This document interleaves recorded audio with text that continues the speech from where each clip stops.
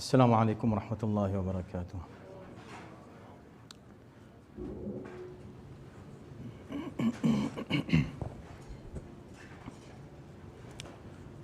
Eid Mubarak to all of you. This very auspicious night, the night of Viladat of Imam Zamana Adilallah Ta'ala Faraduhu Sharif.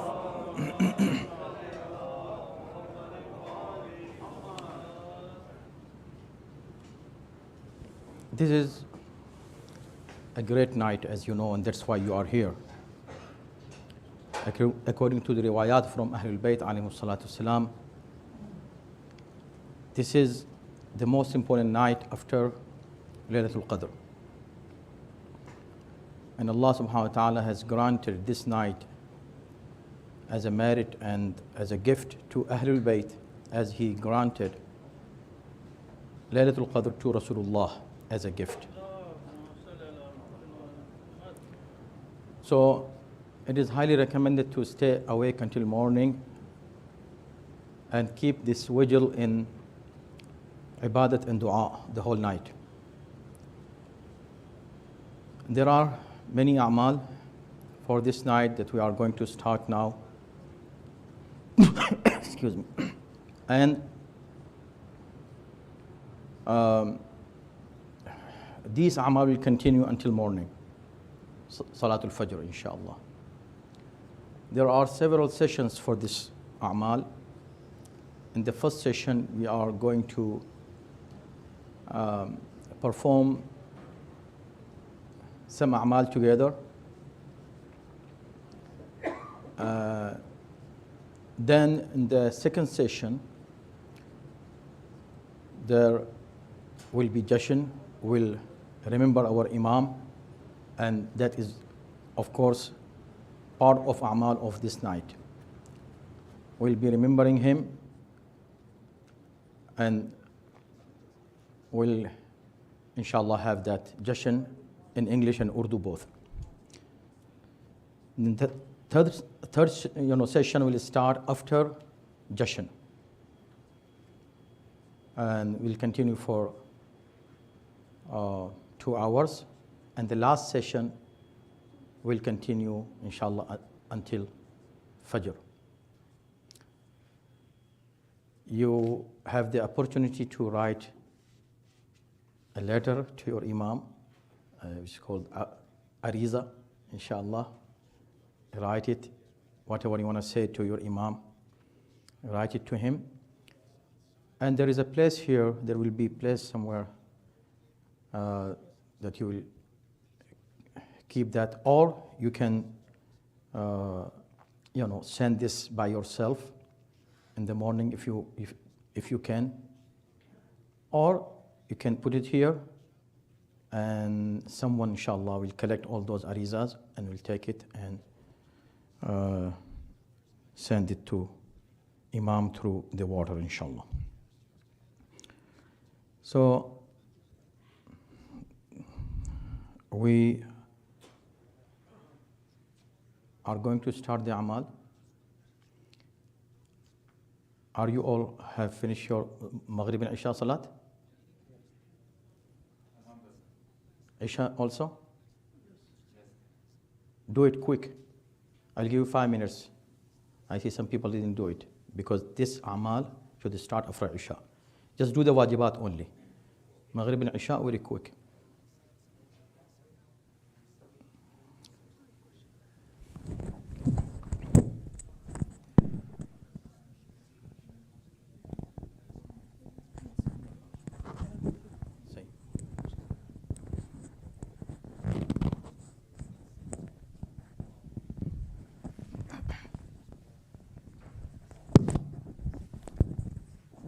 Those who are following us over the internet, please listen. If you didn't offer your Salat al-Maghrib and Isha, do it quick.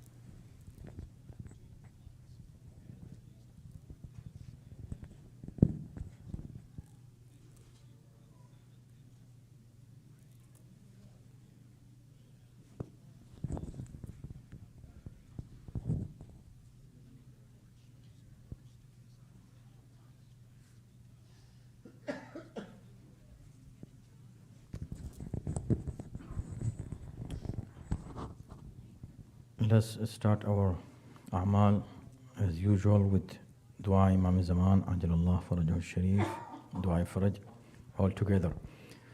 Bismillahir Rahmanir Rahim. Allahumma kulli waliyika al-Hujjat ibn al-Hasan صلواتك عليه وعلى آبائه في هذه الساعة وفي كل ساعة وليا وحافظا وقائدا وناصرا ودليلا وعينا حتى تسكنه أرضك طوعا وتمتعه فيها طويلا برحمتك يا أرحم الراحمين اللهم صل على محمد وآل محمد وعجل فرجه. Now we are going to start with 2 rakat salat with the intention of offering 2 rakat salat of Amaal of Laylat, the night of 15 Shaban. With this intention, 2 rakat, sunnat or mustahab qurbatan ta'ala. In first rakat, after Alhamd, you will read Surah Kafirun, Qul Ya Ayyuhal Kafirun. And second rakat, after Alhamd, you will read Qul Huwallahu Ahad, 1 time each. So that's it, so easy. And then you will read your tasbih, regular tasbih Zahra, Salamullahi alayha. Let's do it. It's all furada, as you know. If you don't remember, if you don't know Surah Kafirun, you can read it in your cell phone if you have, or if you don't have your cell phone or you cannot read it, then you can read any surah you know.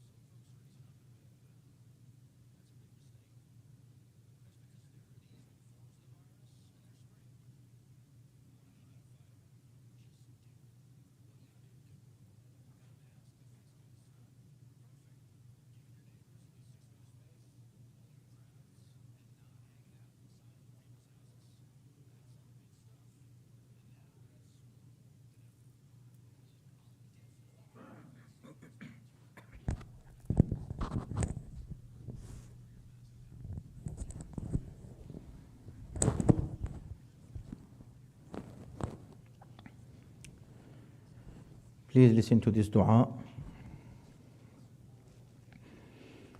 أعوذ بالله من الشيطان الرجيم.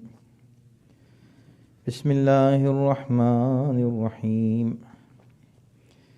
يا من إليه ملجأ العباد في الملهمات، وإليه يفزع الخلق في الملمات، يا عالم الجهر والخفيات، ويا من لا تخفى عليه خواطر الأوهام وتصرف الخطرات، يا رب الخلائق والبريات، يا من بيده ملكوت الأرضين والسماوات.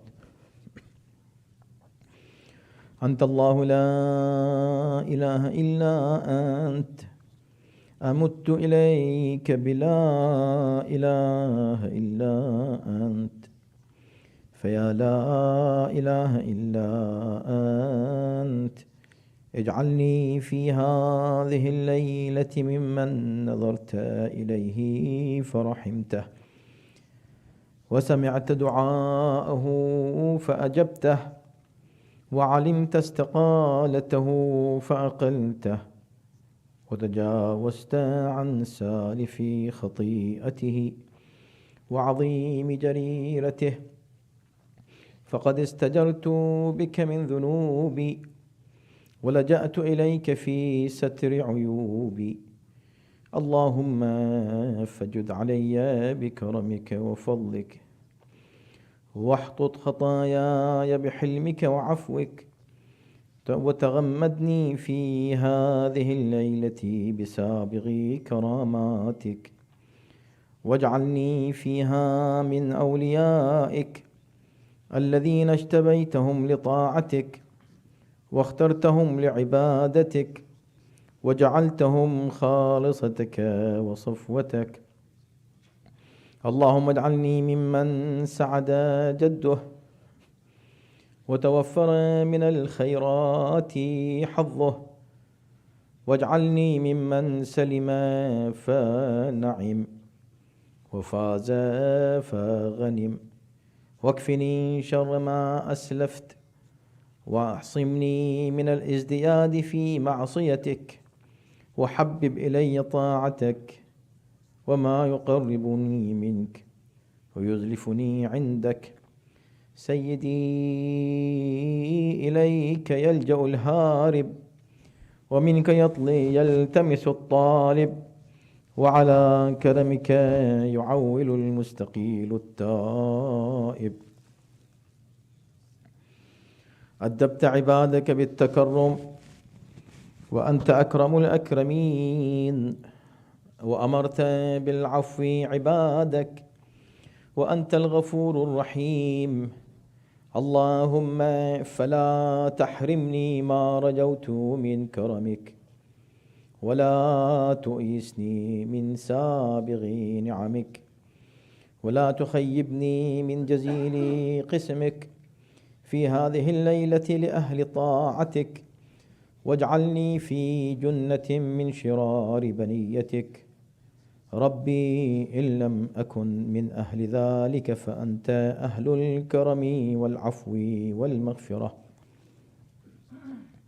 وجد علي بما أنت أهله لا بما أستحقه، فقد حسن ظني بك وتحقق رجائي لك، وعلقت نفسي بكرمك، فأنت أرحم الراحمين وأكرم الأكرمين. اللهم واخصصني من كرمك بجزيل قسمك، وأعوذ بعفوك من عقوبتك، واغفر لي الذنب العظيم الذي يحبس علي الخلق ويضيق علي الرزق، حتى أقوم بصالح رضاك، وأنعم بجزيل عطائك، وأسعد بسابغ نعمائك. فقد لثت بحرمك وتعرثت لكرمك،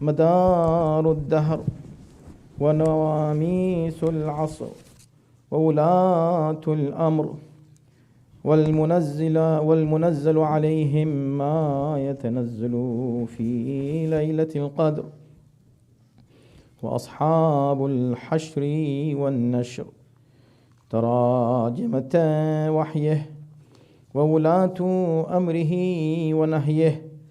اللهم فصل على خاتمهم وقائمهم المستور عوالمهم.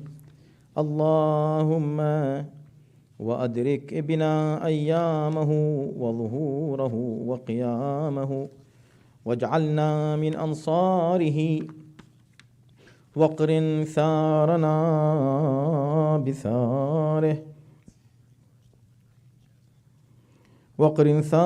بثاره واكتبنا في أعوانه وخلصائه وأحينا في دولته ناعمين وبصحبته غانمين وبحقه قائمين ومن السوء سالمين يا أرحم الراحمين. والحمد لله رب العالمين وصلواته على سيدنا محمد خاتم النبيين والمرسلين وعلى أهل بيته الصادقين وعترته الناطقين والعن جميع الظالمين واحكم بيننا وبينهم يا أحكم الحاكمين.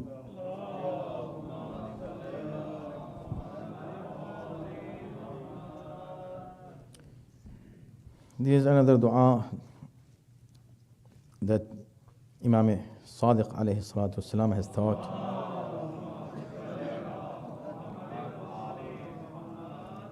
One of his companions for this night specifically.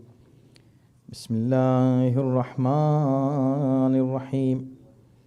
اللهم أنت الحي القيوم العلي العظيم الخالق الرازق المحيي المميت البديع البديع لك الجلال ولك الحمد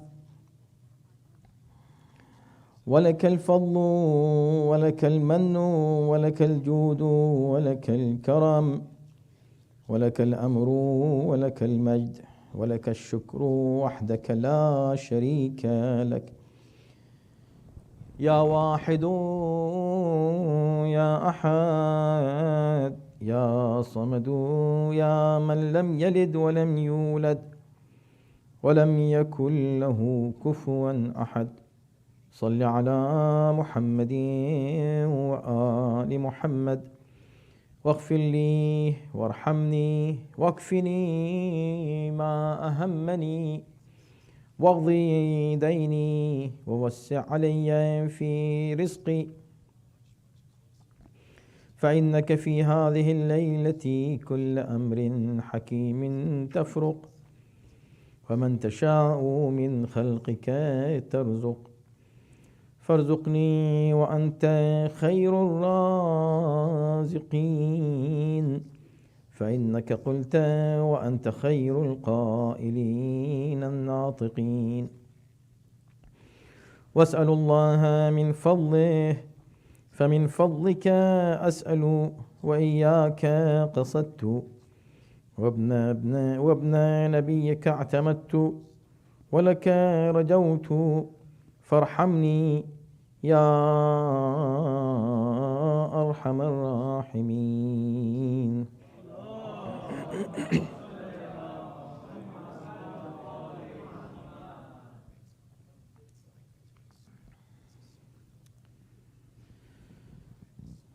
This is a short dua that the Prophet would read in this night.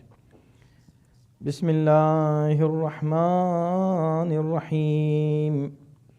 اللهم اقسم من خشيتك ما يحول بيننا وبين معصيتك ومن طاعتك ما تبلغنا به رضوانك ومن اليقين ما يهون علينا به مصيبات الدنيا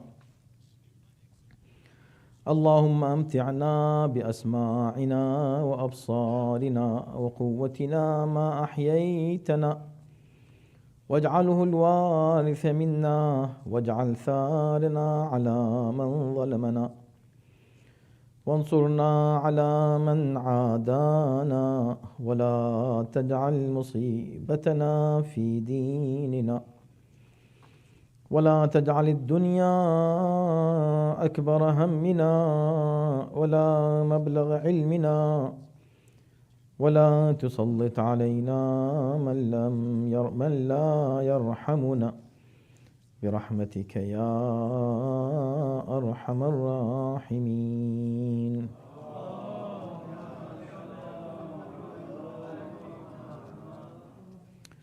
This was a very short dua, and I always, when I read this dua, try to translate a few of, a couple of its sentences. It starts with اقسم من خشيتك ما يحول. Allah, give us your fear in our heart to be your fear. What kind of fear? ما يحول بيننا وبين معصيتك. A kind of fear that will become obstacle between us and between the sins. So if you ask any mu'min, do you fear Allah? He will say, of course. Who will not fear Allah? But no, what kind of fear you have? True fear is the fear, the taqwa and khashya, the one which will stop you from doing anything which is against Allah's will. Then one more thing, one more sentence, very beautiful here. وَمِنَ الْيَقِينِ مَا يَهُونُ عَلَيْنَا بِهِ مُصِيبَاتُ الدُّنْيَا. Many people are under stress, they are worried, and they lose their health because of many worries and stress that they have. Here in this dua, it says, oh Allah, give me yaqeen, give me the certainty. The certainty which makes all the afflictions of this dunya, all the suffering in this world, easy to bear for me. So yaqeen, if your yaqeen in Allah, your certainty in your faith is strong, inshallah, then anything that comes to you, any problem, any trouble, you can bear it easily and take it easy, and it will not affect your health and other things in this world for you. May Allah subhanahu wa ta'ala, inshallah, give us tawfiq to really have the benefits of all these dua that we are going to read this night, inshallah. And every single sentence of all du'as that we read are amazing, and really we should, I always recommend that when we read any dua, you read the translation as well, inshallah. Salawat Muhammad wa ali Muhammad.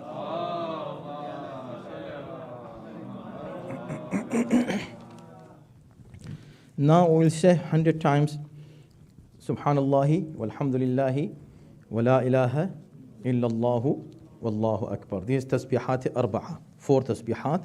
Say it 100 times, please. Subhanallahi walhamdulillahi wa la ilaha illallahu wallahu akbar. So martaba kahiye.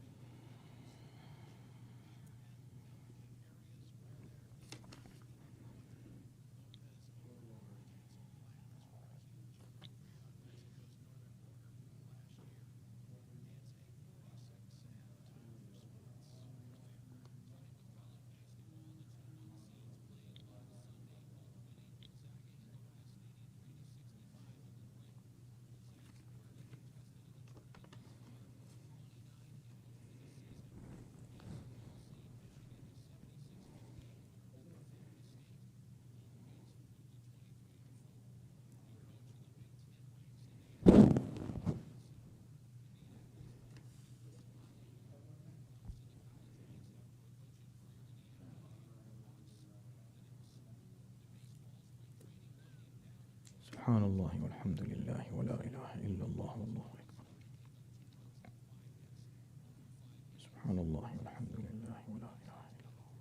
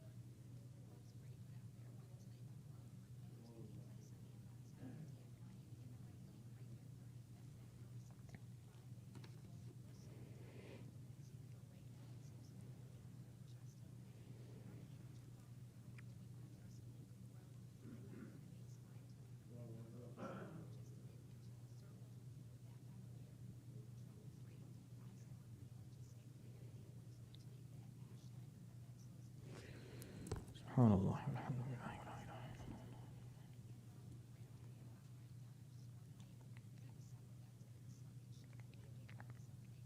Subhanallah.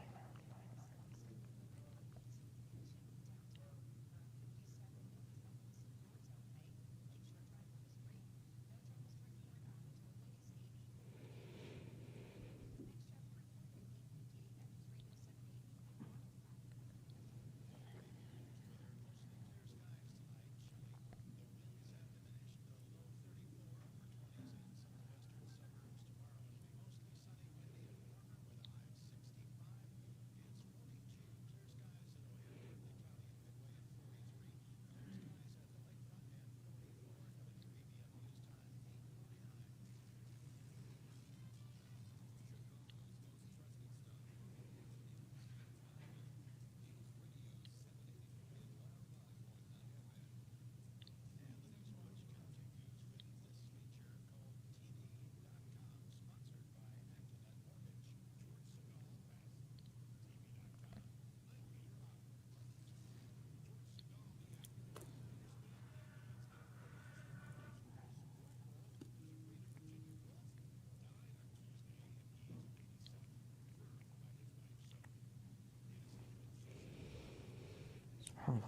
walhamdulillah wa la ilaha illallah.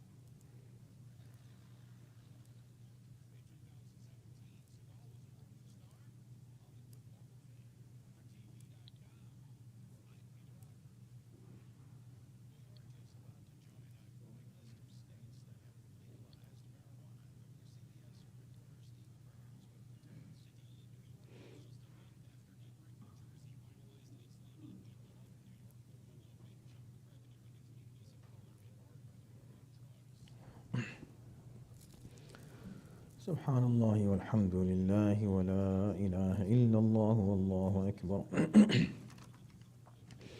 Now we have salawat. We'll read with wa'ajjil farajahum 100 times altogether, because it has the thawab that no one can count except Allah subhanahu wa ta'ala. Even the angel who can count the drops of rain, he cannot count the thawab of salawat when mu'mineen say it all together. So we are going to say this salawat together for inshallah 100 times.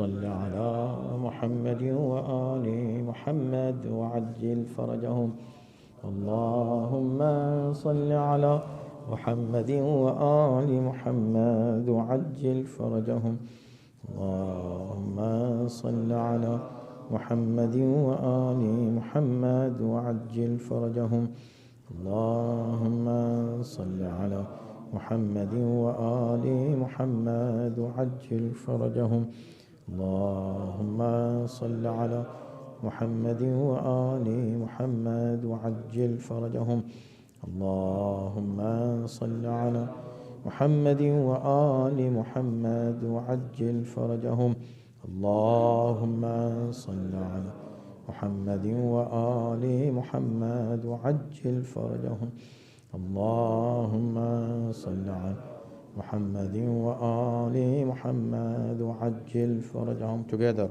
اللهم صل على محمد وآل محمد وعجل فرجهم all together اللهم صل على محمد وآل محمد وعجل فرجهم loud اللهم صل على محمد وآل محمد وعجل فرجهم louder اللهم صل على محمد وآل محمد وعجل فرجهم loudest اللهم صل على محمد وآل محمد وعجل فرجهم ما شاء الله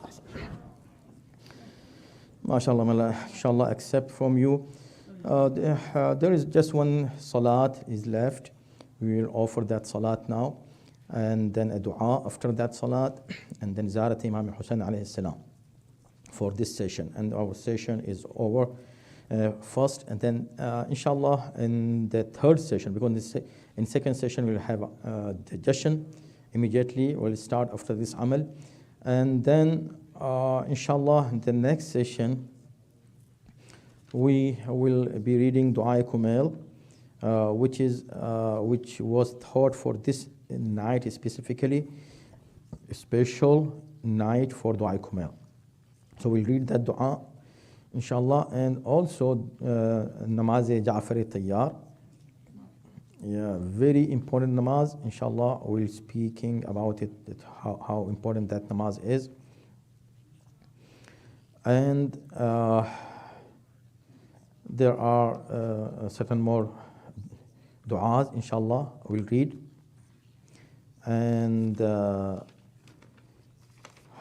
in the second session then 100 rakat salat if you can do it with 10 times tawheed in each rakat or 4 rakat salat with 100 times Qul Allah in each rakat it's easy it looks like 100 times Qul Allah how can I read it but it is simple and easy and not very long then inshallah of course you will be writing your ariza and some more namaz and salat that inshallah I will explain later on and in the end in the last session we'll have salat tahajjud and then suhoor inshallah you will be should be having here as a tabarruk and in the morning then we will have salatul fajr and we'll end with that inshallah this is the whole short brief outline of what we are going to do inshallah in this night salawat wa Muhammad wa ali Muhammad now 4 rakat salat 4 rakat just 2 times 2 just like fajr salat and it is very simple alhamd in each rakat and one time qul huwallahu ahad only one time so you don't have to worry about 100 times okay so just one time is enough for you 4 रकत नमाज 4 रकत नमाज पढ़नी है हर रकत में अल्हम्द के बाद एक ही मरतबा कुल वल्लाह पढ़ना है तो बहुत सिंपल अभी इसी वक्त पढ़ेंगे और उसके बाद एक दुआ है और उसके बाद फिर ज़ियारत इमाम Hussain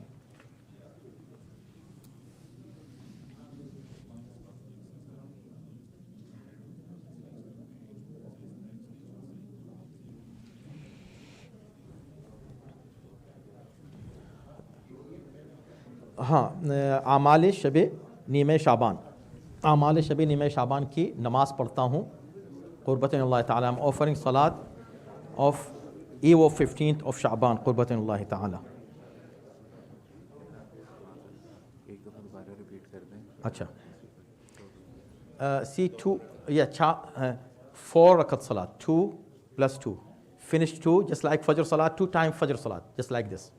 But your niyat will be, I'm offering 2 rakat salat for A'male, the night of 15th of Sha'ban. Again 2 rakat, the same way, simple, just Alhamd and Qul Allah one time. Once you finish that, read your tasbih, and then we'll be reading one dua after this, and we're done.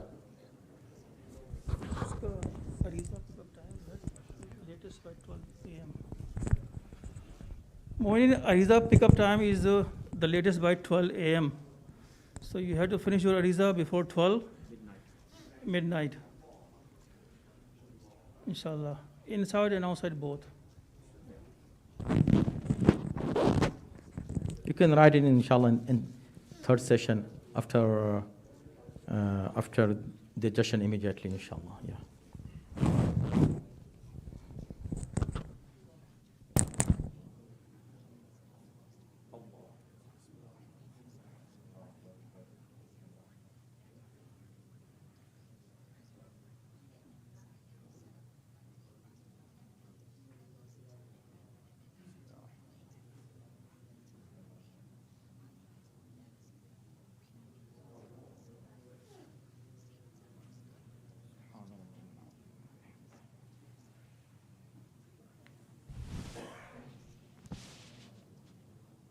سبحان ربي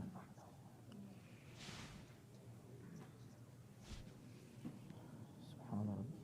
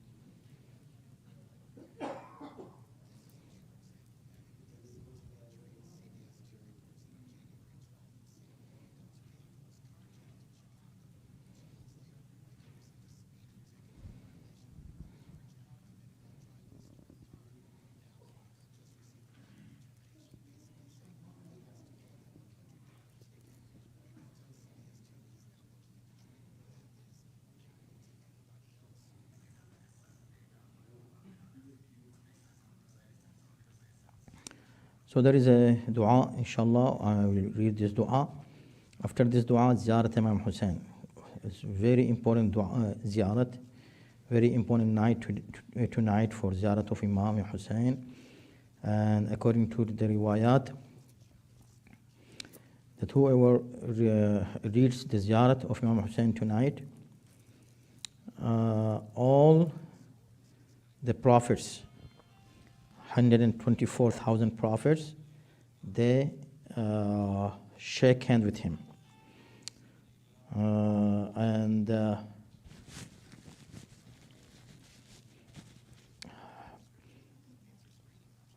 Allah subhanahu wa ta'ala accepts all his hajat, and Allah subhanahu wa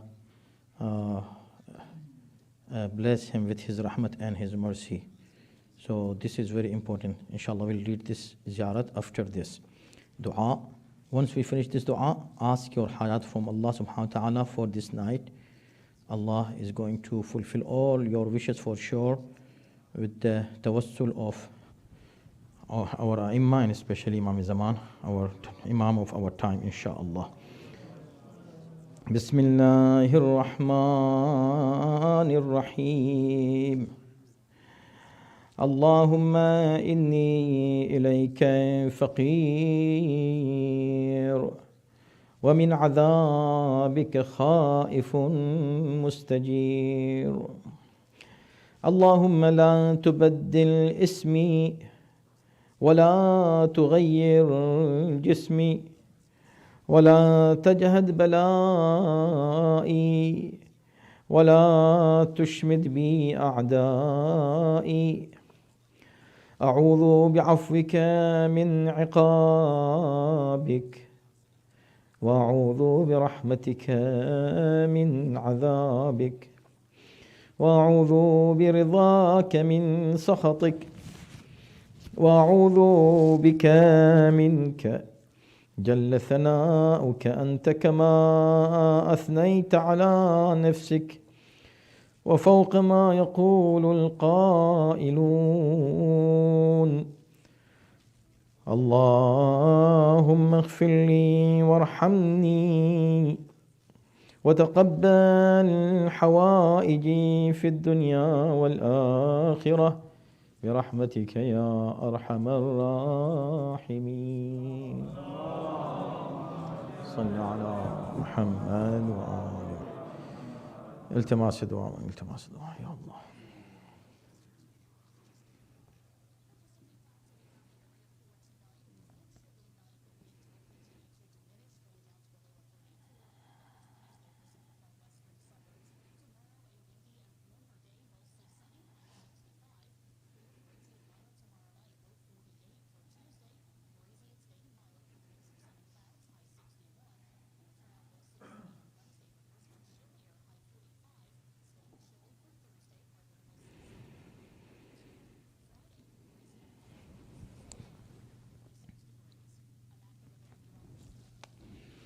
بسم الله الرحمن الرحيم. إلهي عظم البلاء وبرح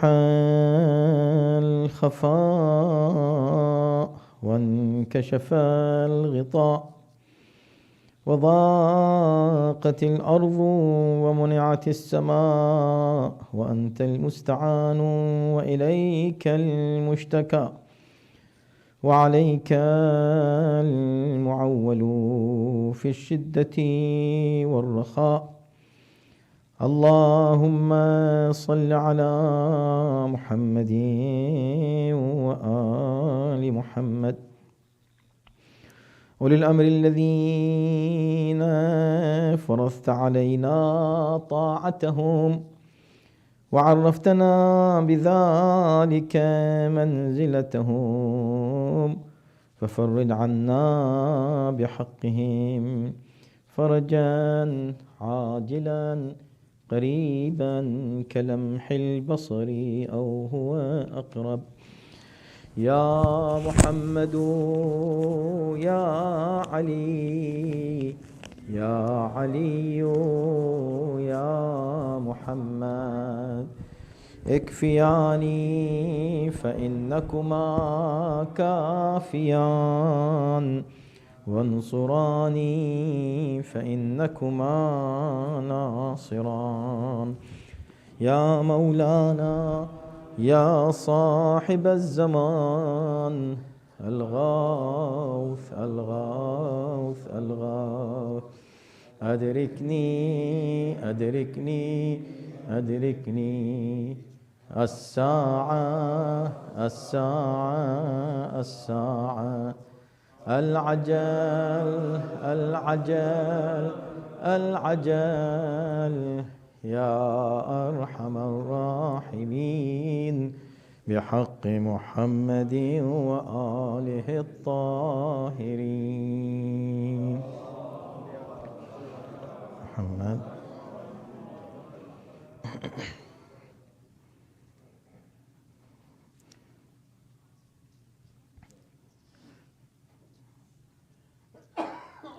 This is very short dua, ziyarat of Imam Husaini alayhi salam for this night especially. Bismillah ar-Rahman ar-Rahim. Alhamdulillahi al-Ali al-Azim. والسلام عليك أيها العبد الصالح الزكي، أودعك شهادة مني لك تقربني إليك في يوم شفاعتك.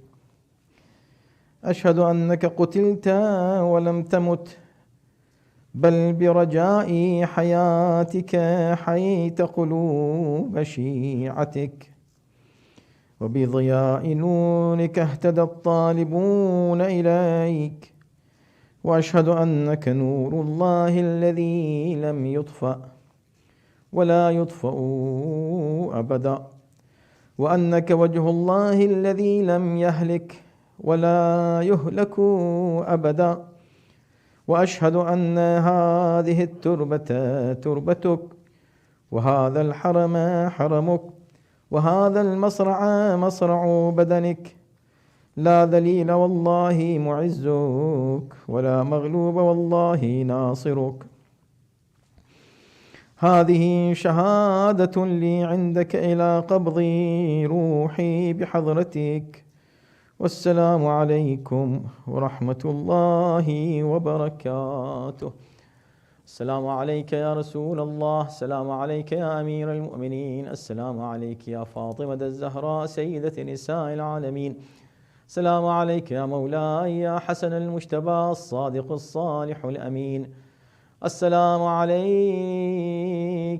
يا مولاي يا أبا عبد الله، السلام عليك ابن رسول الله، السلام عليك وعلى جدك وأبيك وعلى أمك وأخيك وعلى الأئمة المعصومين من ولدك وبنيك، السلام عليك وعلى المستشهدين معك بين يديك، السلام عليك يا مولاي يا علي بن الحسين زين العابدين، السلام عليك يا مولاي يا محمد بن علي باقر علم النبيين، السلام عليك يا مولاي يا جعفر الصادق البار الأمين، السلام عليك يا مولاي يا موسى بن جعفر حجة رب العالمين، السلام عليك يا مولاي يا علي بن موسى الرضا الراضي بالقدر والقضاء، السلام عليكم جميعا ورحمة الله وبركاته. السلام عليك يا مولاي يا محمد بن علي التقي، السلام عليك يا مولاي يا علي بن محمد النقي، السلام عليك يا مولاي يا حسن بن علي الزكي العسكري، السلام عليك يا مولاي يا صاحب العصر والزمان، الأمان الأمان الأمان، السلام عليك يا شريك القرآن، السلام عليك يا خليفة الرحمن، السلام عليك يا إمام الإنس والجان، عجل الله تعالى فرجك وسهل الله مخرجك وظهورك. السلام عليكم جميعا ورحمة الله وبركاته.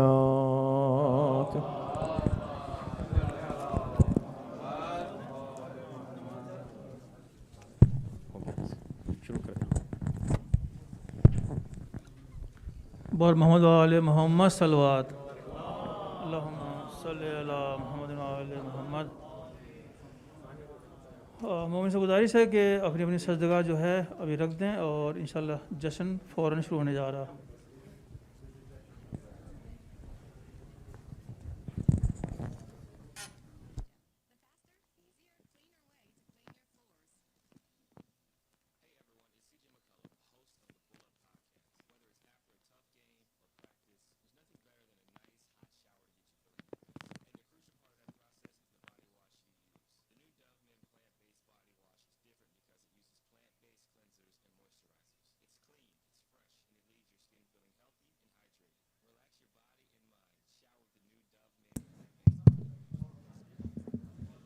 ہلو.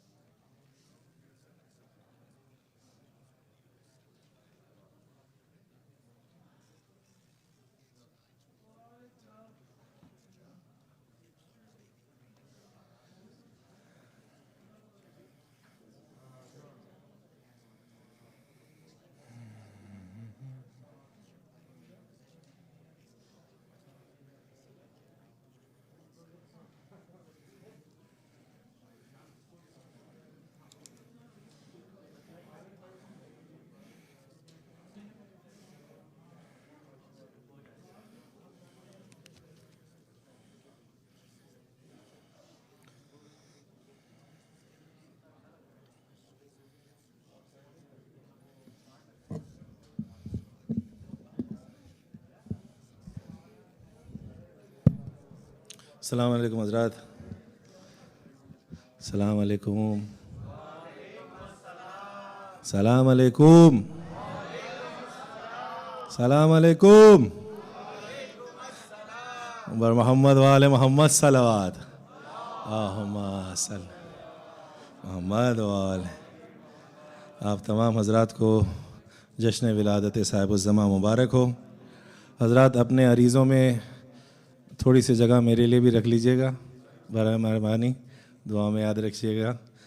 خاص طور سے شکاگو کے مومنین کو بھی دعا میں یاد رکھیے گا. حضرات پروگرام کا سلسلہ اس طریقے سے ہے کہ پہلے انگلش کا مختصر سا سیشن ہوگا, پھر اس کے بعد اردو کا سیشن شروع ہوگا.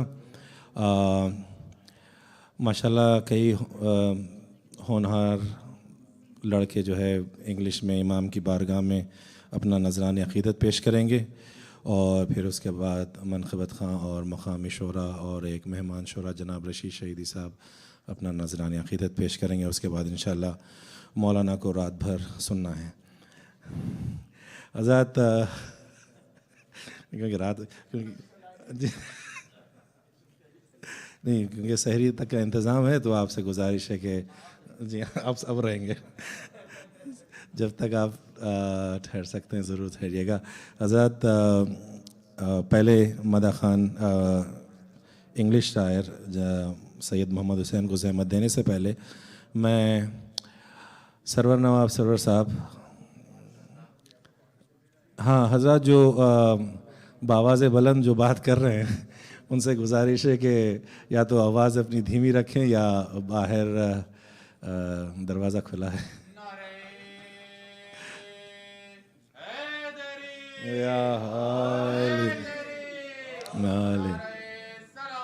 اللہم صلی علی محمد وآل محمد. سرور سرور صاحب کے چند شعر منقبت کے, اور پھر پہلے مدح خان جناب سید محمد کو زحمت دوں گا کہ اس سے پہلے ہی چلے آنے کی صورت کرنا, اس سے پہلے ہی چلے آنے کی صورت کرنا, آئینے بھول نہ جائیں کہیں حیرت کرنا, آئینے بھول نہ جائیں کہیں حیرت کرنا. یوں عریضہ تو تمہیں بھیج دیا ہے لیکن, یوں عریضہ تو تمہیں بھیج دیا ہے لیکن, وہ جو میں لکھ نہ سکا وہ بھی عنایت کرنا, وہ جو میں لکھ نہ سکا وہ بھی عنایت کرنا.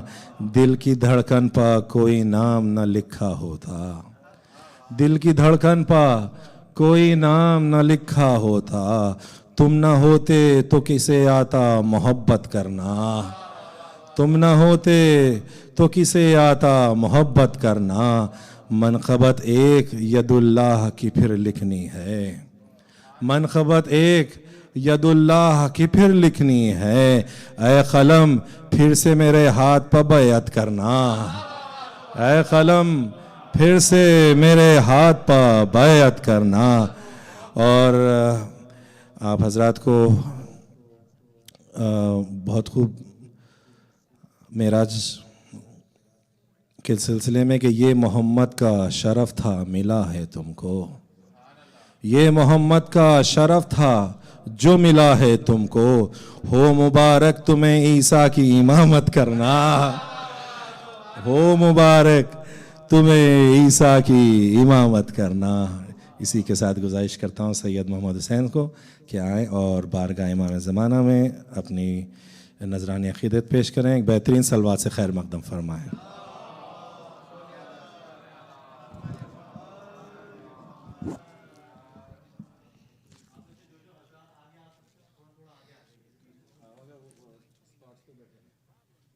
Assalamu alaikum. Eid Mubarak to all of you. My eyes have lost your vision inside. Days and months my tearful eyes I have wiped. When will a reply be given to me? When will your brilliant face I see? Oh beloved, without you how may I survive? Your guidance I require throughout my life. I am a branch and you are my support. May I be sacrificed for you, you are my fort. I am a butterfly who circles around you, my bond of love every day I renew. Friday's supplications have become cries of distress. Till when, oh beloved, must my veils I suppress? You are a pillar of strength for me. By God, your love is more sweeter than honey. Oh Abba Saleh, oh Abba Saleh, where are you now? I have in my hands my begging bowl. Bless me, Master, with just one glance. Your love in my heart has deep resonance. Awaiting for your warmest reply, I seal this poem with tears of my eye. On the 15th of Shaban, another flower has bloomed. In Muhammad's garden, another spring has come. The holder of Ali Zulfikar has opened eyes today. The holder of Musa's talk has blessed this day. The sparkling light of moon, the joy of Heather has come. The revenger of Hussein's blood, the Yusuf of Zara has come. Ya Ali. Today, none shall be departed, for the Imam of this time has come. Felicitations, all lovers, for Asghari's son has come. Salawat.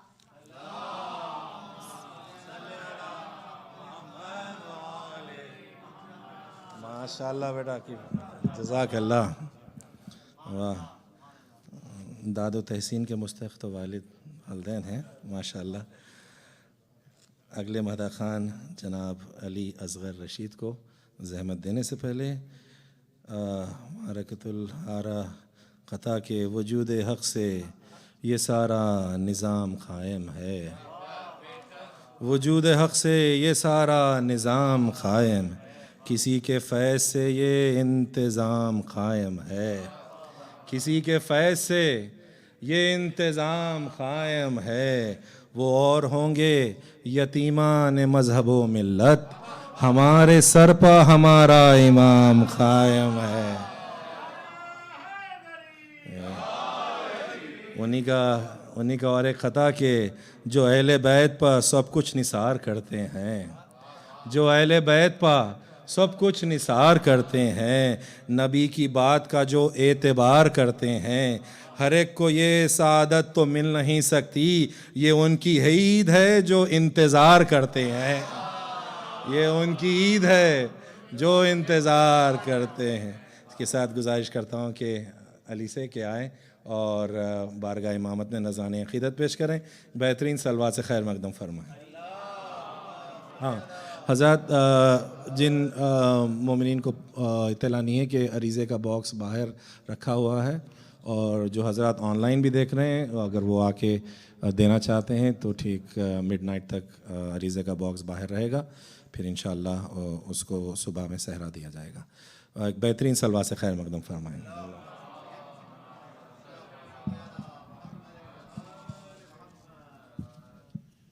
Assalamu alaikum.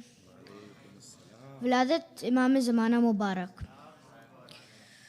Always remember that Imam Mahdi, may Allah hasten his reappearance.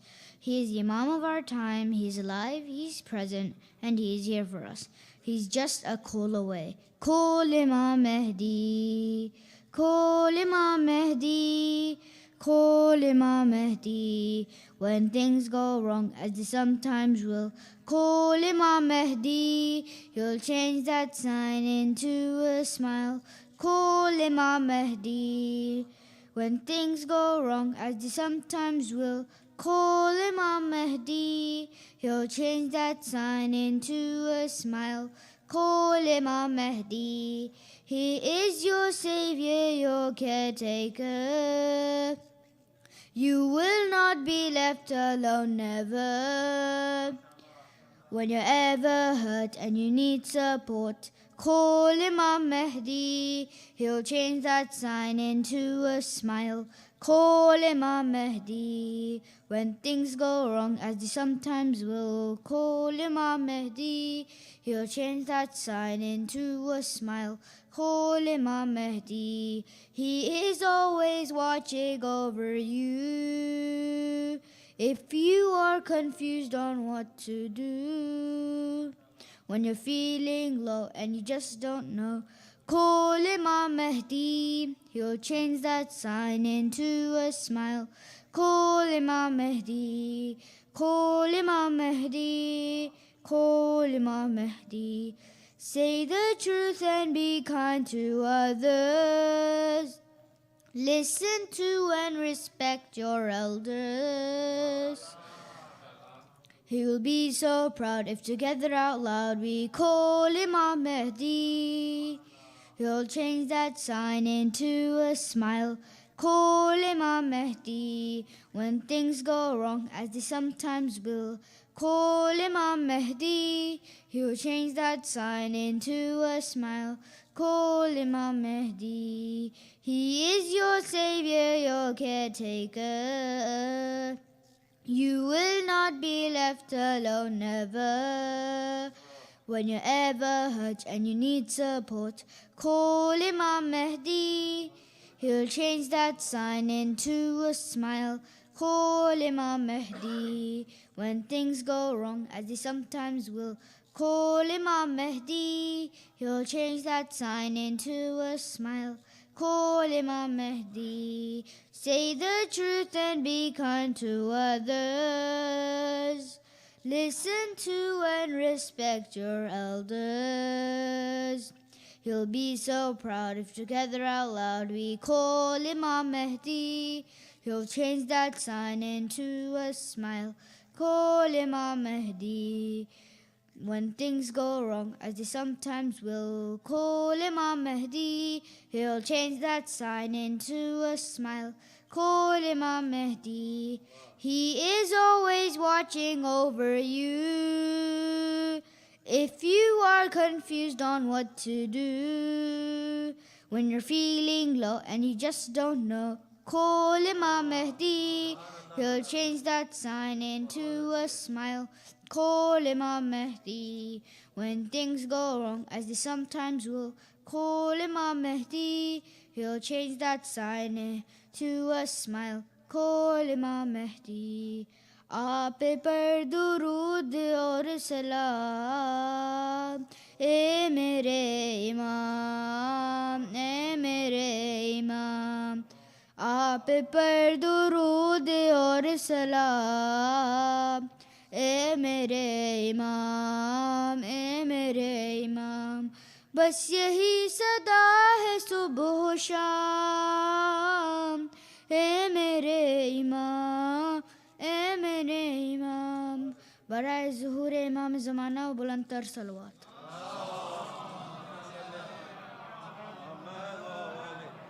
Mohammad, माशाल्लाह बेटा, keep it up, जज़ाकल्लाह, बहुत खूब. अगले मदा ख़ान जनाब सैयद हैदर अली जाफ़री को ज़हमत देने से पहले उस्ताद क़मर जलालवी का एक अनोखा अंदाज से ख़ता पेश करता हूँ कि मेरे सरकार ये ताख़ीर जो फरमाते हैं, मेरे सरकार یہ تاخیر جو فرماتے ہیں منتظر آپ کے بے چین ہوئے جاتے ہیں، منتظر آپ کے بے چین ہوئے جاتے ہیں۔ آپ اپنے جد امجد کی طرف غور کریں، آپ اپنے جد امجد کی طرف غور کریں، وہ تو آواز کو سنتے ہی چلے آتے ہیں۔ آپ میرے سرکار یہ تاخیر جو فرماتے ہیں، میرے سرکار یہ تاخیر جو فرماتے ہیں، منتظر آپ کے بے چین ہوئے جاتے ہیں۔ آپ اپنے جد امجد کی طرف غور کریں، وہ تو آواز کو سنتے ہی چلے آتے ہیں۔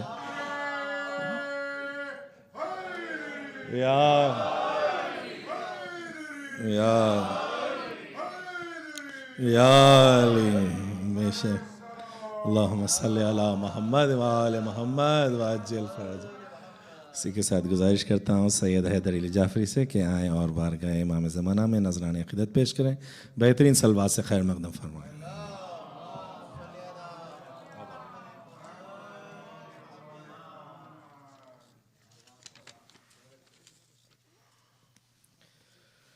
اعوذ باللہ من الشیطان اللعین الرجیم، بسم اللہ الرحمن الرحیم۔ السلام علیکم یا علی مدد۔ نزول امام زمانہ علیہ السلام آپ سب مومنین کو مبارک ہو۔ صلوات بر محمد و آل محمد، صلی علی محمد و آل محمد۔ Mahdi, the reflection of Muhammad and Ali, the light that will bring forth peace and justice. Oh, the flower that blossoms in the garden of Hassan al-Askari, reappear and ease us from the confinement of personality. There is never a day that goes by without a thought of your presence on which I rely. The awaited moments are here. My heart says your appearance is near. The vengeance on the killers of Mohsin and Hussein is clear. Once the worlds are filled with your light, the disbelievers will be startled by your might. Accompanied by Isa and Zulfiqar, you will arrive. That will be the moment for your Shias to be delight. Please teach me the ways to be a servant like Khambar and Salman, so that when needed I can serve you, O Imam. Please teach me the ways to be a servant like Khambar and Salman, so that when needed I can serve you, O Imam. I long for your presence each day and each night. Guide Haider to the path that is right. And if you'd allow me, I wrote a few shairi in Urdu as well.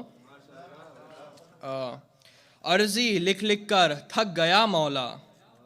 Arzi likh likh kar thak gaya Maula. Khizr ko ye saal na bhejiye Maula. Arzi likh likh kar thak gaya Maula. Khizr ko ye saal na bhejiye Maula. کر دیجئے مجھ پہ یہ کرم، سناؤ حال دل آ جائیے مولا۔ محمد کا چین شہ مشرقین کہتے ہیں، محمد کا چین شہ مشرقین کہتے ہیں، اسی آیت کبریٰ کو حسین کہتے ہیں۔ لاکھ کہہ لے کسی کو کوئی وقت کا حسین، ہم حجت العصر کو وقت کا حسین کہتے ہیں۔ صلوات بر محمد و آل محمد۔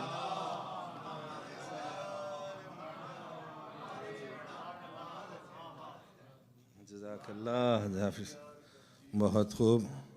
ان کے والدین کی، پورے بچوں کے والدین کی سلامتی کے لیے ایک بہترین نعرہ صلوات ارشاد فرمائیں۔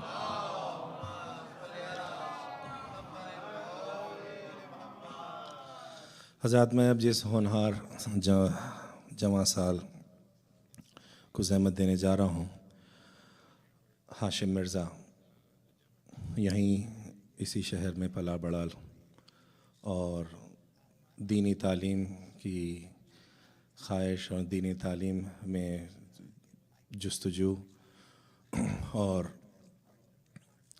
عشق مولا کائنات میں بھرپور توانائیوں کے ساتھ مولانا محبوب مہدی صاحب کی سرپرستی میں اس نے اپنی دینی تعلیم یہاں پر شروع کی، پھر قم میں 2 साल तक अपनी दीनी तालीम हासिल की और फिर वापस शिकागो आकर अपनी मेडिसिन में जॉइन किया और उसको आगे बढ़ा रहा है। ऐसे कई और लड़के भी हैं जो मौलाना महमूद साहब के ज़ेर असर अपनी दीनी तालीम के साथ साथ दुनियावी तालीम की तरफ भी मरगूब हैं। हाशिम से गुजारिश है कि आएँ और इंग्लिश में स्पीच करें। Please welcome him with the loudest सलवात।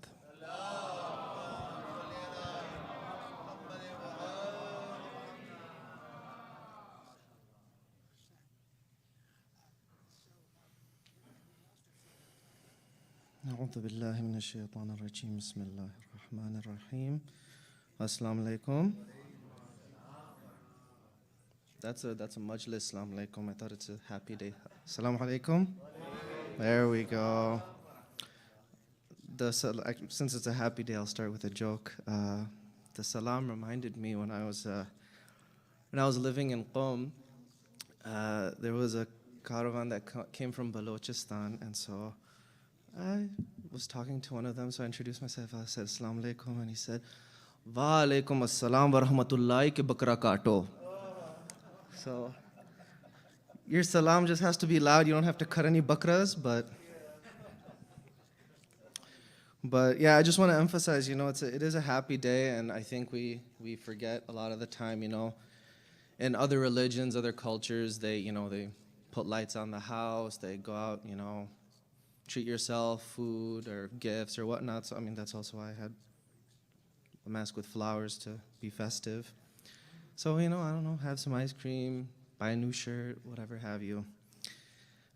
Today, what I have, I'm starting my timer so you don't have to listen to me for too long. I have something a little more unconventional. Since there's not too many of you, maybe I'll make it interactive. We'll see how tough the crowd is.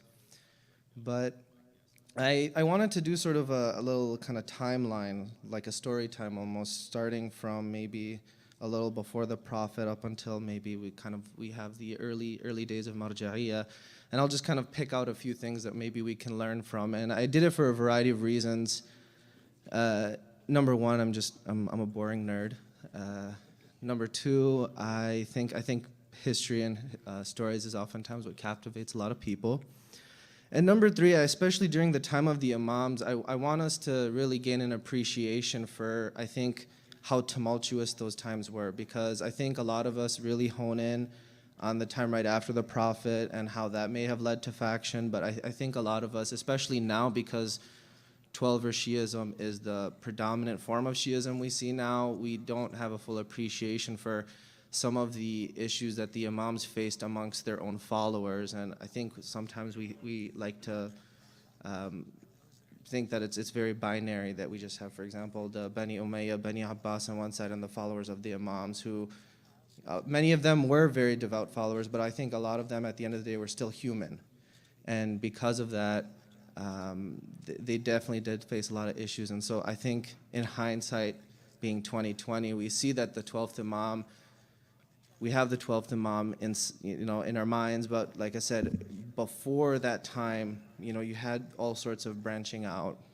So we'll go ahead, we'll start before the time of the Prophet. And before the time of the Prophet, we had all the Anbiya, and you have a bunch of literature, a bunch of books that have been published called Qasasul Anbiya, and we see that more in the Ahl Sunnah. There's been a little more literature written about it, and a lot more has been talked about the Anbiya when we look at, for example, Old and New Testament, or Torah and Bible, respectively. And so when we look at that, we see there's a lot more information. We honestly we have a lot of it in the ayat, we have some riwayat, but I think there are a lot of things in terms of the specifics that we don't necessarily know. And the reason I'm bringing this up is I think it's a very good example of, number one, what kind of questions are important questions. And this was another thing I remember when I was living in Qom, is someone once asked a scholar during a Q&A session that, when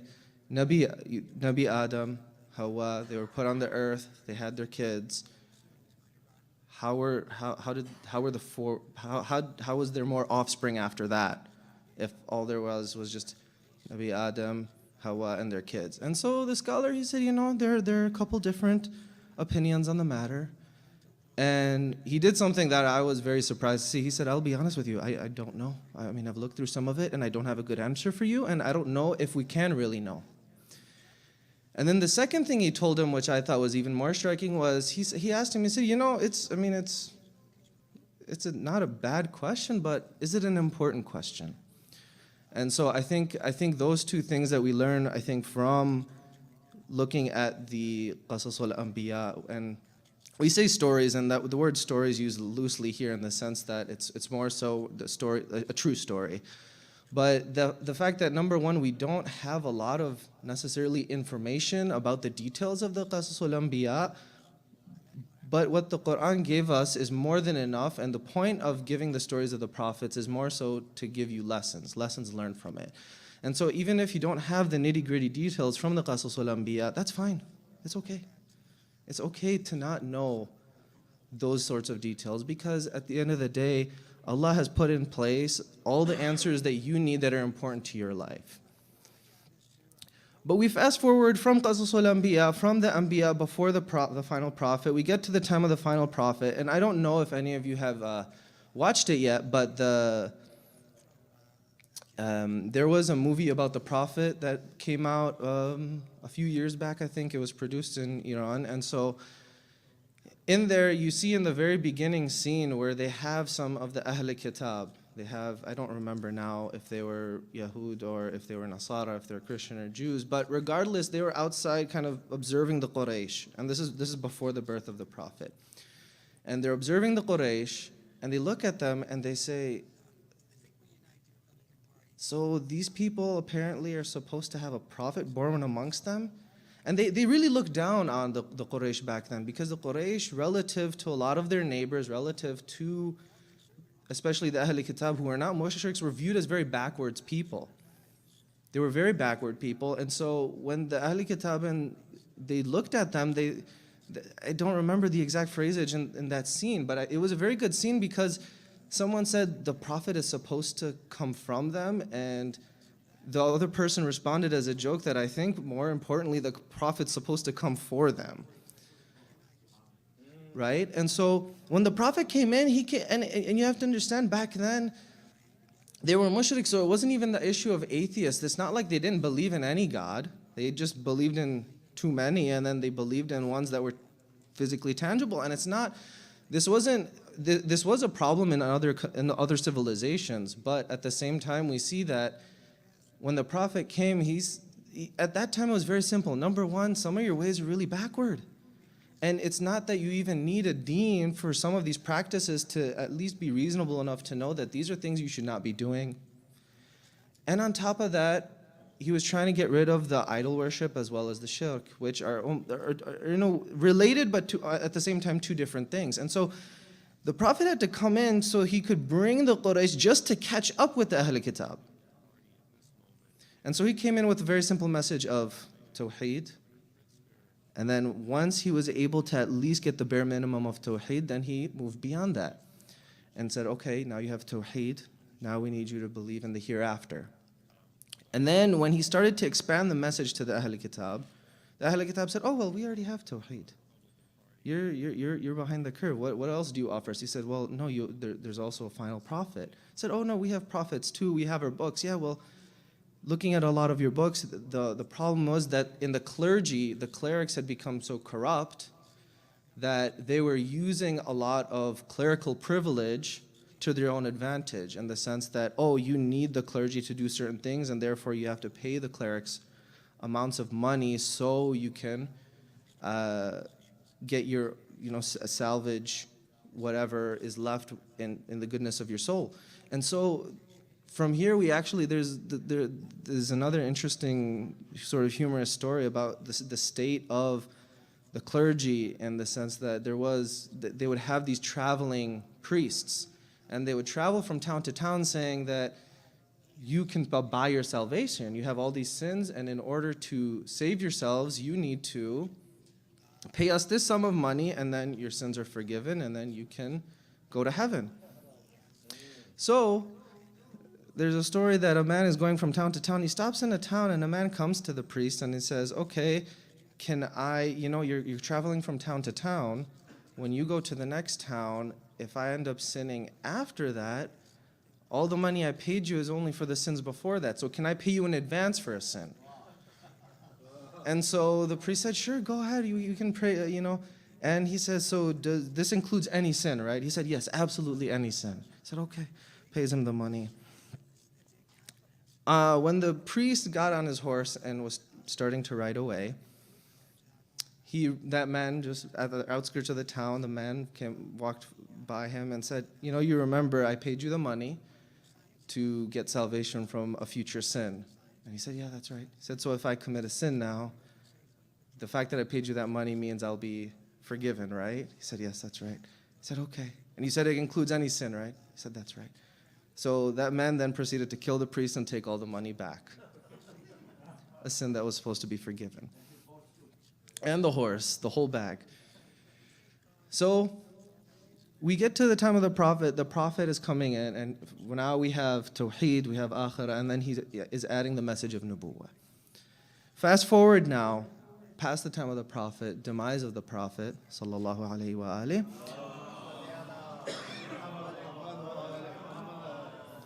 And I'm not really going to spend too much time on the events of right after the death of the prophet, just because I think you all are more than familiar with it. And I want to focus on some stuff that I don't think a lot of us are as aware of. And that is, so we fast forward, and now we have pretty clear factions created during the time of the first Imam.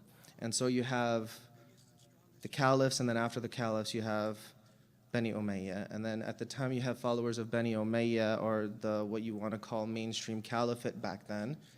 And then the followers of Ahlul Bayt. But at the same time, once again, it's not that simple. You don't have that binary towards the end of the first Imam's life, right? You see other groups starting to come up, right? Especially when we look at the martyrdom of the first Imam, it wasn't just clear cut that you had the bad guys and the good guys. No, you had a third group pop up, and that third group actually didn't like either of them. Right? So you see that you have the Khawarij came about, and beyond that even more factions, and so they actually planned to assassinate both the leader of the Bani Umayyah as well as the leader of Ahlul Bayt. And so we continue to see this kind of trend. And so we fast forward a little more, we see the events that happened with the second Imam in terms of the whole issue of forfeiture of leadership, whether or not, and then all the problems with a lot of his followers then turning on him. And once again, it shows that when we talk about, we're all very well aware of the issue of companions of the Prophet, and that there was a lot of issues, and that sincerity was not something to be taken for granted, that a lot of the companions of the Prophet, after the demise of the Prophet, some of these people you wouldn't have been able to recognize. And so we see the same thing with a lot of the followers of the Imams even. And so when we go past that, we go to then the third Imam. We are all familiar with the tragedy of Karbala. Then we go to the fourth Imam. And then after the fourth Imam, then we finally start to see the very first factions within the group of the Shia. And that is when we see that after the third Imam, and then after the fourth, we have Zayd. Zayd comes up, the leader of the Zaydiyya. And so we're all pretty familiar with the Zaydis. We still have a good amount of Zaydis, especially in the Gulf. And so with the Zaydis specifically, they actually were very, very similar to modern day 12er Shias in terms of their beliefs, in terms of their fiqh. In fact, their fiqh was actually in some ways a little closer to the Ahl Sunnah than they were to the Imamis in some ways. But one of the distinguishing factors about the Zaydiyya, and the reason that they decided to opt for Zayd as an Imam instead of afterwards Imam Baqir alayhi salam,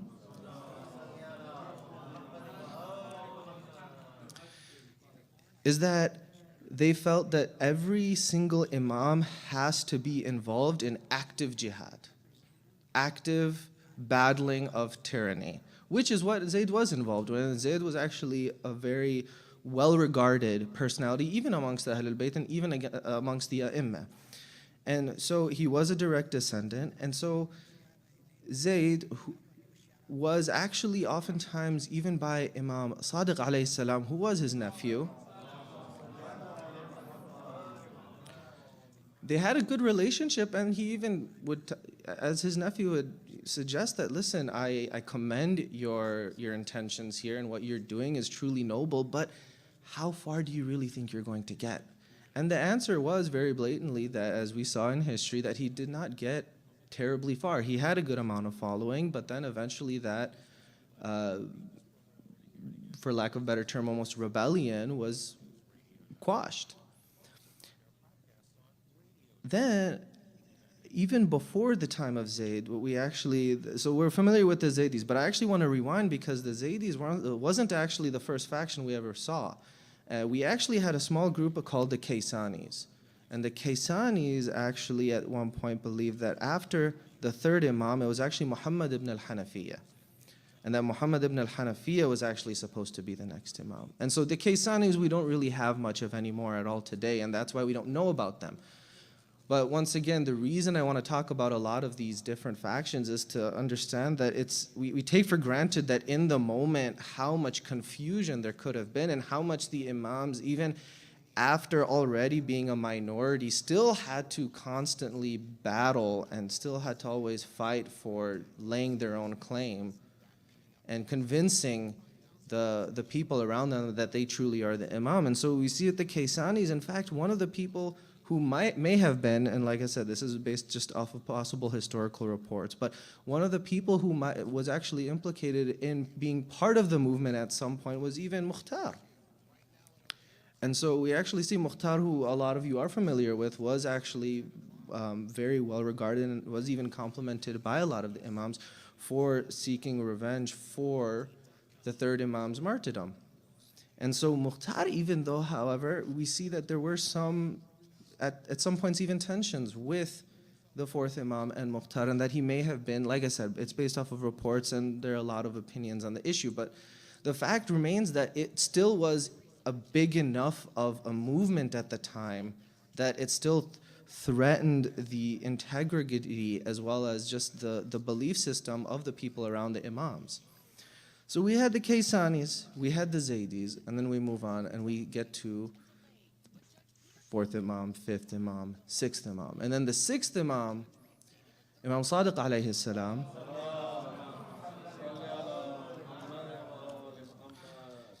is where we actually start to see even more branching and division. And so we know that the sixth Imam, amongst his many children, the three most important ones, we all obviously know the seventh Imam, Imam al-Kadhim alayhi salam,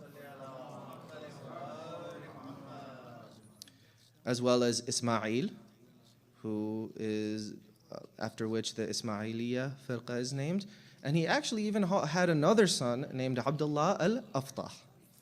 And so we're familiar with the 12er path, and then even with the Ismailiyya, I mean, there was, like I said, once again, a large faction of people who believed that either he didn't truly die or that his lineage actually was the one through which we were supposed to continue the rest of the A'imma.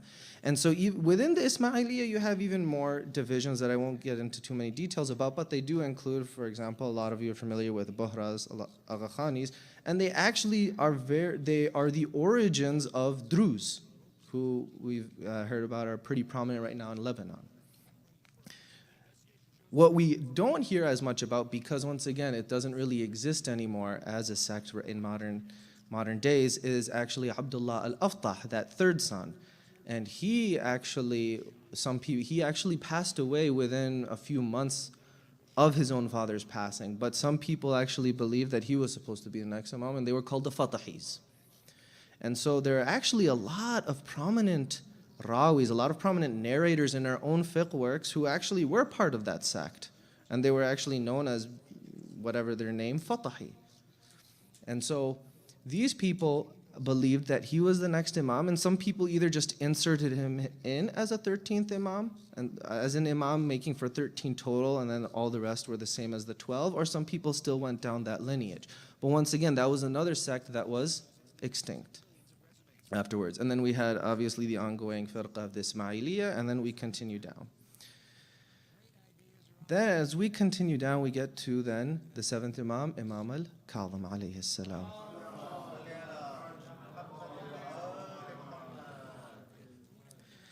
And as we know with the seventh Imam had one of the toughest, they all had very difficult lives. They all faced a lot of tragedy and a lot of obstacles when trying to work with their followers and guide their companions. But the seventh Imam is especially significant because he spent a significant portion of his life in prison.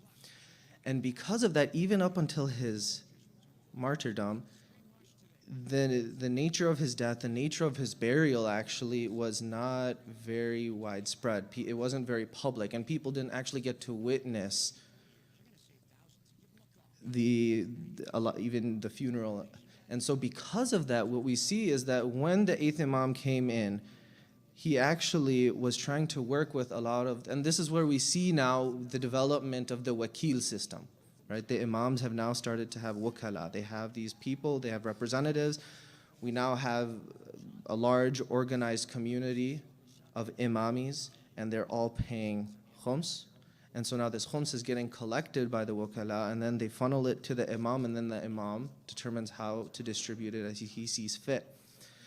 And so at this time now, the eighth Imam comes in and talks to some of these wukala, and now let's remember the point I was trying to make earlier, that these people are still human. There are plenty of people who maybe during the time of one Imam were doing just fine, and then when it was time for the next Imam to take over, then all of a sudden these people either flipped, or maybe the whatever nifaq or hypocrisy was involved maybe came to light. And so these people, some of these people were benefiting for themselves from this khums money. And at the end of the day, when the Imam is choosing someone, they're choosing them for a particular task. The onus is not on the Imam to assume that, or to make sure that these people, because these people are fallible, and so that is on them. It's not for us to expect the Imam to choose people that will never do anything wrong afterwards. That is on them, that's not on the Imam. And so what we see is that these people, they have started to benefit for themselves from the khums money, and then when the eighth Imam comes into power, he expects that, okay, now that I'm in charge, I'm the one who will be taking this khums money from you and distributing it as I see fit. But at this point now, greed sets into some of these companions, and they don't want to give the money to the Imam. They want to hold on to it for themselves. And so they actually tried to claim that either the Imam had never actually passed away, and they actually tried to claim that the seventh Imam was in fact the Messiah, right? Was in fact the final Imam. And because of that, they tried to hold on to the money. And so they were actually called the Waqifis, which I think historically is probably one of the most underrated firqa that we don't talk about, because it was one of the most threatening sort of subsects within the Shia. And so the Waqifi comes from the word waqf, right? And waqf means to stop. And so they were known to just stop right at the seventh Imam. And because of that, they used that as a pretext to not divulge the khums money back to the eighth Imam. And so now, eventually, once again, this is another firqa that became extinct. And because a lot of these firqas eventually went extinct, we don't hear about them.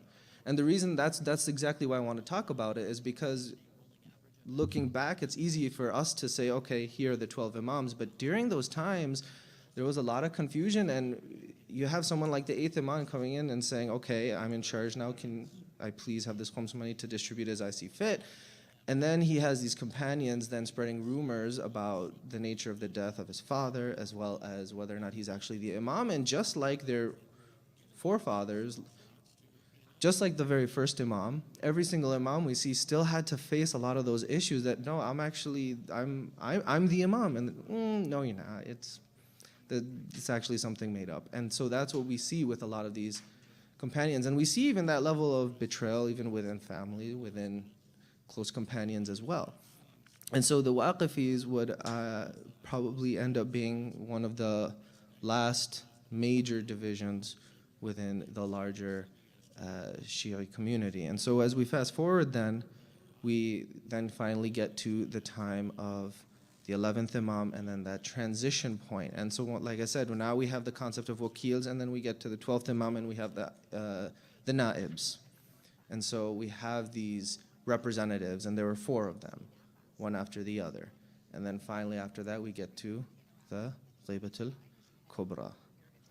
I have actually gone over time, but that's mainly what I wanted to cover, and inshallah, when we have time on some other occasion, I would maybe like to get into sort of the early stages of the scholarship and the marja'iyya afterwards. But once again, congratulations to all of you on the birth of the 12th and final Imam, alayhi afdalus salati wassalam. And inshallah, like I said, that because this is the birth occasion of the Imam, I'm not going to have you guys do this now, but inshallah, whenever you get the chance later, especially because it is a very, very special night when you get a chance to just recite a Surah Fatiha for my grandfather, who actually had passed away last week, and inshallah later on your own time. Thank you very much.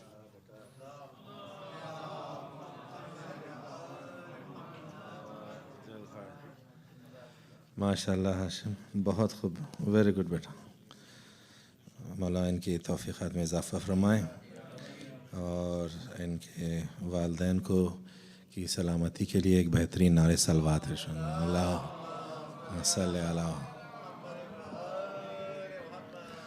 ساتھ اب جشن کا اردو کا session شروع ہوتا ہے، اور میں پہلے مدح خان علی زیدی کو زحمت دینے سے پہلے کیف کرمانی صاحب کے صرف منقبت کے 3-4 شعر، تاکہ آپ آمادہ ہو جائیں شاعری سننے کے لیے، کہ ہے ان کا وعدہ ہمیں اعتبار کرنا ہے ان کا وعدہ ہمیں اعتبار کرنا ہے، یہی ہے شرط وفا انتظار کرنا ہے، یہی ہے شرط وفا انتظار کرنا ہے. ابو تراب کی الفت کا تھام لے دامن، ابو تراب کی الفت کا تھام لے دامن، جو اپنی خاک کو گردوں وقار کرنا ہے. زبان میثم تمار سے اجازت لو، بیاں جو قصہ شمشیر و دار کرنا ہے، بیان جو قصہ شمشیر و دار کرنا ہے. میں بھیجتا ہوں عریضہ جو ان کی خدمت میں، میں بھیجتا ہوں عریضہ جو ان کی خدمت میں، تو راز دل کا انہیں رازدار کرنا ہے، تو راز دل کا انہیں رازدار کرنا ہے. اسی کے ساتھ گزارش کرتا ہوں علی زیدی سے کہ آئیں اور بارگاہ امام زمانہ میں نذران عقیدت پیش کریں. بہترین صلوات سے خیر مقدم فرمائیں حضرات.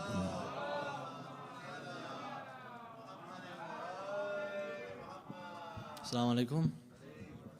آپ سب کو جشن امام زمانہ علیہ السلام مبارک ہو. ایک قطع سے شروعات کروں گا. یہ قطع جناب کاظم جرولی صاحب کا ہے، تو ایک بلند ترین نعرہ صلوات. اللہم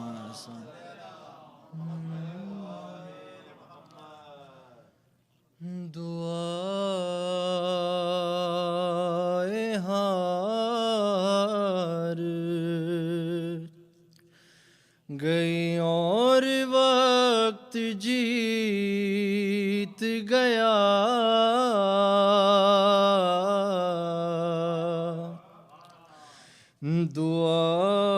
دعائے ہار گئی اور وقت جیت گیا، اسی فراق میں ایک اور سال بیت گیا،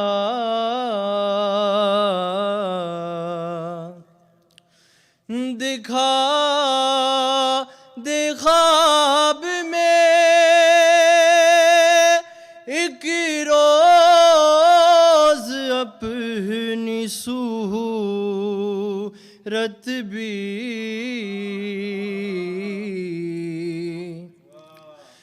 دکھا دے خواب میں ایک روز اپنی صورت بھی، ہمارے ہماری بات بھی رہ جائے تیری غیبت بھی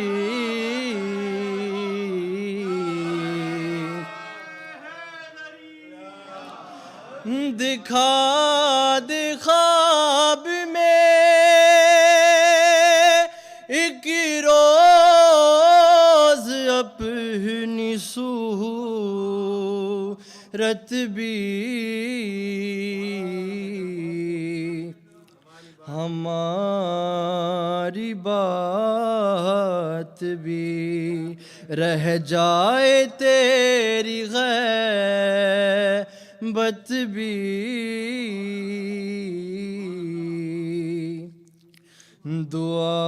دعائیں ہار گئی اور وقت جیت گیا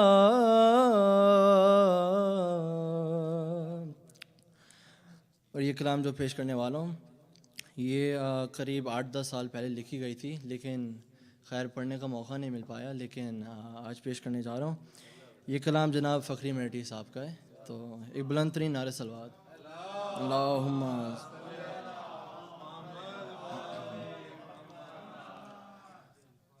یقین ہے میرے مولا تیرے ظہور کے بعد یقین ہے میرے مولا تیرے ظہور کے بعد یقین ہے میرے مولا تیرے ظہور کے بعد جھکے گی قدموں میں دنیا تیرے ظہور کے بعد اور فرات چھینی تھی غازی نے جس کے سائے میں فرات چھینی تھی غازی نے جس کے سائے میں کھلے گا پھر سے پھریرا تیرے ظہور کے بعد کھلے گا پھر سے پھریرا تیرے ظہور کے بعد اور جو اس بھریرے کے سائے میں آئے گا مولا جو اس بھریرے کے سائے میں آئے گا مولا بچے گا بس وہ قبیلہ تیرے ظہور کے بعد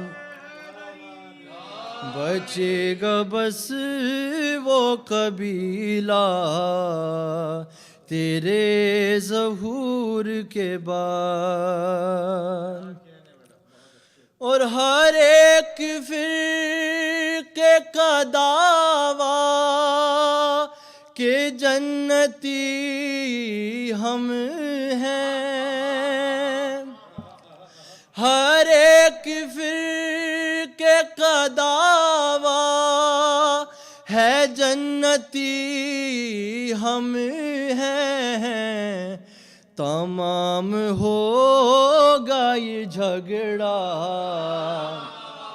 تیرے ظہور کے بعد تمام ہوگا یہ جھگڑا تیرے ظہور کے بعد اور یہ فیصلہ ہے وہی پھر کا جنتی ہوگا،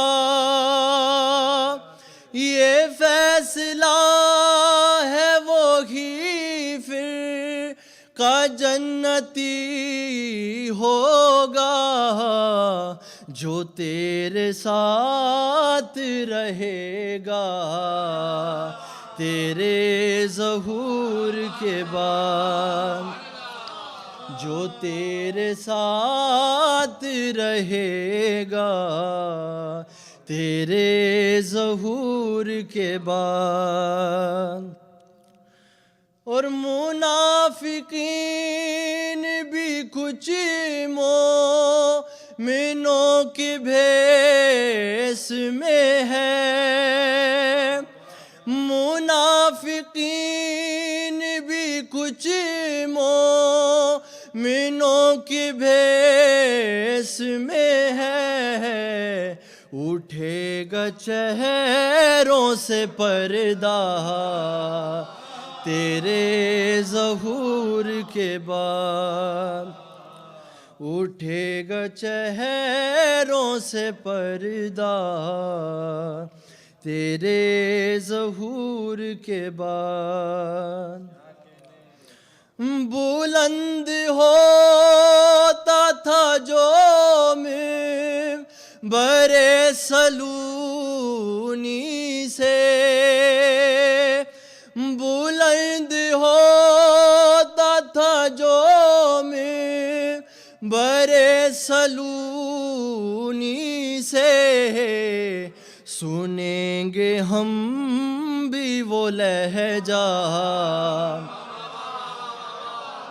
تیرے ظہور کے بعد۔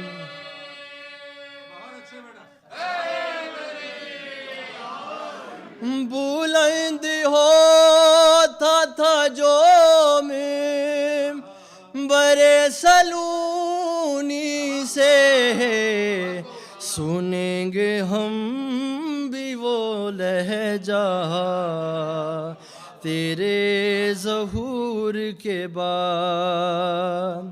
اور شعر دیکھیے گا، دلوں کے حال زبانی سنائیں گے سب لوگ، دلوں کے حال زبانی سنائیں گے سب لوگ، لکھے گا کون عریضہ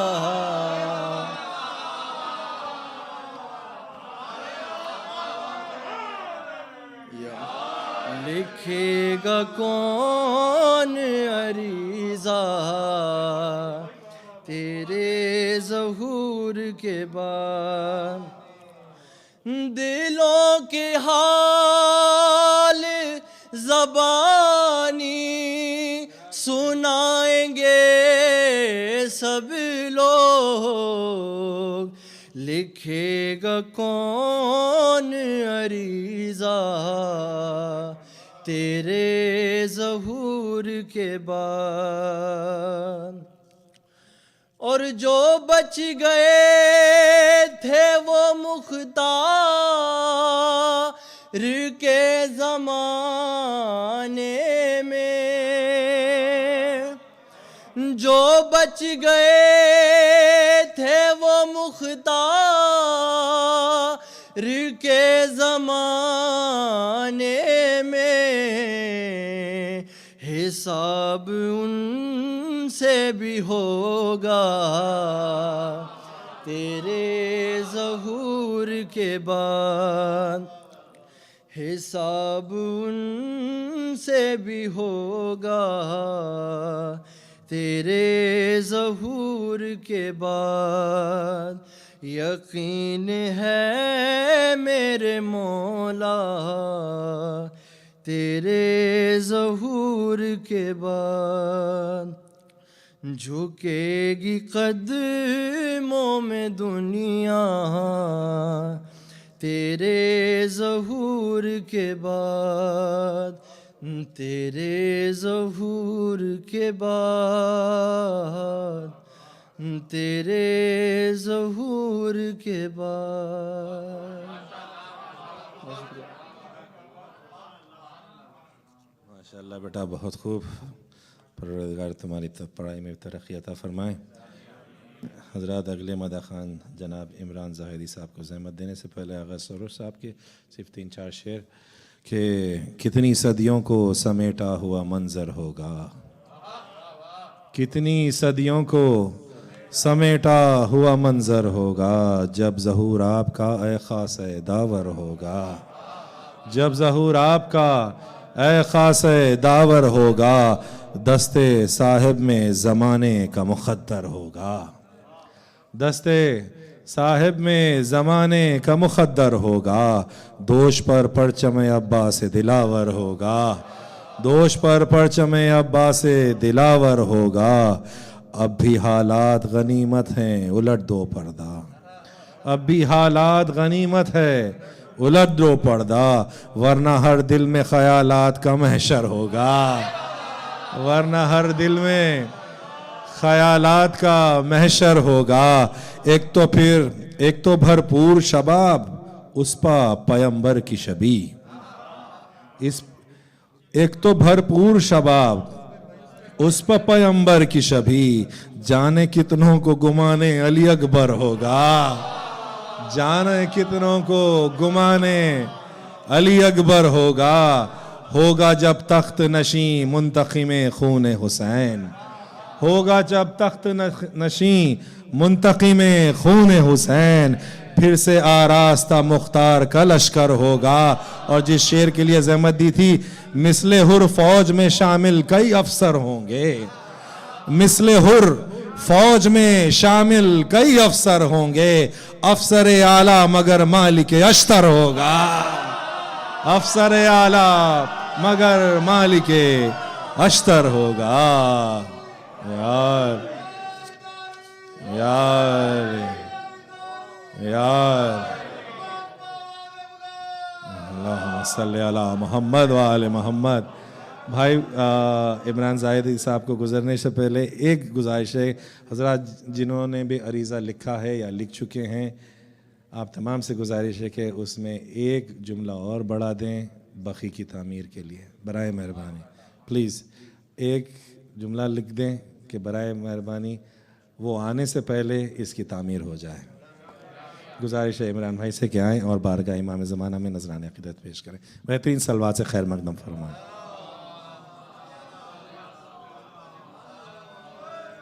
بار دیگر صلوات.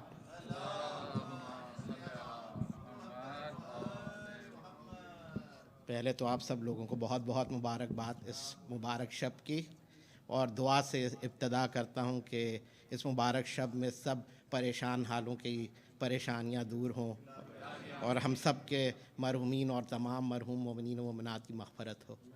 بار دیگر صلوات.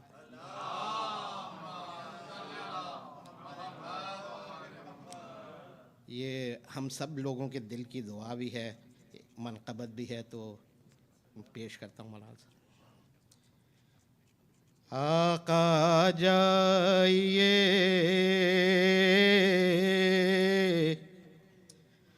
مولا جائیے, مولا جائیے, منتظر آج سارا جہاں ہے, مولا جائیے, جانشین نبی, جانشین نبی, آپ کا ہی یہ عرض و سما ہے. آقا جائیے, آپ آ جائیے, کعبہ بھی تیرا یوں ویران ہے, امت بھی ساری پریشان ہے, काबा भी तेरा यूं वीरान है, उम्मत भी सारी परेशान है, आप ही आएंगे, आप ही आएंगे तो बसेगा ये सारा जहां है, आप ही आएंगे तो बसेगा ये सारा जहां है, आका जाइए जानशीने नबी, मौला जो तेरे ये हुबदार हैं, मुश्किल में सारे गिरफ्तार हैं, मौला जो तेरे ये हुबदार हैं, मुश्किल में सारे गिरफ्तार हैं, अस्करी के समर अस्करी के समर सिर नगूये ये सारा जहां है, आका जाइए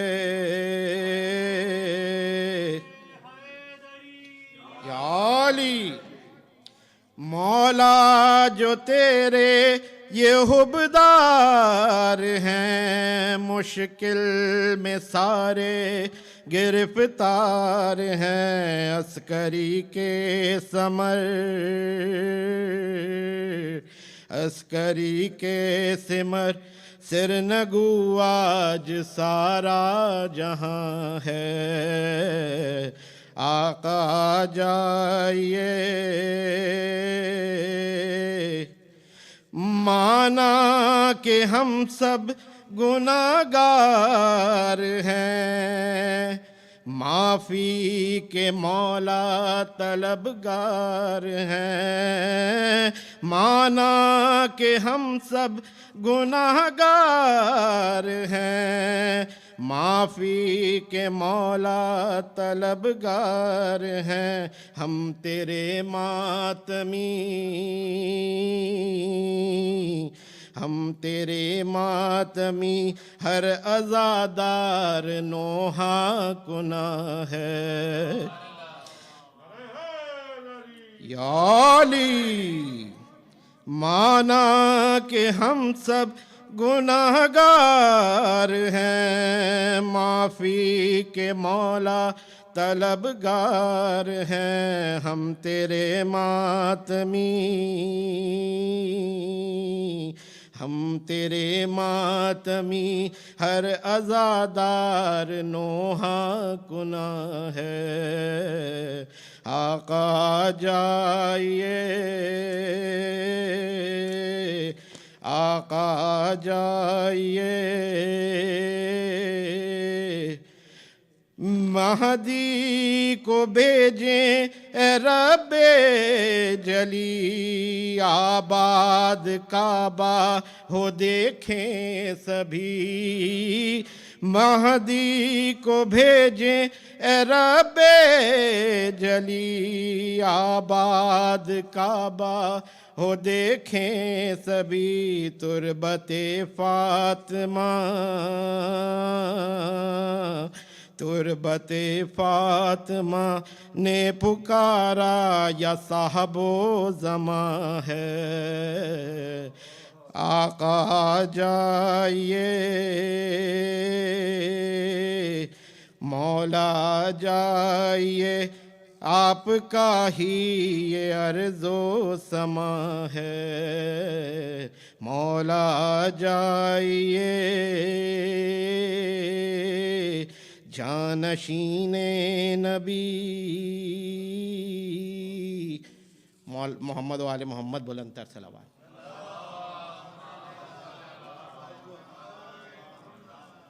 बहुत खूब इमरान, जज़ाकल्लाह, मौला तुम्हें तौफ़ीक़ात में इज़ाफ़ा फ़रमाए, बहुत खूब, जज़ाकल्लाह, बहुत खूब। हज़रत بس آخری منقبت خاں ابیر کو زحمت دینے سے پہلے کیف کرمانی صاحب کے 3-4 شعر کہ در قائم پہنچنا چاہتا ہوں، در قائم پہنچنا چاہتا ہوں خطرہ قرب دریا چاہتا ہوں خطرہ قرب دریا چاہتا ہوں، میں روشن کر کے شمع ذکر قائم، میں روشن کر کے شمع ذکر قائم ہوا کا رخ بدلنا چاہتا ہوں، ہوا کا رخ بدلنا، میں روشن کر کے شمع ذکر قائم ہوا کا رخ بدلنا چاہتا ہوں۔ اور حضرات بہت کم ایسے شعر مجھے ملے ہیں کہ پڑھا کرتا ہوں اس نیت سے قرآن، پڑھا کرتا ہوں اس نیت سے قرآن، انہیں میں دیکھ لینا چاہتا ہوں، پڑھا کرتا ہوں اس لیے قرآن، انہیں میں دیکھ لینا، پڑھا کرتا ہوں اس نیت سے قرآن، انہیں میں دیکھ لینا چاہتا ہوں، بدست آب بھیجا ہوں عریضہ، بدست آب بھیجا ہوں عریضہ کہ میں پیاسوں کا بدلہ چاہتا ہوں، کہ میں پیاسوں کا بدلہ چاہتا ہوں، جہاں کرتے ہیں سجدہ چاند سورج، جہاں کرتے ہیں سجدہ چاند سورج، وہاں میں سر جھکانا چاہتا ہوں، وہاں میں سر جھکانا چاہتا ہوں۔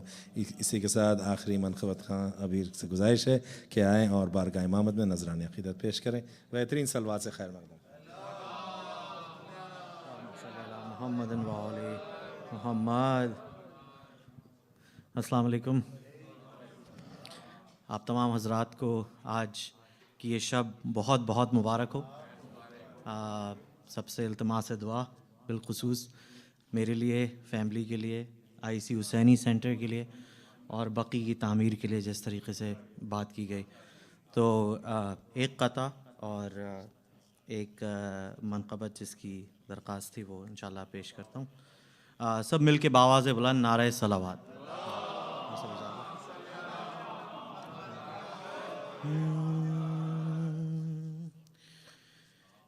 کچھ تو میری وفا کا صلہ دیجیے، کچھ تو میری وفا کا صلہ دیجیے، کچھ تو میری وفا کا صلہ دیجیے، کچھ تو میری وفا کا صلہ دیجیے، کچھ تو میری وفا کا صلہ دیجیے، پردہ غیب اب تو ہٹا دیجیے، پردہ غیب اب تو ہٹا دیجیے، آپ ہیں منتظر اور میں منتظر، آپ ہیں منتظر اور میں منتظر، آپ ہیں منتظر اور میں منتظر، آپ ہیں منتظر اور فرق زیر و زبر کا مٹا دیجئے.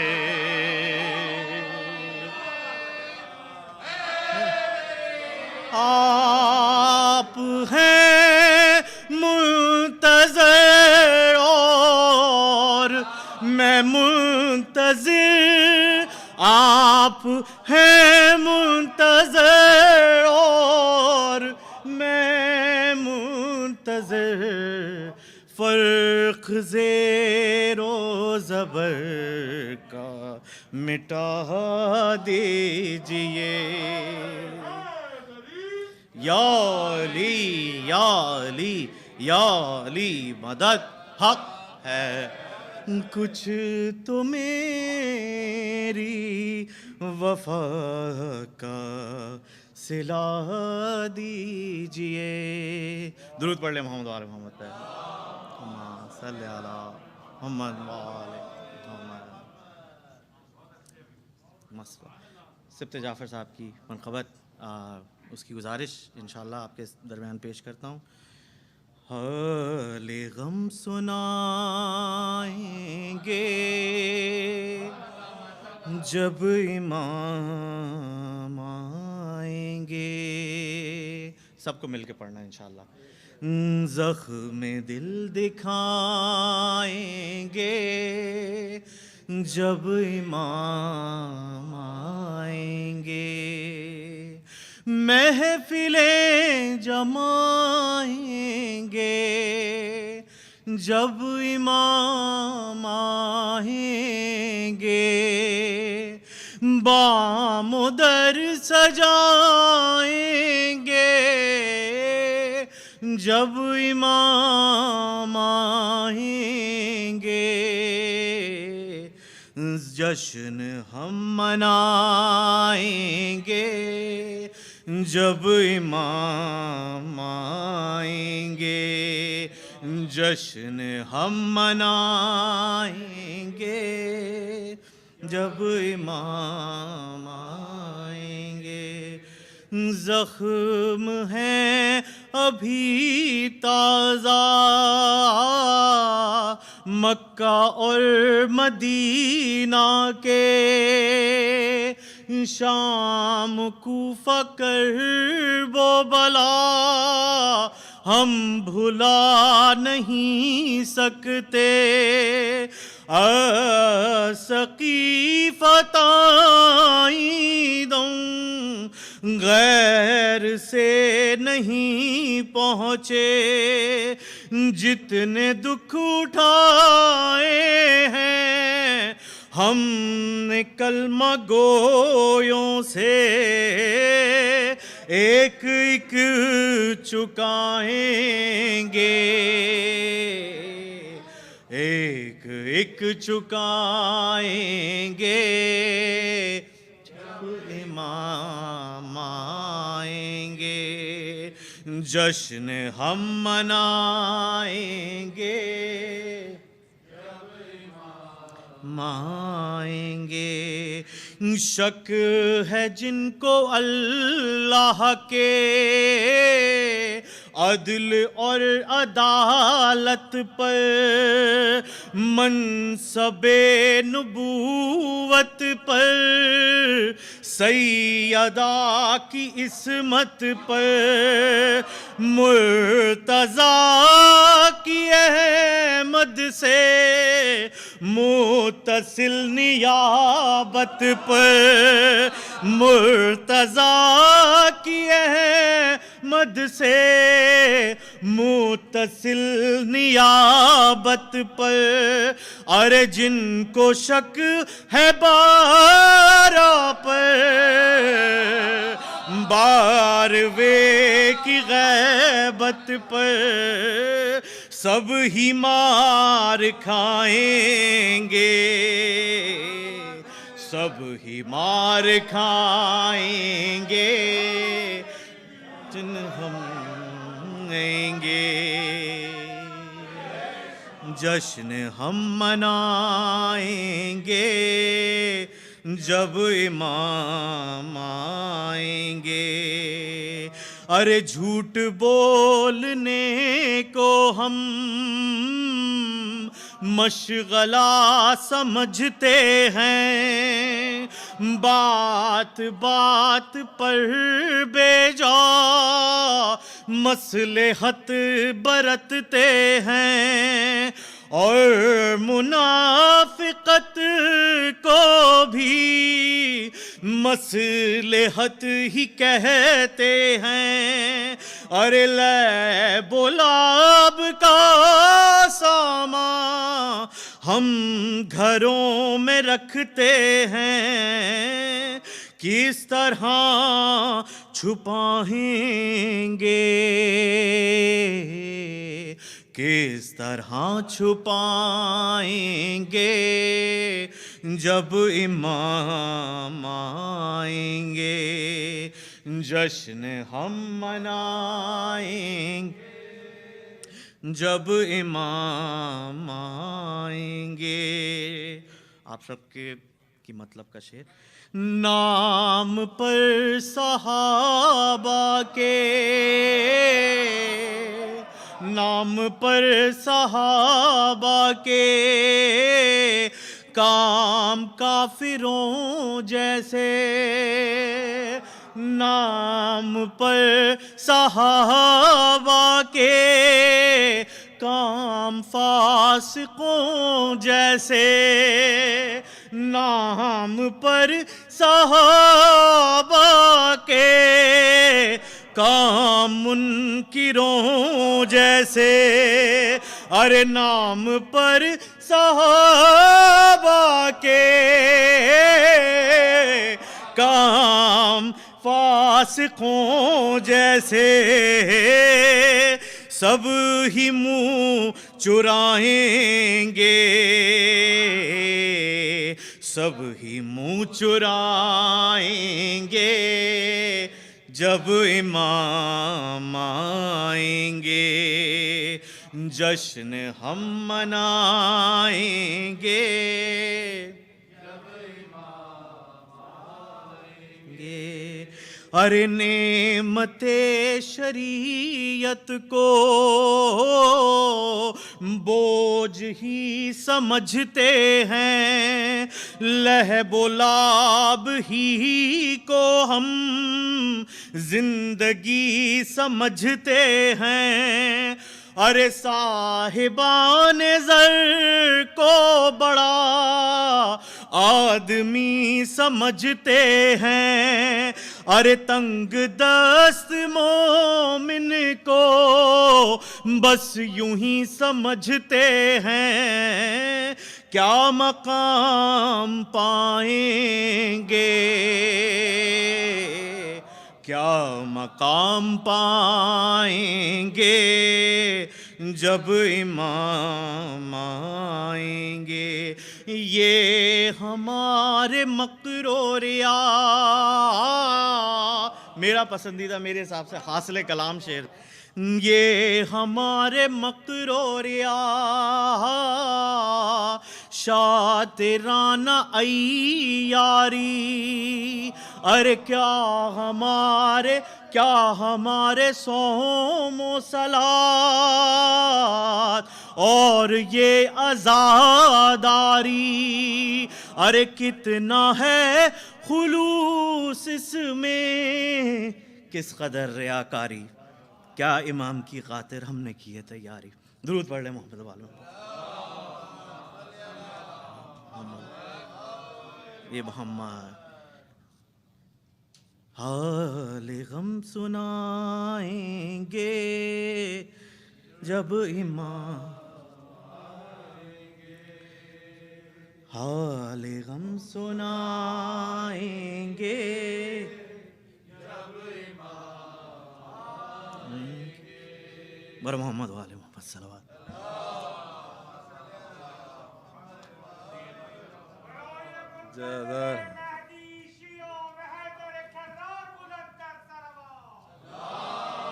صلی علی محمد و آل محمد۔ جزاک اللہ بیر، بہت خوب۔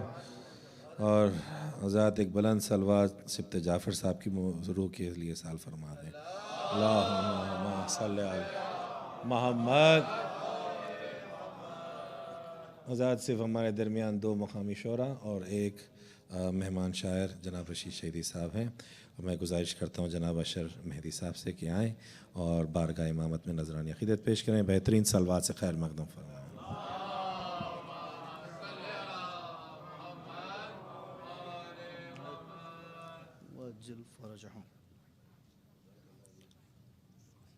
اعوذ باللہ من الشیطان الرجیم. بسم اللہ الرحمن الرحیم.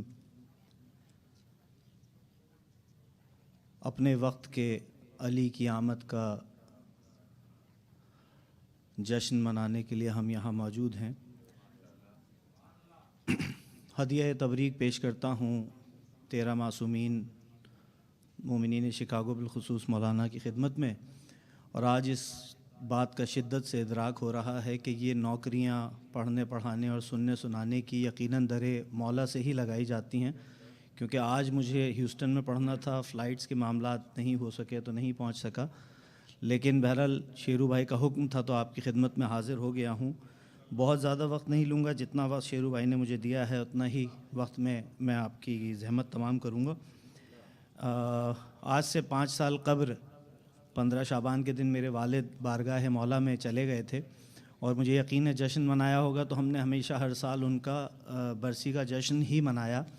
تو آج میری دعا ہے کہ وہ وہاں مجھ سے بہتر انداز میں ان کا ذکر ان کے سامنے کر رہے ہوں گے. 4 مصروں سے آغاز کلام کروں گا. دیکھیے گا شیرو بھائی کہ قبلہ اجازت دیکھیے گا خاص طور پہ کہ جو مجھ پہ سایہ فگن ان کا ہاتھ ہو جائے،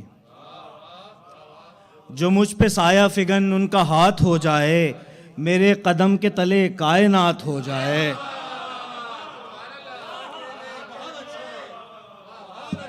رشید بھائی میں آپ کو دیکھ نہیں سکا تھا، میں دوبارہ آپ سے اجازت طلب کر رہا ہوں کہ جو مجھ پہ سایہ فگن ان کا ہاتھ ہو جائے، میرے قدم کے تلے کائنات ہو جائے. اور بجھے ہوئے ہیں میری زندگی کے سارے چراغ، بجھے ہوئے ہیں میری زندگی کے سارے چراغ. امام آئیں تو روشن حیات ہو جائے، امام آئیں تو امام آئیں تو روشن حیات ہو جائے. 8 منٹ کا وقت میرے پاس ہے، 1.5 منٹ اس میں سے جا چکا ہے. جلدی جلدی شیرو بھائی ہمیشہ آپ سے پوچھتا ہوں، مصرے میں آپ کو بتا رہا ہوں، حکم آپ کا ہوگا، میں آپ کے سامنے پیش کر دوں گا. یہ کس مسیحا کا ہے انتظار کعبے کو؟ اگر کہیں تو یہ پیش کر دیتا ہوں، یا پھر 2 قدم آگے نبوت سے امامت ہو گئی. چلیں جو حکم ہو جائے. دیکھیے گا میں دونوں میں سے 2 4 شعر پیش کر دیتا ہوں. کمیل بھائی دیکھیے گا مطلب دیکھیے گا کہ ان کے آنے سے ہمیں دوہری سعادت ہو گئی. دیکھیے گا رشید بھائی میں مطلب پیش کر رہا ہوں، 2 مطلب پیش کروں گا آپ کی خدمت میں کہ ان کے آنے سے ہمیں دوہری سعادت ہو گئی، چہرہ رب کی محمد کی زیارت ہو گئی.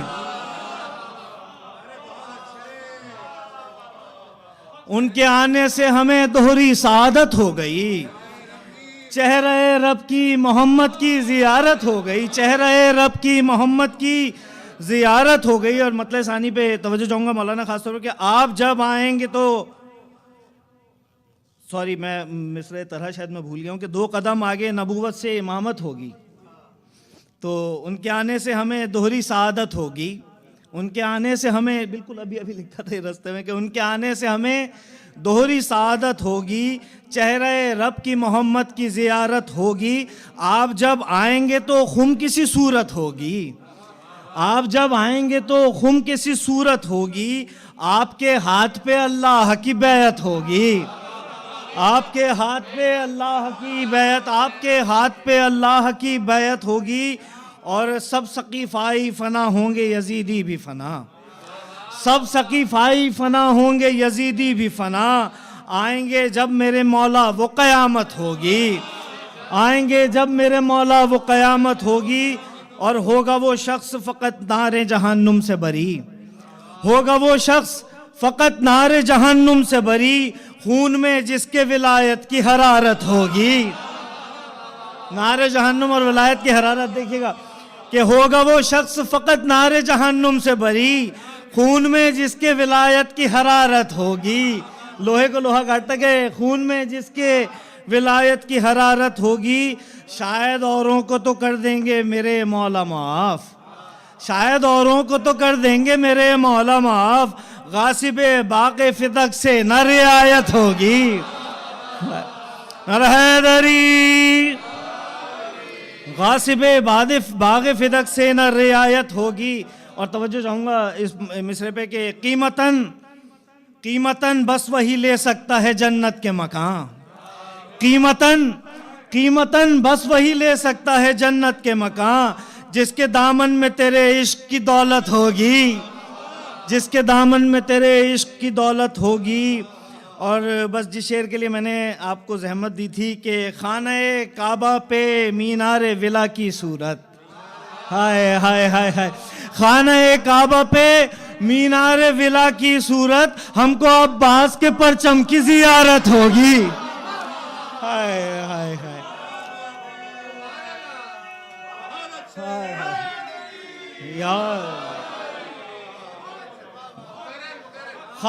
خانہ کعبہ پہ مینار ولا کی صورت, مینار ولا, خانہ کعبہ پہ مینار ولا کی صورت, ہم کو عباس کے پرچم کی زیارت ہوگی, ہم کو عباس کے پرچم کی زیارت ہوگی.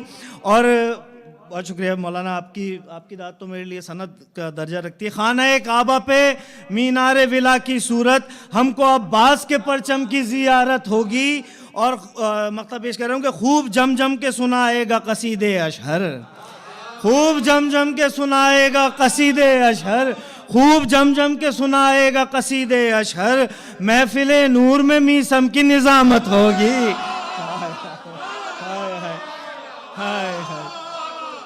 خوب جم کے سنائے گا قصیدے اشہر, خوب جم کے سنائے گا قصیدے اشہر, محفل نور میں میسم کی نظامت ہوگی, محفل نور میں میسم کی نظامت ہوگی. چار پانچ شعر اس کے بھی سن لیں کہ ہے یہ کس مسیحا کا ہے انتظار کعبے کو. مختلف بحر تھی, مختلف اس کی ردیف تھی. ہم آپ کیا ہیں نہیں ہیں قرار کعبے کو, ہم آپ کیا ہیں نہیں ہیں قرار کعبے کو, ہے اپنے قبلے کا خود انتظار کعبے کو. ہائے ہائے ہائے, ہم آپ کیا ہیں نہیں ہیں قرار کعبے کو, ہے اپنے قبلے کا خود انتظار کعبے کو. اور تلاش مہدی میں وہ خود نکل پڑے گا بھی, تلاش مہدی میں وہ خود نکل پڑے گا بھی, ملے خدا سے اگر اختیار کعبے کو. ہائے ہائے ہائے, تلاش مہدی میں وہ خود نکل پڑے گا بھی, ملے خدا سے اگر اختیار کعبے کو. ظہور کعبے سے ہوگا, دیکھ لیجیے گا مصرع دیکھیے گا کہ دعا ظہور کی جب بھی کسی سے میں نے سنی. یہاں بھی اختیار کا دیکھیے گا, قافیہ دیکھیے گا خاص طور پہ کہ دعا ظہور کی جب بھی کسی سے میں نے سنی, پلٹ کے دیکھا ہے بے اختیار کعبے کو, پلٹ کے دیکھا ہے بے اختیار کعبے کو. اور توجہ چاہوں گا حاصل منقبت شاہ چیرو مولانا, دیکھیے گا کہ جہاں سے 13 رجب کو گئی تھی بنت اسد, جہاں سے 13 رجب کو گئی تھی بنت اسد, وہاں سے چوموں گا میں بار بار کعبے کو, وہاں سے چوموں گا میں بار بار کعبے کو. اور جھکے گا در پہ علی کے تو پھر نہ اٹھے گا, جھکے گا در پہ علی کے تو پھر نہ اٹھے گا, ملے گا موقع اگر ایک بار کعبے کو, ملے گا موقع اگر ایک بار کعبے کو. اور توجہ چاہوں گا کہ ہر ایک منکر حیدر کا سر قلم کرتا, ہر ایک منکر حیدر کا سر قلم کرتا, چلانی آتی اگر ذوالفقار کعبے کو, چلانی آتی اگر ذوالفقار کعبے کو. لباس 1400 سالوں سے اس کا ہے کالا, لباس 1400 سالوں سے اس کا ہے کالا, شیعوں میں کرنا پڑے گا شمار کعبے کا. آپ جی ہیں, لباس 1400 سالوں سے اس کا ہے کالا, لباس 1400 سالوں سے اس کا ہے کالا, شیعوں میں کرنا پڑے گا شمار کعبے کو. اور دیکھیے گا یہ شعر دیکھیے گا خاص طور پہ کہ رجب کی 13 اسے جب بھی یاد آتی ہے, رجب کی 13 اسے جب بھی یاد آتی ہے خود اپنے آپ پہ آتا ہے پیار کعبے کو. رجب کی 13 اسے جب بھی یاد آتی ہے خود اپنے آپ پہ آتا ہے پیار کعبے کو. اور علی علی ہی کرے گا طواف کے دوران, علی علی ہی کرے گا طواف کے دوران, اگر گیا کبھی یہ خاکسار کعبے کو, اگر گیا کبھی یہ خاکسار کعبے کو. اور اسی نے بخشی ہے اشہر کو عزت و توقیر, اسی نے بخشی ہے اشہر کو عزت و توقیر, دیا ہے جس نے یہ عز و وقار کعبے کو. بر محمد وآل محمد صلی اللہ علیہ وسلم. بہترین اشعار, جزاک اللہ, بہت خوب. مطلب گزارش ہے علی حیدر بھائی سے کہ آئیں اور بارگاہ امامت میں نذرانہ خدمت پیش کریں. بہترین صلوات سے خیر مقدم فرمائیں. اللہ صلی علی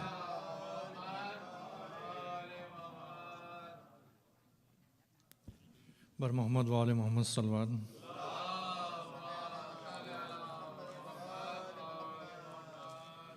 آج کی بہت باسعادت محفل ہے, امام زمانہ علیہ السلام کا ظہور ہے, اور اس خوشی میں ہم سب کو شریک کرتے ہوئے کچھ آگے بڑھتے ہیں.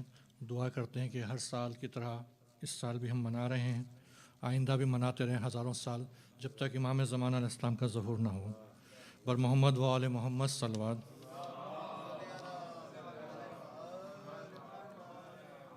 آپ سب سے اجازت کے ساتھ 4 مصرعوں سے ابتدا کرتا ہوں. تو بھی علی کے نام سے افطار کر کے دیکھ, تو بھی علی کے نام سے افطار کر کے دیکھ, تقویٰ سمجھ میں آئے گا ایک بار کر کے دیکھ, تقویٰ سمجھ میں آئے گا ایک بار کر کے دیکھ. بے موت مارا جائے گا دشمن حسین کا, بے موت مارا جائے گا دشمن حسین کا, سینے پہ ماتم شہ ابرار کر کے دیکھ, سینے پہ ماتم شہ ابرار کر کے دیکھ. بر محمد وآل محمد صلوات.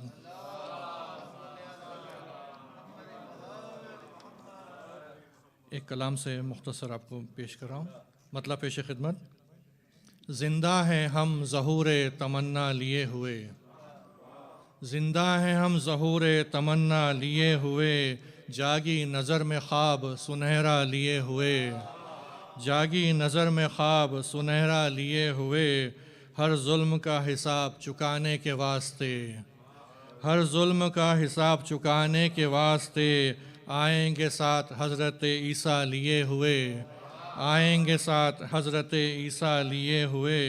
نصرت کو کربلا کے 72 بھی آئیں گے, نصرت کو کربلا کے 72 بھی آئیں گے, عباس کے علم کا پھریرا لیے ہوئے.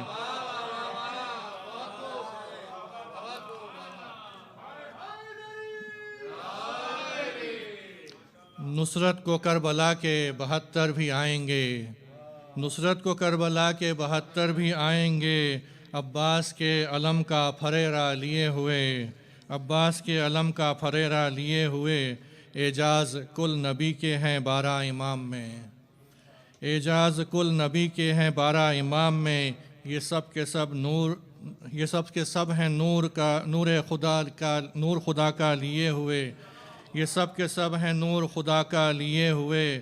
نقصان فکر و غم کا مجھے خوف کچھ نہیں, نقصان فکر و غم کا مجھے کچھ خوف نہیں. آئے ہیں نوح اپنا سفینہ لیے ہوئے, آئے ہیں نوح اپنا سفینہ لیے ہوئے. دیوانگی نہیں یہ عرفاں کی بات ہے, دیوانگی نہیں یہ عرفاں کی بات ہے. جانا ہے تم کو اس کا وسیلہ لیے ہوئے.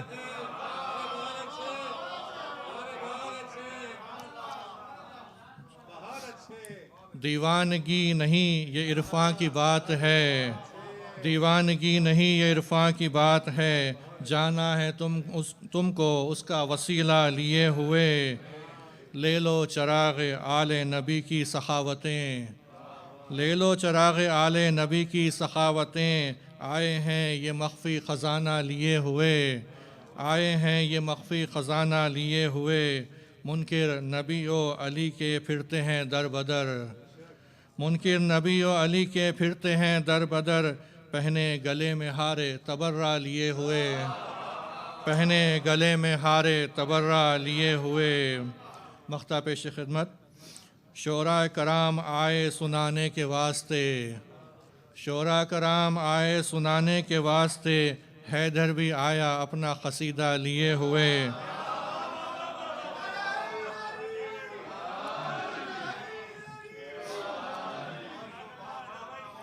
شعراء کلام آئے سنانے کے واسطے، شعراء کلام آئے سنانے کے واسطے، حیدر بھی آیا اپنا قصیدہ لیے ہوئے، حیدر بھی آیا اپنا قصیدہ لیے ہوئے۔ زندہ ہیں ہم ظہور تمنا لیے ہوئے، جاگی نظر میں خواب سنہرا لیے ہوئے۔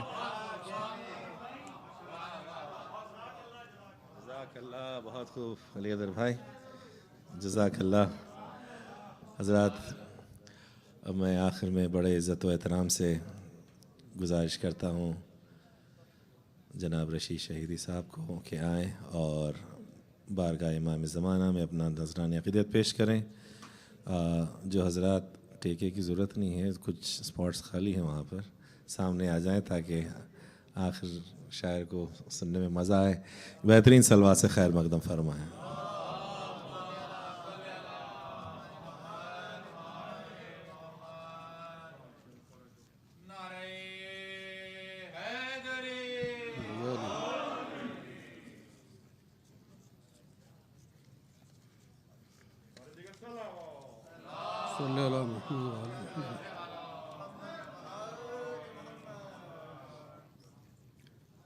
حاضر امام کے سلسلے کے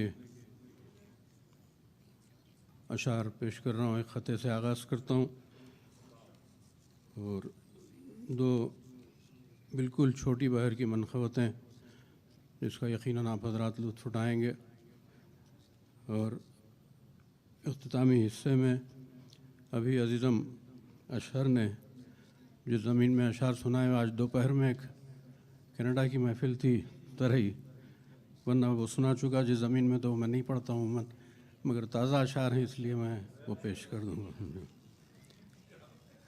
چار مصرے پیش کر رہا ہوں۔ جس کا جلوہ میری آنکھوں میں ہے وہ آنے کو ہے، جس کا جلوہ میری آنکھوں میں ہے وہ آنے کو ہے، میری بینائی حیات جاویداں پانے کو ہے۔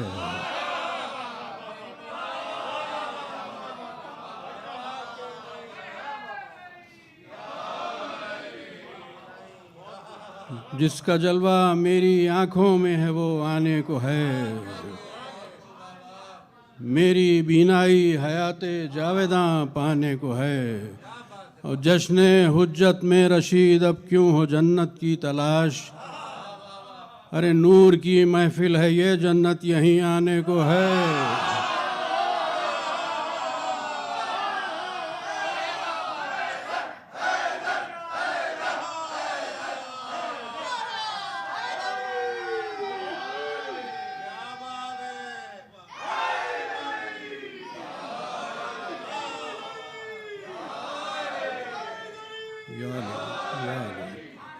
جس کا جلوہ میری آنکھوں میں ہے وہ آنے کو ہے، میری بینائی حیات جاویداں پانے کو ہے، جشن حجت میں رشید اب کیوں ہو جنت کی تلاش، نور کی محفل ہے یہ جنت یہیں آنے کو ہے۔ حضرات چار شعر چھوٹی بہر کے منقبتیں دیکھیے، اور یہ آج کے ممدوح کا نام میں رعایت رہتی قبلہ کے قائم کے لفظ سے ہم استفادہ بھی کر لیتے ہیں اس میں۔ مطلب عرض کر رہا ہوں کہ جشن قائم جہاں پر قائم ہے، جشن قائم جہاں پر قائم ہے، وہ زمین آسماں پر قائم ہے۔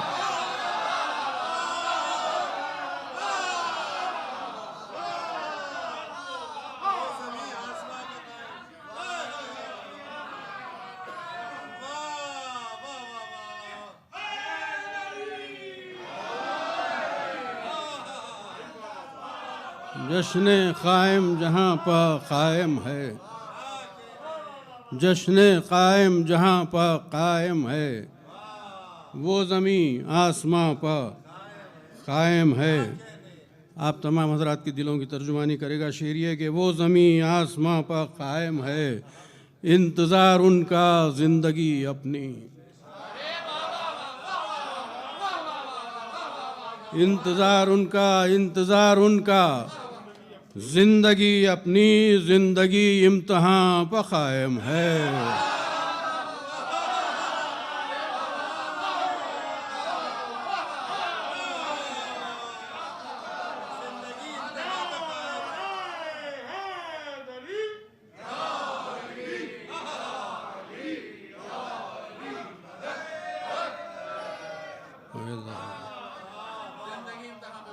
انتظار ان کا زندگی اپنی، زندگی امتحان پہ قائم ہے. اب اس شعر پر آپ تمام حضرات کی دعا لوں گا، اس کا یقین کے ساتھ پیش کروں شعر. انتظار ان کا زندگی اپنی، زندگی امتحان پہ قائم ہے، لے گا خون حسین کا بدلہ، لے گا خون حسین کا بدلہ، قائم اپنی زباں پہ قائم.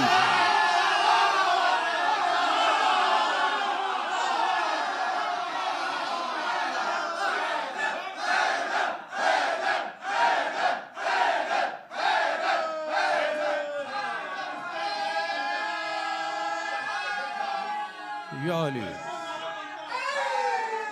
یا علی یا علی یا علی.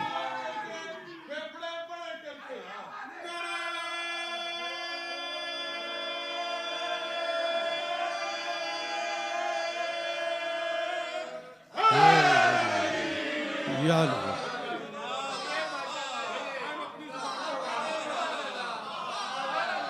انتظار ان کا زندگی اپنی،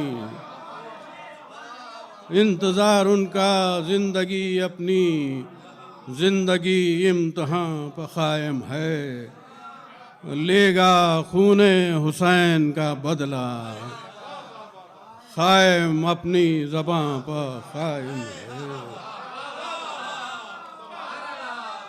لے گا خون حسین کا بدلہ، قائم اپنی زباں پہ قائم ہے. اس کا مقطع یوں ہے، ملاحظہ کریں کہ چشم نم لکھتی ہے عریضہ رشید، چشم نم لکھتی ہے عریضہ رشید، ذہن آب رواں پہ قائم ہے.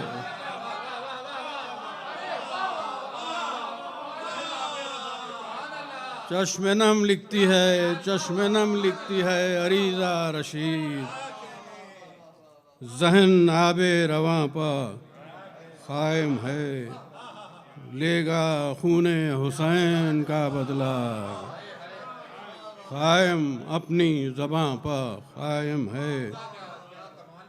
اب اس سے زیادہ اور چھوٹی بہر ہے، دیکھیے عرض کر رہا ہوں، یہ بھی شعر ملاحظہ کریں، دو لفظوں سے مصرع بنایا. دیکھیے عرض کر رہا ہوں کہ مومنوں کی شان انتظار،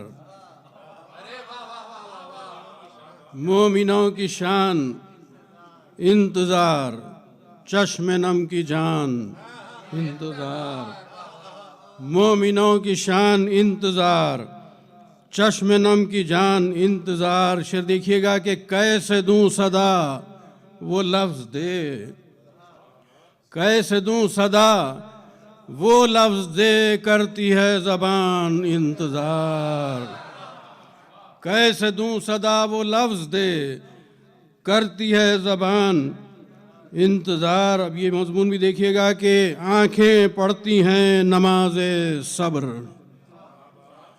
آنکھیں پڑھتی ہیں نماز صبر، اشک کی اذان انتظار، آنکھیں پڑھتی ہیں نماز صبر، اشک کی اذان انتظار. شعر دیکھیے گا کہ معرفت کے ساتھ ہو تو پھر، معرفت کے ساتھ ہو تو پھر بندگی کی شان انتظار، معرفت کے ساتھ ہو تو پھر بندگی کی شان انتظار، بندگی کی شان انتظار. شعر دیکھیے حضرات، خاص طور سے پیش کر رہا ہوں، ملاحظہ کریں خاص طور سے. معرفت کے ساتھ ہو تو پھر، خافیہ دیکھیے گا، بندگی کی شان انتظار، میری چشم نم تیرے قدم، میری چشم نم تیرے قدم اور درمیان.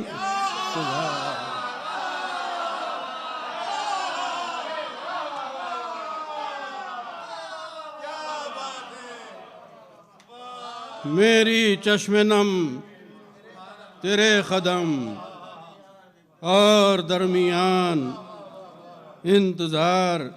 اب بس یہی ہے زندگی رشید، صبر امتحان انتظار. بس یہی ہے زندگی رشید، صبر امتحان انتظار. معرفت کے ساتھ ہو تو پھر بندگی کی شان انتظار، میری چشم نم تیرے قدم اور درمیان انتظار. ایک درود پڑھ دیجئے حضرات.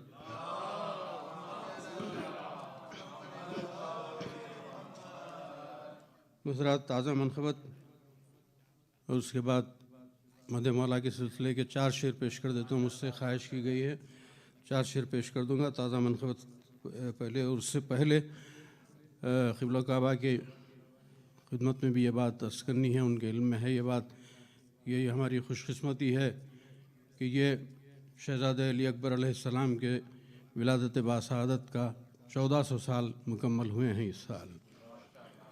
سن 42 شہزادے کی ولادت کا ہجری ہے. تو اس مناسبت سے چند شعر شہزادے علی اکبر کے سلسلے کے عرض کر دیتا ہوں. مطلب ملاحظہ کریں کہ اب تصور میں ہے ایوان علی اکبر کا، اب تصور میں ہے ایوان علی اکبر کا، میں بنا بیٹھا ہوں دربان. اب تصور میں ہے ایوان علی اکبر کا، میں بنا بیٹھا ہوں دربان علی اکبر کا. پے کرے دین محمد پر جو قائم ہے شباب، در حقیقت یہ ہے احسان علی اکبر کا. پے کرے دین محمد پر جو قائم ہے شباب، در حقیقت یہ ہے احسان علی اکبر کا. نہ مٹا پاؤ گے نام اس کا، ملاحظہ کریں شعر، نہ مٹا پاؤ گے نام اس کا، اذاں سنتے رہو. نہ مٹا پاؤ گے نام اس کا، اذاں سنتے رہو. خود ہے اللہ نگہبان علی اکبر کا. نہ مٹا پاؤ گے نام اس کا، اذاں سنتے رہو. خود ہے اللہ نگہبان علی اکبر کا. اب یہ شعر بھی دیکھیے گا حضرات کہ یا نبی میری جسارت کا بھرم رکھ لیجئے، یا نبی میری جسارت کا بھرم رکھ لیجئے. آپ کہہ دیں مجھے سلمان علی اکبر.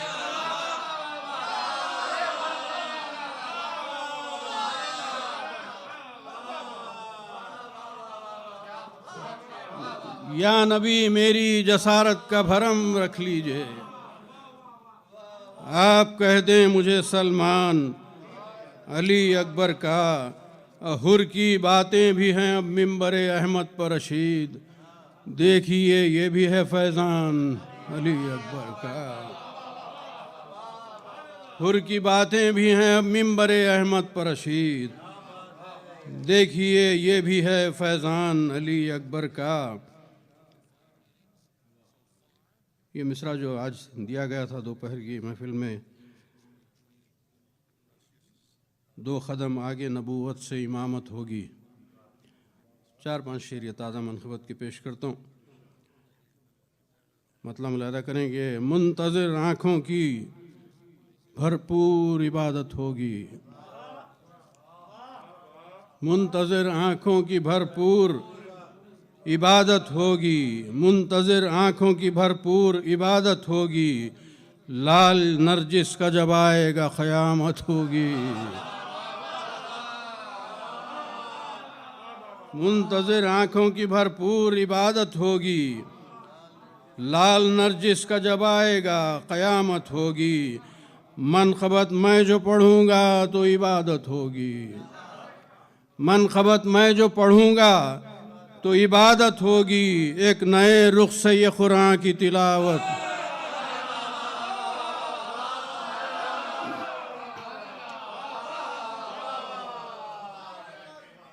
منقبت میں جو پڑھوں گا، منقبت میں جو پڑھوں گا تو عبادت ہوگی، ایک نئے رخ سے یہ قرآن کی تلاوت ہوگی۔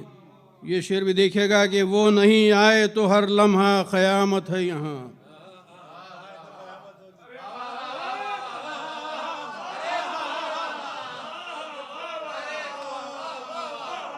وہ نہیں آئے تو ہر لمحہ قیامت ہے یہاں، وہ جب آئیں گے تو پھر تازہ قیامت ہوگی، وہ نہیں آئے تو ہر لمحہ قیامت ہے یہاں، وہ جب آئیں گے تو پھر تازہ قیامت ہوگی، وہ نہیں آئے تو ہر لمحہ قیامت ہے یہاں، وہ جب آئیں گے تو پھر تازہ قیامت ہوگی۔ اب آخری سلسلے کے 2 اشعار سے پہلے 2 شعر ذرا سا جشن کے موضوع سے ہٹ کے ہیں، لیکن اس کا مضمون ملاحظہ کریں حضرات۔ وہ نہیں آئے تو ہر لمحہ قیامت ہے یہاں، وہ جب آئیں گے تو پھر تازہ قیامت ہوگی، زیست جب واقف مفہوم شہادت ہوگی، زیست جب واقف مفہوم شہادت ہوگی، تب کہیں موت میں تلخی نہیں لذت ہوگی، زیست جب واقف مفہوم شہادت ہوگی، زیست جب واقف مفہوم شہادت ہوگی، تب کہیں موت میں تلخی نہیں لذت ہوگی۔ اسی سے مربوط شعر پیش کر رہا ہوں کہ تب کہیں موت میں تلخی نہیں لذت ہوگی، یہ تھا قاسم نے کہا اور علی اصغر بولے، اس کو سمجھانے تبسم کی ضرورت،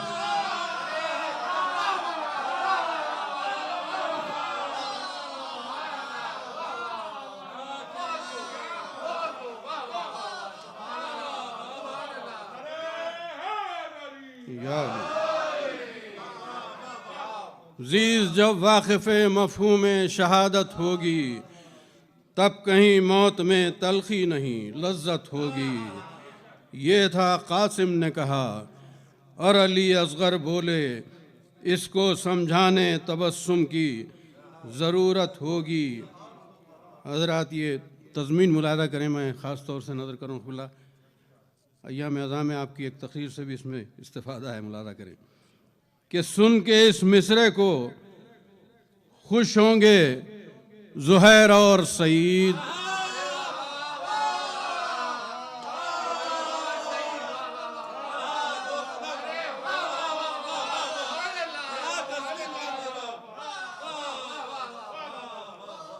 سن کے اس مصرے کو خوش ہوں گے زہیر اور سعید، سن کے اس مصرے کو خوش ہوں گے زہیر اور سعید، 2 قدم آگے نبوت سے امامت ہوگی،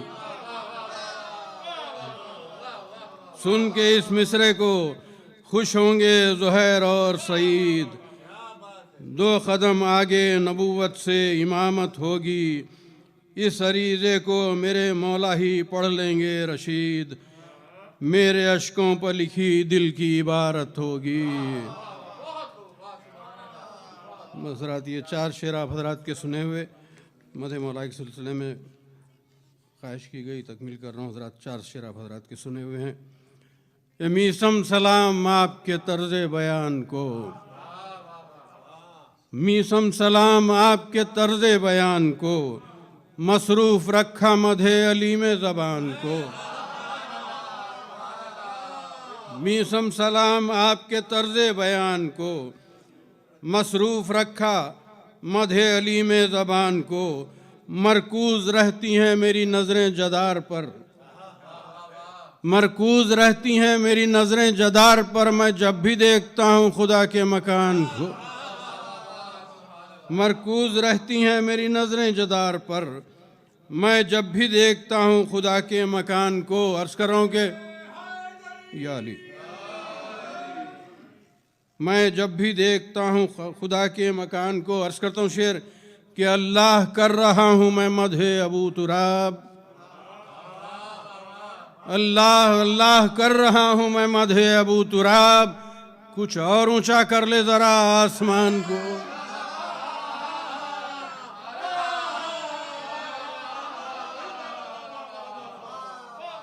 اللہ کر رہا ہوں میں مدح ابو تراب، مدح ابو تراب، اللہ کر رہا ہوں میں مدح ابو تراب، کچھ اور اونچا کر لے ذرا آسمان کو۔ آخری شعر پیش کر رہا ہوں کہ جلتے رہیں گے آپ جو حیدر کے ذکر سے، جلتے رہیں گے آپ جو حیدر کے ذکر سے، میں طول دیتا جاؤں گا اپنے بیان کو۔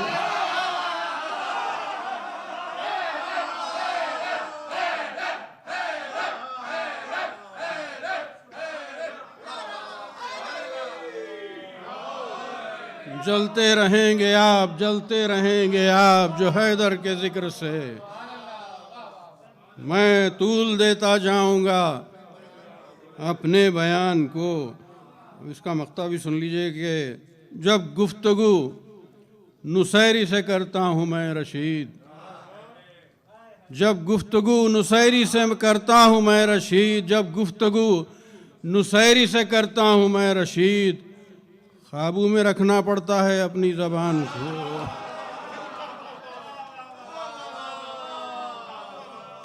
جب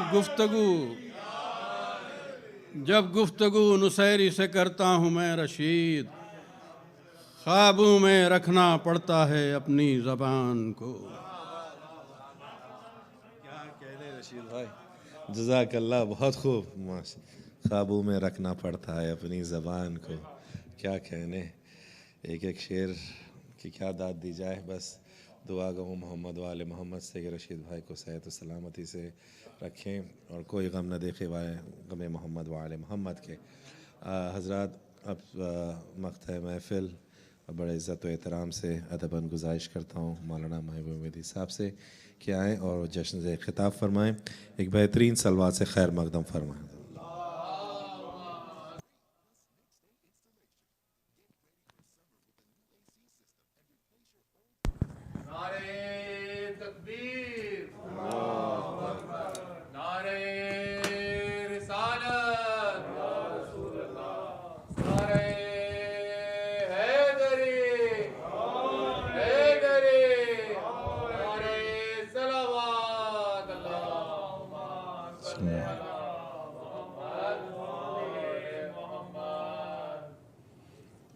السلام علیکم ورحمۃ اللہ وبرکاتہ۔ ولادت امام زمان عجل اللہ تعالی فرجہ الشریف آپ سب کو بہت مبارک ہو۔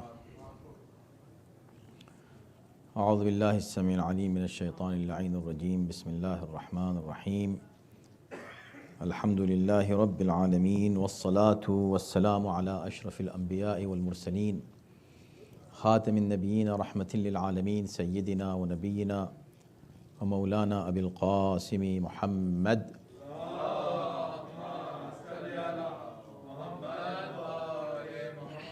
وآلہ الطیبین الطاہرین المعصومین، واللعنۃ الدائمۃ علی اعدائہم اجمعین من الآن الی یوم الدین۔ اما بعد فقد قال اللہ فی کتابہ الکریم، بسم اللہ الرحمن الرحیم، هو الذی ارسل رسولہ بالہدی ودین الحق لیظہرہ علی الدین کلہ ولو کرہ المشرکون۔ صلوات۔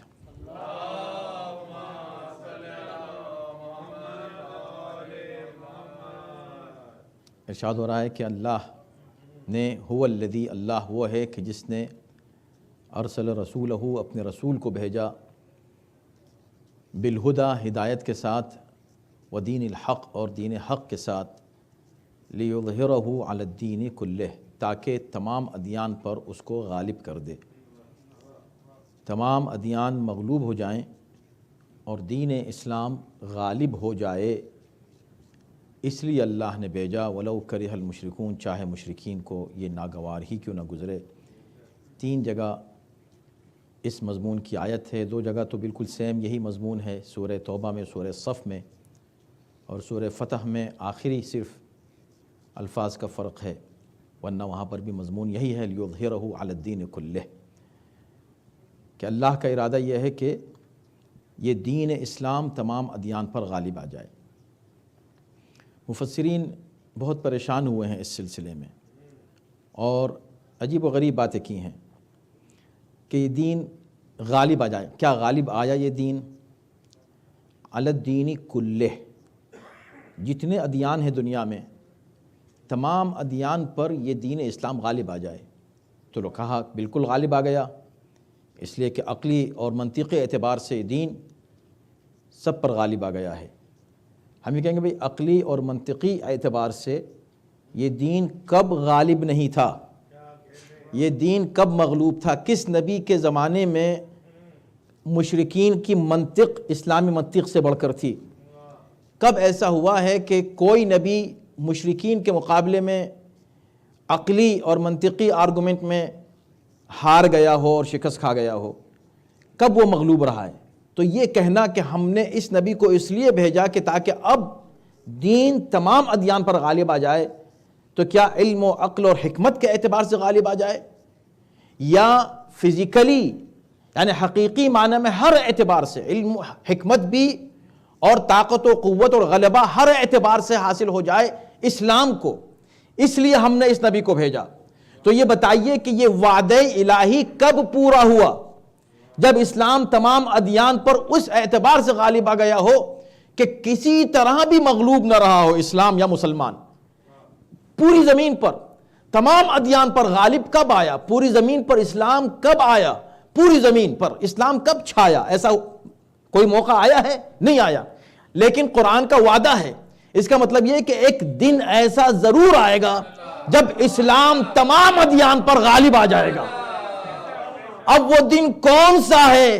جو سچا مسلمان ہے اس دن کا انتظار ضرور کرے گا، اسی کو منتظر کہتے ہیں جو اس دن کا انتظار کر رہا ہے جب دین تمام ادیان پر غالب آئے گا۔ صلوات بھیجیں محمد و آل محمد پر۔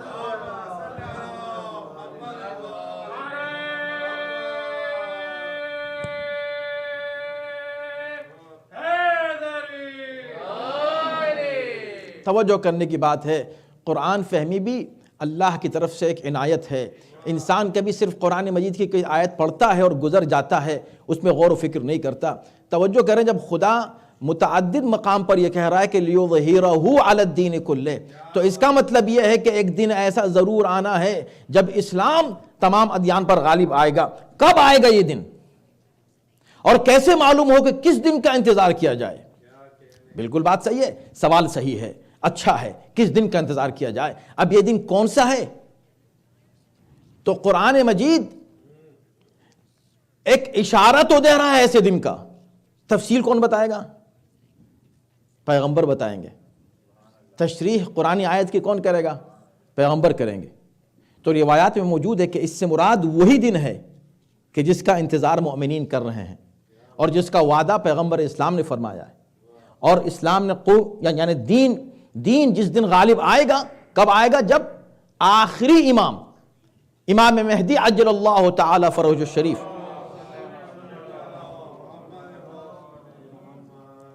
یہ الہی وعدہ ہے کہ ایسا ہوگا اور وہ آئیں گے۔ تو اب سوال یہ ہے کہ یہ 12ویں کے آنے پر کیوں دین غالب آئے گا؟ یہ کہاں لکھا ہے؟ تو حیرت کی بات ہے، مجھے تعجب ہوتا ہے کہ ہمارے مسلمان بھائی بہت ہی آبویس، جو بہت ہی بدیہی مسائل ہیں، اس پر توجہ کیوں نہیں کرتے۔ تمام کتابوں میں یہ روایت موجود ہے جو میں آپ کے سامنے پیش کرنے جا رہا ہوں۔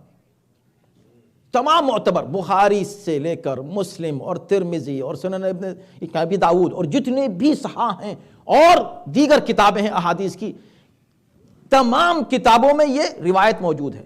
کوئی بھی مسلمان، کوئی اسکالر اس کا انکار نہیں کر سکتا کہ روایت نہیں ہے یا صحیح نہیں ہے. صحیح بھی ہے اور صحیح کتب میں اس کا ذکر بھی ہے. کیا ہے کہ لا ينقضی ان هذا الامر لا ينقضی حتى يمضي فيهم 12 خلیفہ. یہ دین اس وقت تک قائم رہے گا جب تک 12 خلیفہ نہ گزر جائیں. کتنے؟ 12. یہاں صحیح مسلم کی روایت میں 12 خلیفہ کا لفظ ہے. صحیح بخاری کی روایت میں 12 امیر 12 امیرن کا ذکر ہے. ایک اور روایت ہے جس میں 12 قیم کا، سرپرستوں کا ذکر ہے. تو یہ الفاظ بدل رہے ہیں. کہیں پر یہ ہے لا یزال ھذا الامر قائما، یہ امر قائم رہے گا. کہیں پر ہے کہ اس وقت تک قائم رہے گا. وہاں پر بھی الفاظ کا فرق ہے. ایک لفظ جو ہر جگہ ریپیٹڈ ہے، اس میں کوئی فرق نہیں آیا ہے، وہ تعداد میں. کسی روایت میں نہیں ہے کہ 13 ہوں گے، کسی روایت میں نہیں ہے کہ 11 ہوں گے. دیکھیں الفاظ مختلف ہیں تمام روایات میں، لیکن ایک جو بات متفق ہے تمام روایات کے اندر وہ کیا ہے؟ 12 کا لفظ. 12 ہوں گے، چاہے 12 امیر ہوں، چاہے 12 قیم ہوں، چاہے وہ 12 خلیفہ ہوں، چاہے وہ 12 امام ہوں گے 12 ہی. تو ان مسلمانوں سے کوئی یہ پوچھے کہ بھئی جب 12 کی تعداد پیغمبر نے معین کر دی، اب تمہارے پاس کون سا بہانہ ہے 12 کو نہ ماننے کے لیے؟ کوئی ریزن ہے کہ 12 کو نہیں مانیں گے؟ اچھا یہ کہتے تھے کہ بھئی ایسا ہے کہ رسول اللہ نے صاف صاف نہیں کہا. صاف صاف نہیں کہا، پہلے ہی دن سے صاف صاف کہنا شروع کیا تھا. غدیر میں صاف نہیں کہا، نام بھی لیا، اشارہ بھی کر دیا، بتا بھی رہے ہیں، دکھا بھی رہے ہیں. اور صاف کس کو کہتے ہیں کہ نہیں اصل میں وہ کیا ہے کہ ٹھیک ہے یہ حضرت علی تو ہیں، لیکن اس کے بعد امام حسن کہاں سے آ جائیں گے، حسین کہاں سے آ جائیں گے، ان کا ذکر کیوں نہیں کیا؟ ان کا بھی کر دیا. کہ بھی بتا دیتے کہ کتنے ہیں، وہ بھی بتا دیا کہ 12 ہیں. تو یہ جو 12 کی تعداد ہے میرے بھائی، آپ کیوں نہیں پوچھتے اپنے علماء سے؟ میں اپنے مسلمان بھائیوں سے سوال کرتا ہوں کہ آپ اپنے علماء سے پوچھیں کہ بھئی ہم کو ذرا فہرست تو دی جائے ان 12 کی جن کا ذکر رسول اللہ فرما رہے ہیں کہ میرے بعد 12 خلیفہ ہوں گے. دیجئے فہرست. تو فہرست بھی ملے گی آپ کو، مختلف فہرستیں ملیں گی، اور آپ کو حیرت بھی ہوگی کہ ان مختلف فہرستوں میں بڑی بڑی شخصیتوں نے جن کا نام لکھا ہے اس میں یزید کا نام بھی آتا ہے. کہیں پر 5واں یزید، کہیں پر 6واں یزید. تو 12 تو بنائیں گے، مگر اب دیکھیں ایک وہ ہے کہ جس کی فہرست میں 12 کی فہرست میں یزید آ رہا ہے، ایک وہ ہے جہاں 12 کی فہرست میں حسین آ رہے ہیں. اب یہ آپ کی مرضی ہے کہ اس فہرست کو قبول کریں جو حسینی فہرست ہے، یا اس فہرست کو قبول کر لیں جو یزیدی فہرست ہے. تو اس کا مطلب یہ کہ ایک چیز طے شدہ ہے، اب اس میں کوئی اختلاف نہیں ہے کہ پیغمبر کے بعد 12 ہوں گے. 12 ہوں گے. ہم یہ کہتے ہیں کہ یہ ہے وہ فہرست 12 کی، یہ نام بھی پیغمبر نے لیے ہیں، اور یہ بھی معتبر کتابوں میں فریقین کی یہ نام موجود ہے. اس لیے دونوں فرقے بلکہ تمام فرقے اسلامی ان 12 کا احترام کرتے ہیں. اس سے اختلاف نہیں ہے کہ اعلم تھے زمانہ میں، اس سے اختلاف نہیں ہے کہ اتقا تھے زمانے میں، اس سے اختلاف نہیں ہے کہ بہترین تھے زمانے میں، اس سے اختلاف نہیں ہے کہ ان سے بہتر کوئی نہیں تھا ان کے زمانے میں. اس سے اختلاف نہیں ہے. اختلاف کہاں ہے؟ بہتر یہ تھے، عالم یہ تھے، متقی یہ تھے، پرہیزگار یہ تھے، مفسر یہ تھے، معلم یہ تھے، خلیفہ کوئی اور تھا. بس یہاں اختلاف ہے. ہم کہتے ہیں نہیں، علم کی بنیاد پر، علم کی، کیونکہ قرآن نے بھی جو معیار دیا بس یہی دیا ہے، علم کا معیار دیا ہے، اسی بنیاد پر ہم کسی کو قائد اور امام مانیں گے. اب رہا 12واں کا مسئلہ. 12واں کا مسئلہ تو طے ہو گیا نا، جب 12 کہہ دیا تو بس ٹھیک ہے. لا یزال ھذا الامر قائما، یہ امر یعنی اسلام قائم رہے گا، باقی رہے گا، اور اس کی بقا منحصر ہے 12 کے آنے پر. جب تک 12 پورے نہ ہو جائیں، تو 12 کہاں پورے ہوئے ابھی؟ ہم یہ کہتے ہیں کہ ابھی آئے گا، اور اس میں بھی اتفاق ہے سب کو کہ آئے گا. اختلاف کہاں ہے؟ پیدا ہوا ہے یا پیدا ہوگا؟ لیکن یہ تو طے ہے نا کہ آئے گا. اچھا جو آئے گا اس کو کیا کہیں گے, اس کا نام کیا ہوگا جو آئے گا؟ اس پر بھی سب کا اتفاق ہے کہ مہدی ہوگا. توجہ کیجئے گا, یہ سب باتیں یعنی توجہ کرنے کی, غور و فکر کی ہیں تمام مسلمانوں کے لیے. تو مہدی ہوگا. اچھا اس مہدی کے ساتھ کس عہدے کا ذکر ہوگا, کون ہوگا, ٹائٹل کیا ہوگا اس کے ساتھ لگا ہوا؟ خلیفہ مہدی, امیر مہدی, کہا نہیں صاحب امام مہدی. تو اس کا مطلب یہ ہوا کہ یہ سب نے مانا کہ جو آئے گا وہ مہدی وہ امام ہوگا. توجہ کیجئے, امام ہوگا نا. کیا کرے گا آ کر اس دنیا میں عدل و انصاف قائم کرے گا. عدل و انصاف, اسی طرح جیسے یہ دنیا ظلم و جور سے بھری ہوئی ہوگی. یہ حدیث ہے پیغمبر اسلام کی اور فریقین اس پر متفق ہیں. اچھا اس کا مطلب یہ کہ امام مہدی کی آمد کی غرض و غایت یہ ہے کہ اس زمین پر عدل و انصاف قائم کریں. مسلمانوں, یہ انسانیت تڑپ رہی ہے, سسک رہی ہے, بلک رہی ہے. اس کو ضرورت ہے قائد کی, مسلمانوں کو ضرورت ہے قائد کی. ارے بھئی جب یہ اصول قائم کر ہی لیا ہے کہ مل کے بنا لیتے ہیں تو چلو بنا لو. چلو ایک امام مہدی ہم بنا لیتے ہیں سب مل کر, تاکہ اس زمین پر عدل و انصاف تو قائم ہو. تو فوراً ہر عالم, ہر مولوی سامنے آ کر آواز دے گا نہیں نہیں ہرگز نہیں, بالکل نہیں بنا سکتے. کیوں نہیں بنا سکتے؟ نہیں بھائی امام مہدی کیسے بنا لیں گے, ہم امام مہدی نہیں بنا سکتے. ارے بنا لو, ضرورت ہے نا, کہاں ضرورت تو ہے مگر بنا نہیں سکتے. اما جب 12واں نہیں بنا سکتے تو پہلا کیسے بنا سکتے؟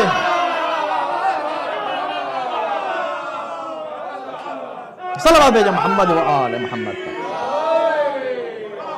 بیان محترم میری گفتگو تمام ہو گئی, ایک پیغام پہنچ گیا. اثنا عشر کا ذکر ہے, مسلمانوں کے لیے لمحہ فکریہ ہے. پلیز آپ جا کر خود تحقیق کریں, ریسرچ کریں, آپ کو خدا کو خود جواب دینا ہے.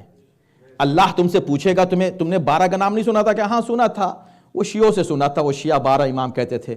اور تم نے اپنی کتابوں میں نہیں دیکھا تھا, معتبر کتابوں میں؟ کہ نہیں ہمارے مولویوں نے نہیں بتایا تھا. مولوی نے بتایا, تو کیا مولویوں نے نہیں بتایا تھا یہ بہانہ اور یہ عذر جو ہے وہ قابل قبول ہوگا قیامت میں؟ یہ آپ خود اپنے طور پر ہمارے مسلمان بھائی سوچ لیں, غور و فکر کر لیں. اتنے obvious مسائل ہیں, ان پر کیوں نہیں توجہ کرتے ہیں ہمارے مسلمان بھائی؟ اگر غور و فکر کرنے لگیں آپ یقین جانیں سارے اختلافات ختم ہو جائیں گے. اختلاف ہے ہی اس جہل کی بنا پر کہ ایک دوسرے کو پہچانتے اور جانتے نہیں ہیں, نہیں سمجھتے. ارے تو 12 کو مانتے ہیں, ارے 12 کو اس لیے مانتے ہیں کہ آپ بھی مان رہے ہیں 12 کو. فرق یہ ہے کہ آپ کی فہرست الگ ہے, ہماری فہرست الگ ہے, بس اتنی سی بات ہے. اب رہا مسئلہ, یہ تو بات ہوئی عام مسلمانوں سے. اب ان لوگوں سے جو 12 کو مانتے ہیں, اور ان 12 کو مانتے ہیں جو معصوم سلسلے سے پیغمبر اسلام کے حکم سے اور ان کے ارشاد سے جن کی امامت ثابت ہے, ہم ان کو مانتے ہیں. ان کی بات ہو رہی ہے. اب وہ 12 ہیں, غیبت میں ہیں. جب غیبت میں ہیں تو ہمارے امام ابھی ہیں یا نہیں ہیں؟ تو آپ کہیں گے سوال ہی کیوں کر رہے ہیں بھائی, کمال کی بات ہے, کیسے نہیں ہے ہمارے امام؟ ہمارے امام ہیں. جب ہمارے امام ہیں تو بھائی ہم تو ان تک نہیں پہنچ پا رہے ہیں. تو آپ کہیں گے تو اس سے کیا ہوتا ہے؟ اب آپ یہ شیشہ دیکھ رہے ہیں نا, اس طرف جو اس وقت وہاں نیچے کوئی چلا جائے اس سائڈ میں تو ہم کو دیکھ لے گا, ہم اس کو نہیں دیکھ پا رہے ہیں, ہم اس کو نہیں دیکھ پا رہے ہیں. حالانکہ بیچ میں ایک حائل ہے, تو کوئی کسی کو دیکھ رہا ہے, کوئی کسی کو نہیں دیکھ رہا ہے. اس طرف سے دیکھنے والا دیکھ رہا ہے, ادھر سے دیکھنے والا نہیں دیکھ پا رہا ہے. کیوں؟ اس لیے کہ اس کے لیے یہاں روشنی ہے, ہمارے لیے وہاں اندھیرا ہے. اسی کو غیبت کہتے ہیں. توجہ کیجئے, توجہ ہے کہ نہیں؟ تو غیبت میں ہمارے لیے وہ ہیں, ان کے لیے ہم غیبت میں نہیں ہیں. توجہ ہے کہ نہیں؟ تو جب یہ بات طے شدہ ہے تو اس کا مطلب یہ ہے کہ اب ہمیں بہت ہی محتاط رہنا ہے ہر وقت, ہر لمحہ. کیوں؟ اس لیے کہ وہ ہمیں دیکھ رہے ہیں, ہم انہیں نہیں دیکھ رہے ہیں, لیکن وہ ہمیں دیکھ رہے ہیں. اور قرآن بھی اس کا ثبوت دیتا ہے کہ بھئی تم عمل کرو. وَقُلِ اعْمَلُوا فَسَيَرَى اللَّهُ عَمَلَكُمْ وَرَسُولُهُ وَالْمُؤْمِنُونَ. اس سے مراد ائمہ اطہار ہیں، ہمارے یہاں احادیث موجود ہیں. میں اس وقت فی الحال آپ سے بات کر رہا ہوں، اس لیے کوئی دوسری دلیل دے سکتا ہوں، لیکن ابھی فی الحال میں آپ سے بات کر رہا ہوں کہ جب امام ہمیں دیکھ رہے ہیں تو ہمارا رویہ کیا ہونا چاہیے، ہمارا اخلاق کیا ہونا چاہیے، ہمارا کردار کیا ہونا چاہیے، ہمارا اٹھنا بیٹھنا کیسا ہونا چاہیے، گھر میں ہمارا اخلاق کیسا ہو، باہر ہمارا اخلاق کیسا ہو، ایک دوسرے کے ساتھ ہمارا رویہ کیسا ہو. ہم اپنے کردار کو کتنا بلند کریں کہ ہم یہ دیکھ رہے ہیں کہ ہم اس طرح عمل کریں کہ کوئی دیکھ رہا ہے مسلسل ہمیں، اور وہ بھی ہمارا امام. اور ظاہر سی بات ہے کہ ہمارا تو اس سے پہلے اس پر اعتقاد ہے کہ اللہ ہمیں دیکھ رہا ہے، رسول ہمیں دیکھ رہے ہیں، اور ہمارا امام ہمیں دیکھ رہا ہے. اور جب یہ بات یہاں تک پہنچ گئی تو پھر ہمیں یہ پریشانی نہیں ہے سمجھنے میں، دوسروں کو سمجھنے میں پریشانی ہوتی ہے کہ بھئی آپ عریضہ لکھ رہے ہیں تو پہنچے گا کیسے. ارے بھئی عریضہ تو ہم اپنے اطمینان کے لیے لکھ رہے ہیں، اپنے اطمینان کے لیے عریضہ ہم لکھ رہے ہیں کہ تاکہ ایک ارتباط قائم رہے، کچھ بات ہم دل کی عریضے میں لکھ سکیں. یہ تو ہماری باتیں ہیں، امام کو اس کی ضرورت نہیں ہے. امام ہماری نیتوں سے واقف ہیں، امام ہمارے دل کی باتوں سے واقف ہیں. اور ابھی ایک صاحب یہ کہہ رہے تھے کہ بھئی یہ کیسے آپ کو معلوم کہ امام جو ہیں وہ آپ کو دیکھ بھی رہے ہیں، آپ کو کیسے پتہ چلا کہ آپ کا عریضہ گیا تو وہ انہوں نے جو ہے وہ آپ کا عریضہ قبول بھی ہو گیا، آپ کی باتیں بھی ہو گئیں.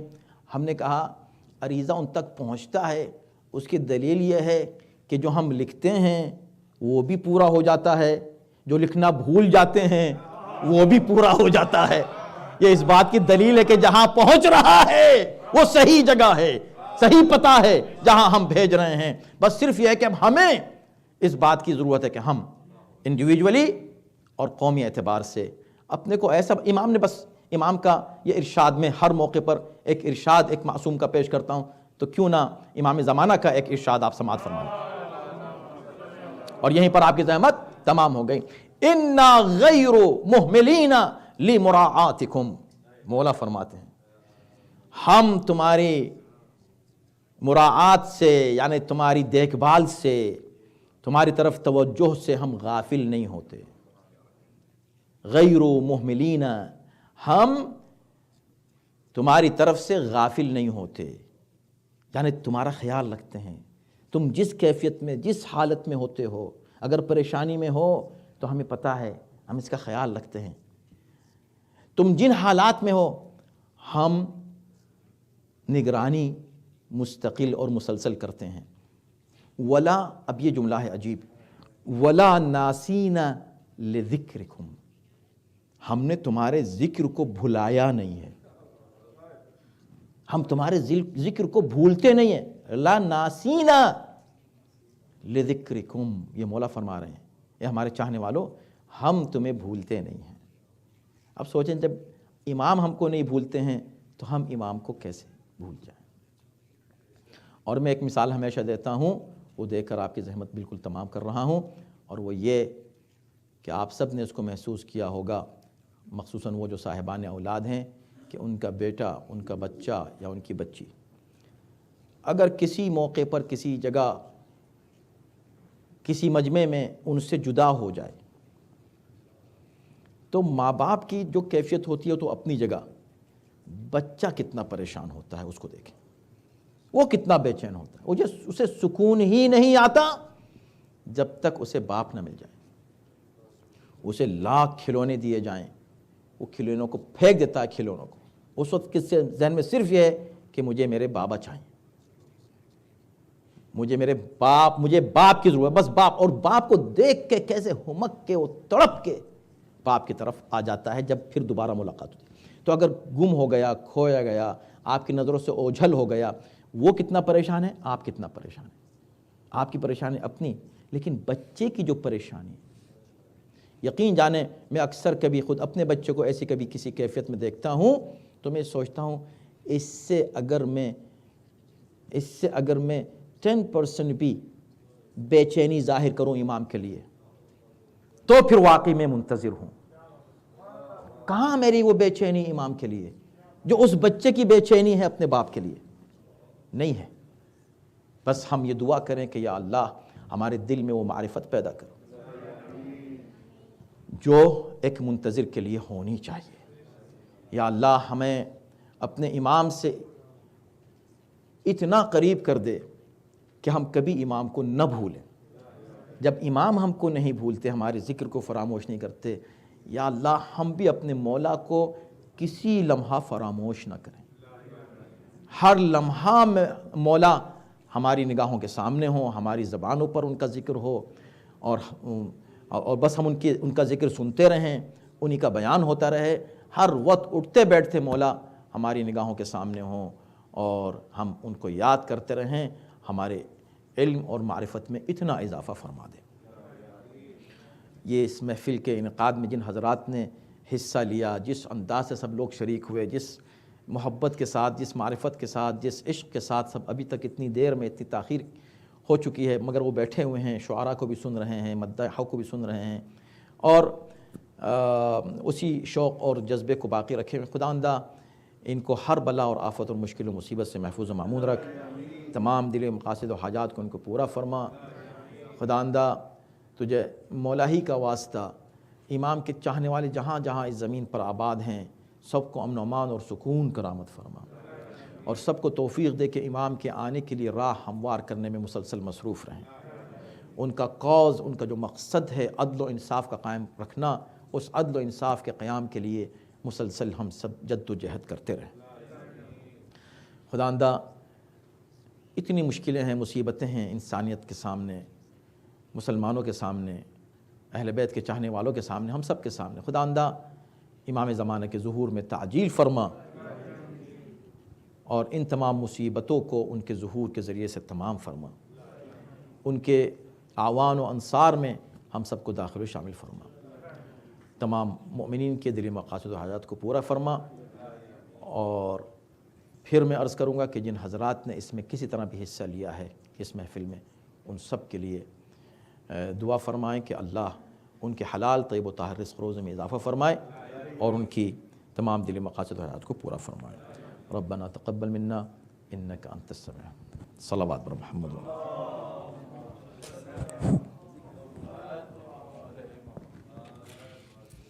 صلی اللہ علیہ وعلی یا ابا عبد اللہ. السلام علیک ابن رسول اللہ. السلام علیک وعلی جدک وابیک وعلی امک واخیک وعلی الائمة المعصومین من ولدک وبنیک. السلام علیکم ورحمۃ اللہ وبرکاتہ. السلام علیک وعلی یا غریب الغرباء السلطان علی بن موسیٰ الرضا. علیک التحیۃ والثناء ورحمۃ اللہ وبرکاتہ. السلام علیک وعلی یا صاحب العصر والزمان. الامان الامان الامان. السلام علیک یا شریک القرآن. السلام علیک یا خلیفۃ الرحمن. السلام علیک یا امام الانس والجان. عجل اللہ تعالی فرجک وسهل اللہ مخرجک وظہورک وجعلنا من اعوانک وانصارک. السلام علیکم جمیعا ورحمۃ اللہ وبرکاتہ.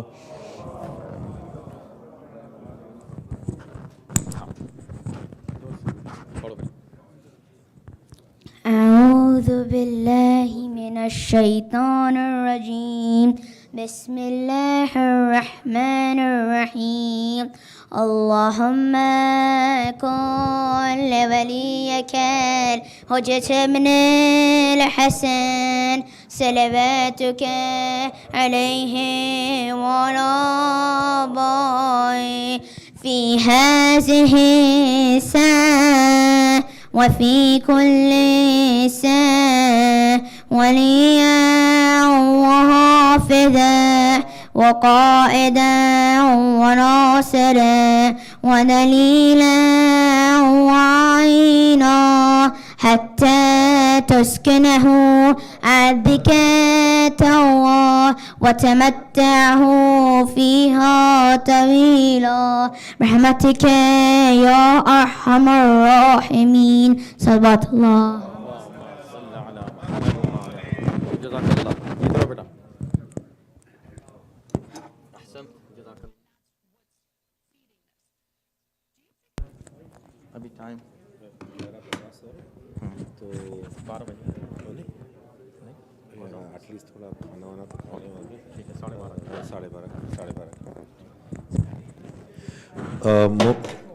मोमिनीन अकराम इंशाल्लाह थर्ड सेशन और जो सेकंड सेशन अमाल का रहेगा वो ठीक 12:30 बजे शुरू होगा।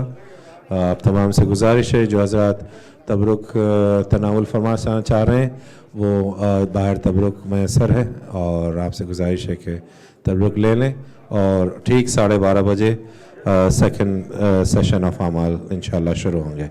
शुक्रिया।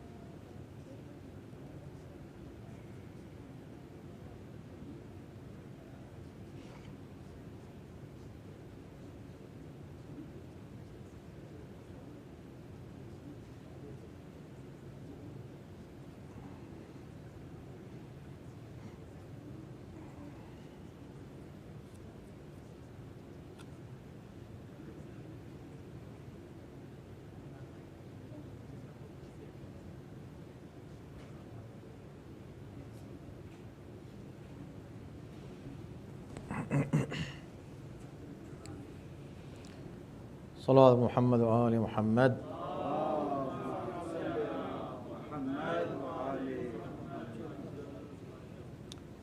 أعوذ بالله من الشيطان الرجيم. بسم الله الرحمن الرحيم. إن الله وملائكته يصلون على النبي يا أيها الذين آمنوا صلوا عليه وسلموا تسليما.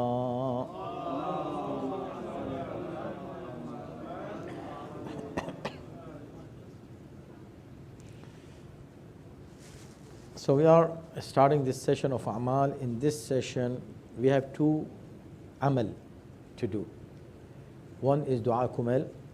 We'll read it together inshallah. The second is Salat Ja'far al-Tayyar, Namaz Ja'far al-Tayyar.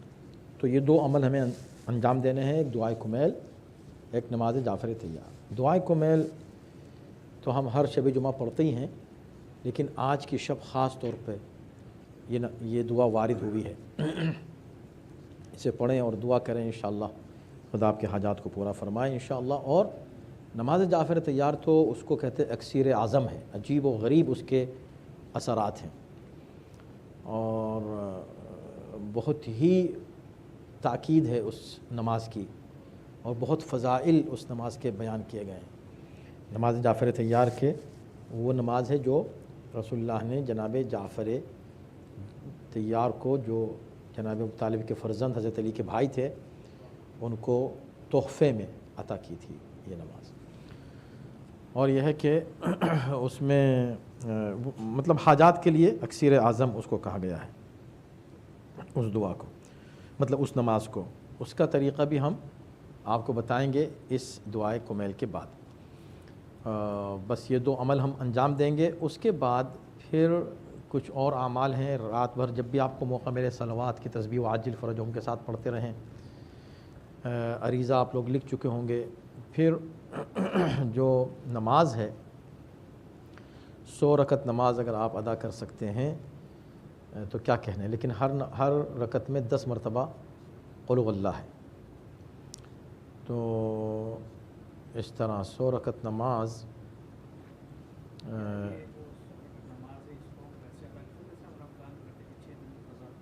ہاں ہاں ہاں بالکل بالکل کر سکتے ہیں. بالکل سوال ان کا یہ ہے کہ کیا اس 100 رکعت نماز کو ہم قضائے عمری کے طور پہ پڑھ سکتے ہیں؟ ہاں پڑھ سکتے ہیں، بالکل ادا کر سکتے ہیں. تو اس طرح گھنٹے 1.5 گھنٹے میں یہ نماز ہو جائے گی. اگر آپ لوگ پڑھ لیں اس کو اس طرح تو وہ نماز بھی 100 رکعت ادا ہو سکتی ہے. اگر خاص طور پہ قضا اگر باقی ہے تو پھر تو یہ نماز پڑھنی بھی نہیں چاہیے، یعنی مستحب نماز نہیں پڑھنی چاہیے اگر قضا نماز ہے سر پر. ہاں یہ کر سکتے ہیں کہ قضا نماز ادا کریں اور اس موقع پہ ادا کریں تو ساتھ ساتھ اس کا ثواب بھی مل جائے گا، دونوں ثواب مل جائیں گے. تو فی الحال ہم دعائے کمیل شروع کرتے ہیں. ٹھیک ہے، آپ کے پاس اگر ہو یا اپنے فون میں بھی دیکھ سکتے ہیں یا وہاں سے اٹھا سکتے ہیں. اگر آپ دیکھیں یہاں رکھی ہوں گی شاید دعائے کمیل، ہے نا؟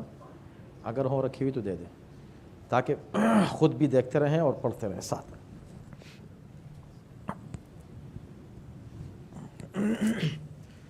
صلوات محمد و آل محمد.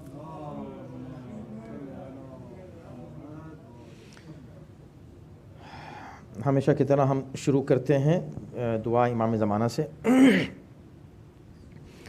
بسم اللہ الرحمن الرحیم.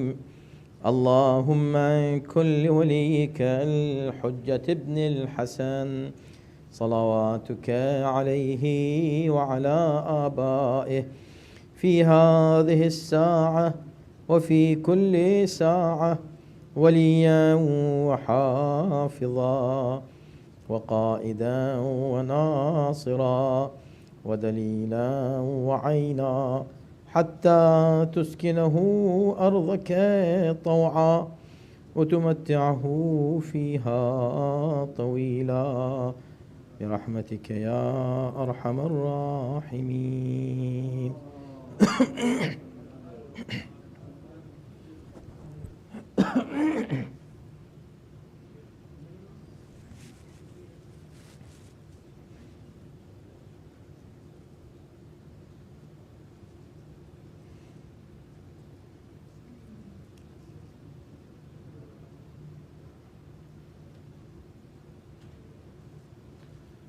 جزاك الله حسن.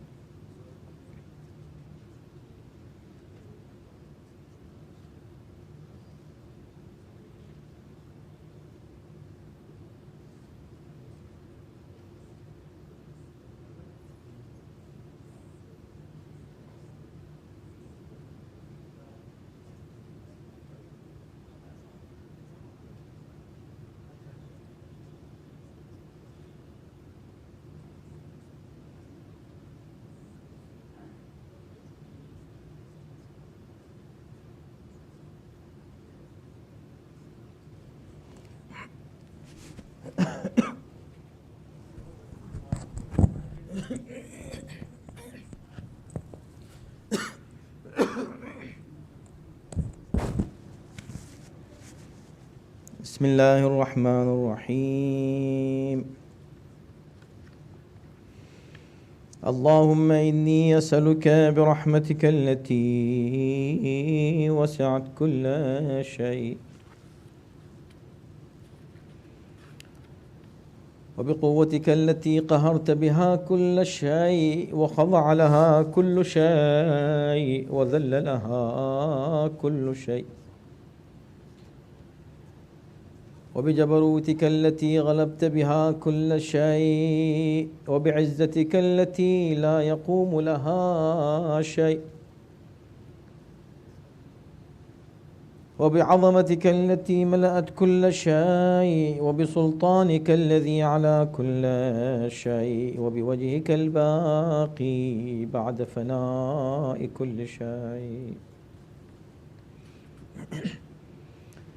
وبأسمائك التي ملأت أركان كل شيء وبعلمك الذي أحاط بكل شيء وبنور وجهك الذي أضاء له كل شيء. يا نور يا قدوس يا أول الأولين ويا آخر الآخرين. اللهم اغفر لي الذنوب التي تهتك العصم. اللهم اغفر لي الذنوب التي تنزل النقم. اللهم اغفر لي الذنوب التي تغير النعم. اللهم اغفر لي الذنوب التي تحبس الدعاء. اللهم اغفر لي الذنوب التي تقطع الرجاء.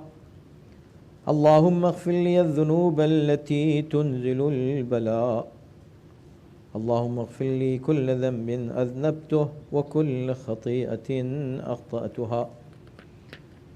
اللهم إني أتقرب إليك بذكرك وأستشفع بك إلى نفسك وأسألك بجودك أن تدنيني من قربك وأن توزعني شكرك وأن تلهمني ذكرك.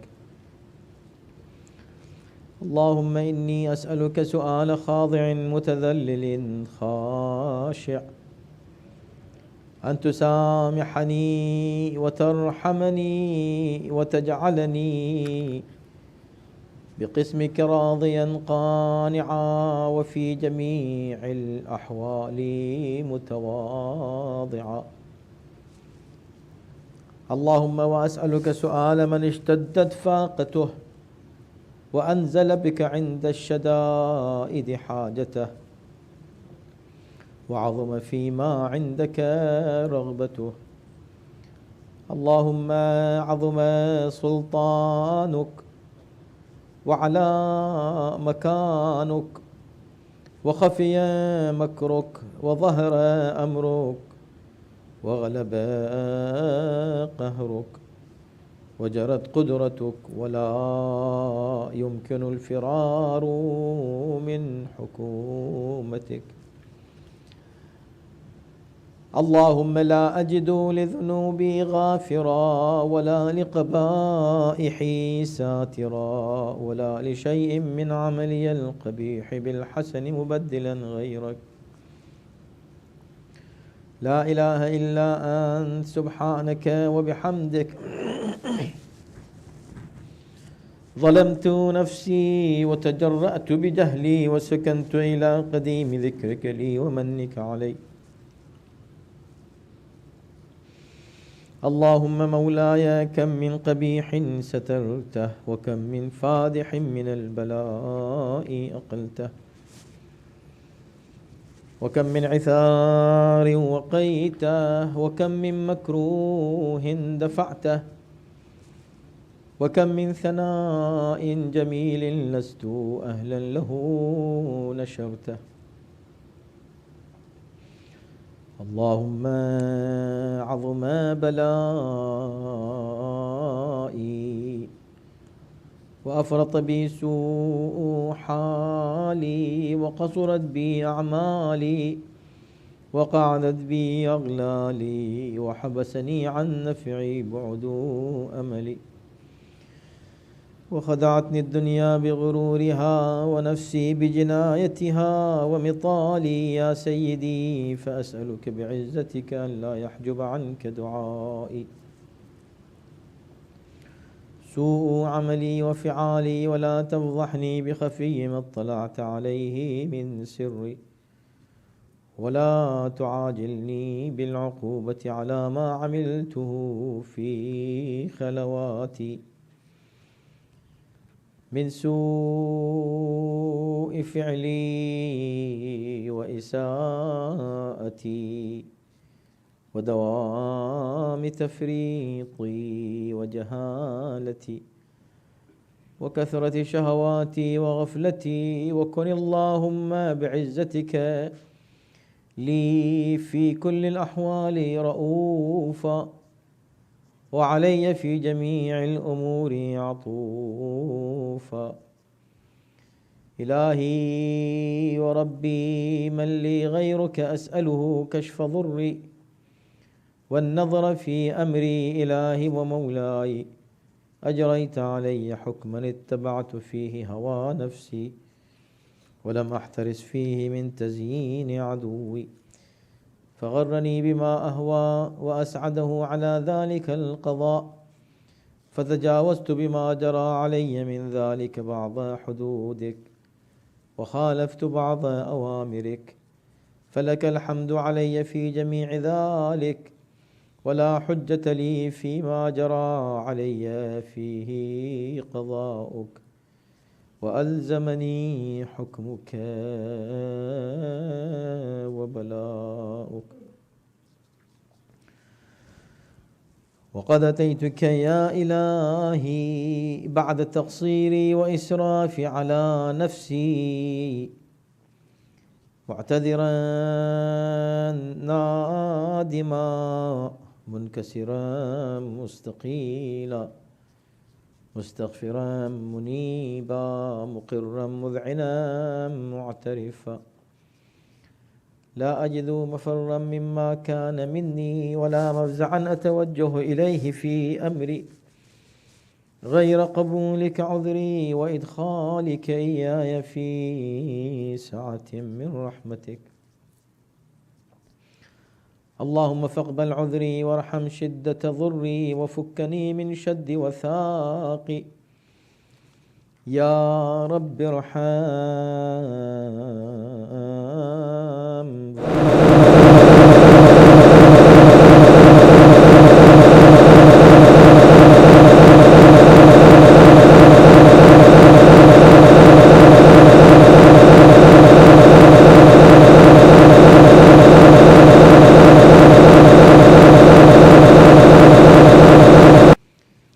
أتراك معذبي بنارك أتراك معذبي بنارك بعد توحيدك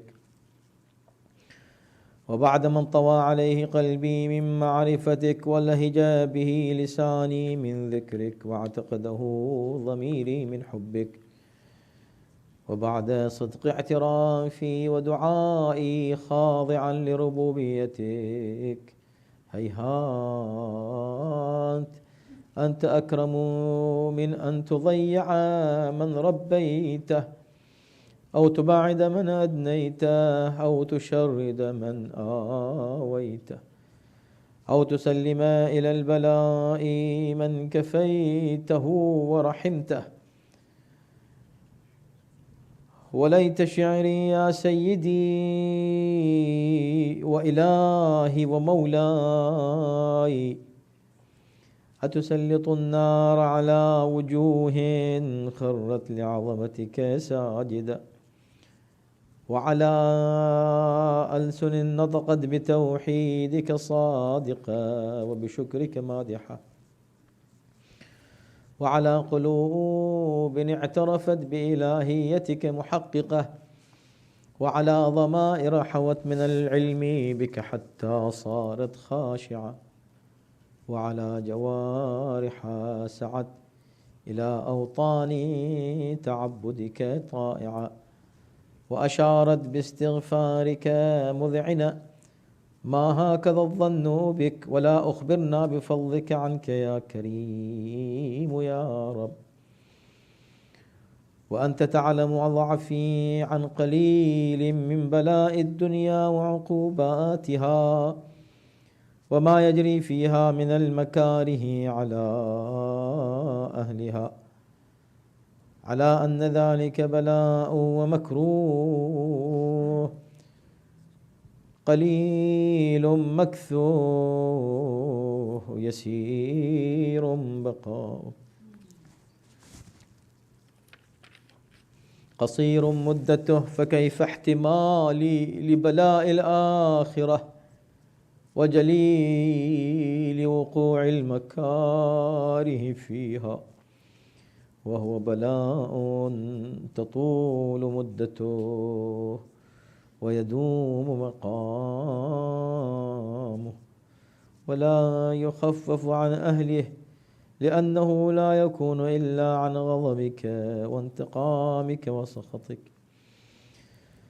وهذا ما لا تقوم له السماوات والأرض سيدي يا سيدي، فكيف لي وأنا عبدك الضعيف الذليل الحقير المسكين المستكين. يا إلهي وربي وسيدي ومولاي لأجي الأمور إليك أشكو، ولما منها أضج وأبكي لأليم العذاب وشدته، أم لطول البلاء ومدته، فلئن صيرتني للعقوبات مع أعدائك وجمعت بيني وبين أهل بلائك وفرقت بيني وبين أحبائك وأوليائك، فهبني يا إلهي وسيدي ومولاي وربي. صبرت على عذابك فكيف أصبر على فراقك، وهبني صبرت على حر نارك فكيف أصبر عن النظر إلى كرامتك، أم كيف أسكن في النار ورجائي عفوك. فبعزتك يا سيدي ومولاي أقسم صادقا لئن تركتني ناطقا لأضجن إليك بين أهلها ضجيج الآملين، ولا أصرخن إليك صراخ المستصرخين، ولا أبكين إليك بكاء الفاقدين، ولو نادينك أين كنت يا ولي المؤمنين، يا غاية آمال العارفين، يا غياث المستغيثين، يا غياث المستغيثين، يا حبيب قلوب الصادقين ويا إله العالمين، أفتراك سبحانك يا إلهي وبحمدك تسمع فيها صوت عبد مسلم سجن فيها بمخالفته، وذاق طعم عذابها بمعصيته، وحبس بين أطباقها بجرمه وجريرته، وهو يضج إليك ضجيج مؤمل لرحمتك، ويناديك بلسان أهل توحيدك، ويتوسل إليك بربوبيتك. يا مولاي، فكيف يبقى في العذاب وهو يرجو ما سلف من حلمك، وهو يرجو ما سلف من حلمك ورأفتك؟ أم كيف تؤلمه النار وهو يأمل فضلك ورحمتك؟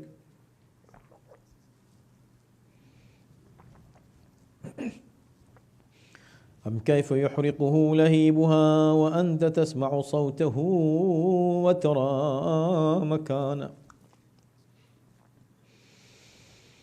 أم كيف يشتمل عليه زفيرها وأنت تعلم ضعفه؟ أم كيف يتقلقل بين أطباقها وأنت تعلم صدقه؟ أم كيف تزجره زبانيتها وهو يناديك يا ربه؟ أم كيف يرجو فضلك في عتقه منها فتتركه فيها هيهات هيهات؟ ما ذلك الظن بك ولا المعروف من فضلك، ولا مشبه لما عاملت به الموحدين من برك وإحسانك. فباليقين أقطع لولا ما حكمت به من تعذيب جاحديك وقضيت به من إخلاد معانديك، لجعلت النار كلها بردا وسلاما، وما كان لأحد فيها مقرا ولا مقاما، لكنك تقدست أسماؤك أقسمت أن تملأها من الكافرين من الجنة والناس أجمعين، وأن تخلد فيها المعاندين، وأنت جل ثناؤك قلت مبتدئا وتطولت بالإنعام متكرما. أفمن كان مؤمنا كمن كان فاسقا لا يستوون. إلهي وسيدي، فأسألك بالقدرة التي قدرتها وبالقضية التي حتمتها وحكمتها وغلبت من عليه أجريتها، أن تهب لي في هذه الليلة وفي هذه الساعة كل جرم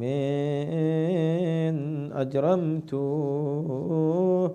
وكل ذنب أذنبته وكل قبيح أسررته وكل جهل عملته، كتمته أو أعلنته، أخفيته أو أظهرته، وكل سيئة أمرت بإثباتها الكرام الكاتبين الذين وكلتهم بحفظ ما يكون مني وجعلتهم شهودا علي مع جوارحي، وكنت أنت الرقيب علي من ورائهم والشاهد لما خفي عنهم، وبرحمتك أخفيته وبفضلك سترته، وأن توفر حظي من كل خير أنزلته أو إحسان فضلته أو بر نشرته أو رزق بسطته أو ذنب تغفره أو خطأ تستره. يا ربي يا ربي يا رب يا ربي يا ربي يا رب يا ربي يا ربي يا رب. يا إلهي وسيدي ومولاي ومالك رقي، يا من بيده ناصيتي، يا عليما بضري ومسكنتي، يا عليما بفقري وفاقتي، يا ربي يا ربي يا رب يا ربي يا ربي يا رب يا ربي يا ربي يا رب. أسألك بحقك وقدسك وأعظم صفاتك وأسمائك أن تجعل أوقاتي من الليل والنهار بذكرك معمورة وبخدمتك موصولة وأعمالي عندك مقبولة، حتى تكون أعمالي وأورادي كلها وردا واحدا، وحالي في خدمتك سرمدا. يا سيدي يا من عليه معولي، يا من إليه شكوت أحوالي، يا ربي يا ربي يا رب يا ربي يا ربي يا رب يا ربي يا ربي يا رب. قو على خدمتك جوارحي واشدد على العزيمة جوانحي، وهب لي الجد في خشيتك والدوام في الاتصال بخدمتك، حتى أسرح إليك في ميادين السابقين وأسرع إليك في البارزين، وأشتاق إلى قربك في المشتاقين، وأدنو منك دنو المخلصين، وأخافك مخافة الموقنين، وأجتمع في جوارك مع المؤمنين. اللهم ومن أرادني بسوء فأرده، ومن كادني فكده، واجعلني من أحسن عبيدك نصيبا عندك، وأقربهم منزلة منك، وأخصهم زلفة لديك، فإنه لا ينال ذلك إلا بفضلك. وجد لي بجودك وأعطف علي بمجدك، واحفظني برحمتك، واجعل لساني بذكرك لهجا، وقلبي بحبك متيما، ومن علي بحسن إجابتك، وأقلني عثرتي واغفر زلتي، فإنك قضيت على عبادك بعبادتك، وأمرتهم بدعائك، وضمنت لهم الإجابة، فإليك يا ربي نصبت وجهي، وإليك يا ربي مددت يدي، فبعزتك استجب لي دعائي، وبلغني مناي، ولا تقطع من فضلك رجائي، واكفني شر الجن والإنس من أعدائي. يا سريع الرضا اغفر لمن لا يملك إلا الدعاء، فإنك فعال لما تشاء.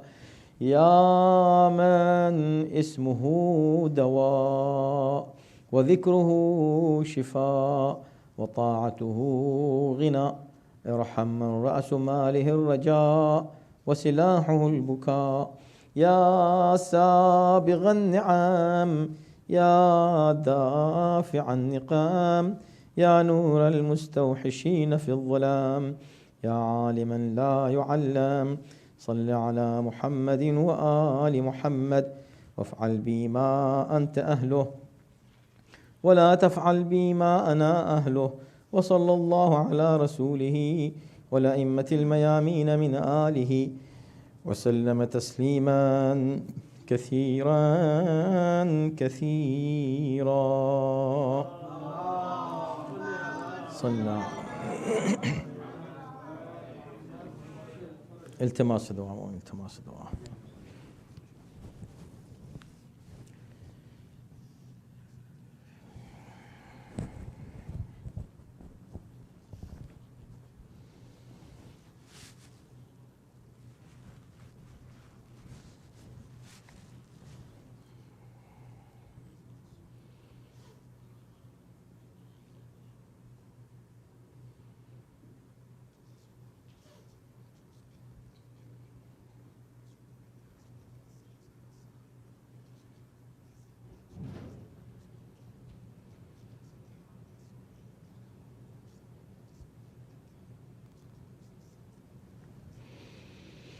حضرات اپنے جملہ مرحومین کے لیے، تمام مومنین مومنات مرحومین و مرحومات کے لیے، تمام شہداء راہ حق کے لیے، اور مہدی مرزا صاحب کے والد کا بھی انتقال ہوا اسی ہفتے، ان کے ایصال ثواب کے لیے آپ سے گزارش ہے ایک سورہ فاتحہ اور 3 بار سورہ توحید کی تلاوت فرما کر ایصال ثواب فرمانا.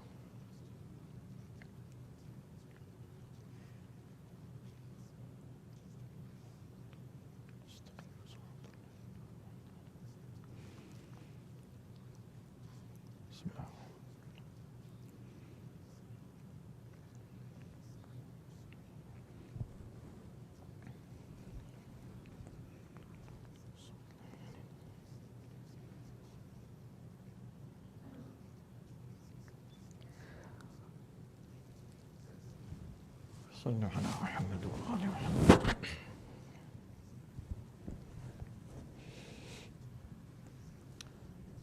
حضرات اب نماز جعفر طیار بہت اہم ہے، یہ نماز اسے آپ حضرات ادا فرمائیں. نماز جعفر طیار جیسے ہم نے عرض کیا کہ اس کے بہت فضائل بیان کیے گئے ہیں، بہت فوائد اس کے بیان کیے گئے ہیں، بہت تاکید ہے، یہاں تک کہ فقہا نے اس کے لیے مستقل گویا خصوصی مسائل تک بیان کیے ہیں. مثلا جیسے نماز شب کی تاکید ہے نا، اس طرح اس نماز کی تاکید ہے. خصوصی مسائل مثلا اس کے یہ ہیں کہ جیسے جو نماز آپ پڑھ رہے ہیں اس میں جو تعداد ہے، اگر آپ اس کو بھول جائیں تو کیا کریں؟ تو نیکسٹ جو عدد ہے اس میں شامل کر لیں. بلکہ یہاں تک بھی اجازت دے دی گئی ہے کہ اگر کوئی اس طرح کھڑے ہو کر یہ تعداد پوری نہیں کر سکتا تو پہلے 4 رکعت نماز پڑھ لے ریگولر، اور بعد میں بیٹھ کے 300 مرتبہ وہ تعداد پوری کر لے. سبحان اللہ والحمد للہ ولا الہ الا اللہ واللہ اکبر. تو اس کا طریقہ یہ ہے کہ 4 رکعت نماز ہے. پہلی رکعت میں الحمد کے بعد سورہ زلزال یا سورہ زلزلہ، اذا زلزلت الارض زلزالہا، دیکھ کے پڑھ سکتے ہیں.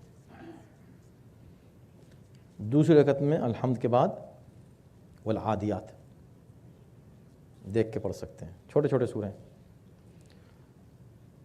یہ 2 رکعت پوری ہو گئی، پھر کھڑے ہوں، پھر سے تکبیر کہیں، اور پہلی رکعت میں اس کو یعنی تیسری رکعت مانیں گے اس کو ہم. تیسری رکعت میں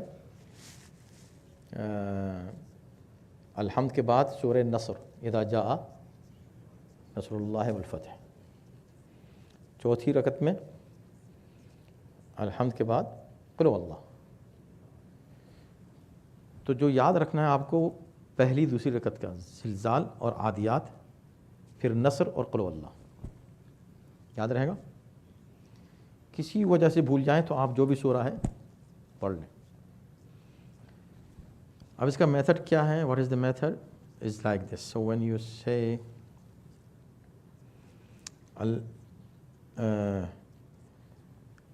الحمد آپ نے پڑھی اور زلزال مثلا فرسٹ رکعت میں سورہ زلزال پڑھنے کے بعد اب آپ کھڑے ہیں، رکوع میں نہیں گئے ہیں، تو آپ 15 مرتبہ سبحان اللہ والحمد للہ ولا الہ الا اللہ واللہ اکبر پڑھ لیں.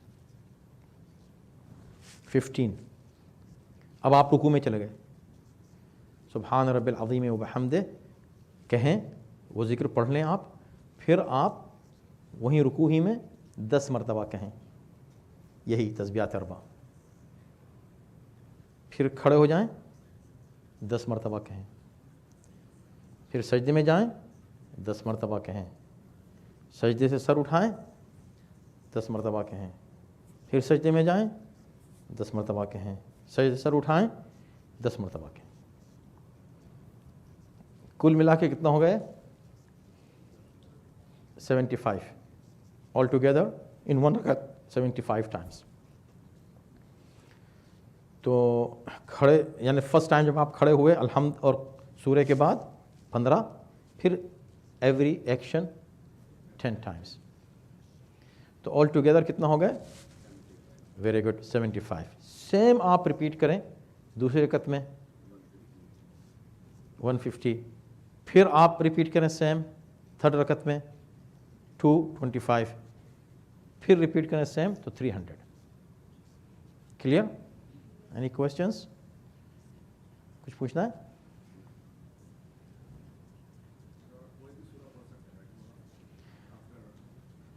زیادہ تاکید یہ ہے کہ وہی پڑھیں. یہ جو کتاب ہے آپ دیکھنے والی کتاب، اس کے اندر ہے، اس کے اندر آپ کو پورا میتھڈ لکھا ہوا ملے گا، تو اس کو آپ دیکھ لیجئے، پڑھ لیجئے. اس میں صحیح ہے.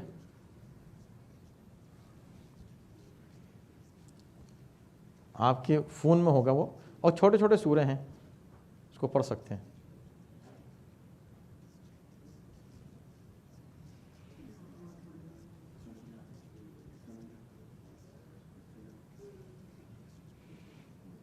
ہاں خیال سے کتنا، آدھا گھنٹہ 40 منٹ لگیں گے، زیادہ آدھا گھنٹہ.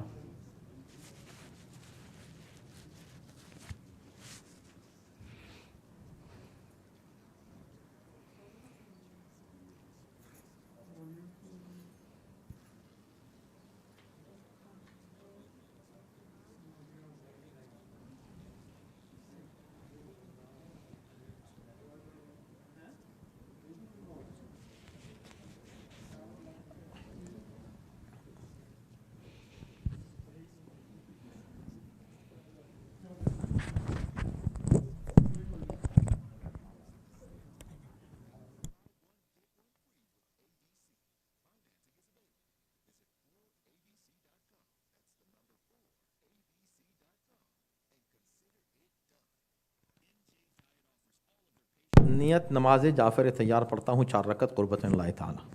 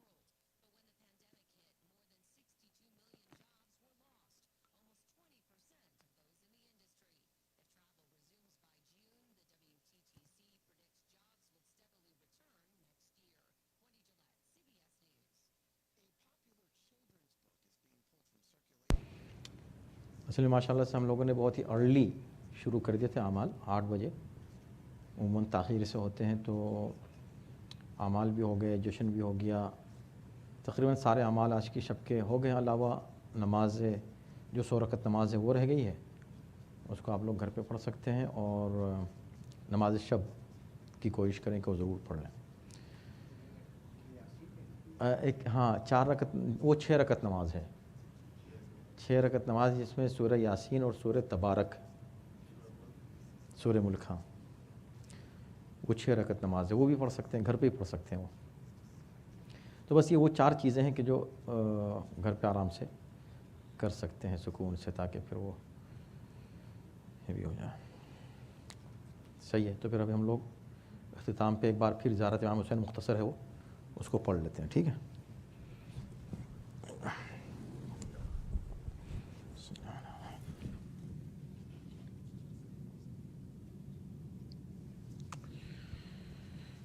बिस्मिल्लाहिर्रहमानिर्रहीम। अल्लाहुम्मा कुल्लि वलिय्यिका अल-हुज्जत इब्न अल-हसन सलावातुका अलैहि व अला आबाइहि फ़ी हाज़िहि अस्साअह व फ़ी कुल्लि साअह वलिय्यन व हाफ़िज़ा व क़ाइदन व नासिरा व दलीलन व ऐना हत्ता तुस्किनहु अर्ज़क तौआ व तुमत्तिअहु फ़ीहा तवीला बिरहमतिक या अरहमर राहिमीन। अल्लाहुम्मा सल्लि अला बिस्मिल्लाहिर्रहमानिर्रहीम। इलाही अज़मल बला व बरिहल खफ़ा वन्कशफ़ल ग़िता वन्क़तअर रजा वज़ाक़तिल अर्ज़ु वमुनिअतिस समा व अंतल मुस्तआनु व इलैकल मुश्तका व अलैकल मुअव्वलु फ़िश्शिद्दति वर्रख़ा। अल्लाहुम्मा सल्लि अला मुहम्मदिन व आलि मुहम्मद उलिल अम्रि अल्लज़ीना फ़रज़्ता अलैना ताअतहुम व अर्रफ़तना बिज़ालिका मंज़िलतहुम फ़फ़र्रिज अन्ना बिहक़्क़िहिम फ़रजन आजिलन क़रीबन कलम्हिल बसरी औ हुवा अक़रब। या मुहम्मदु या अली या अलिय्यु या मुहम्मद इक्फ़ियानी फ़इन्नकुमा काफ़ियान वंसुरानी फ़इन्नकुमा नासिरान। या मौलाना या साहिबज़्ज़मान अलगौस अलगौस अलगौस अदरिकनी अदरिकनी अदरिकनी अस्साअ अस्साअ अस्साअ अल-अजल अल-अजल अल-अजल या अरहमर राहिमीन बिहक़्क़ि मुहम्मदिन व आलिहि त्ताहिरीन।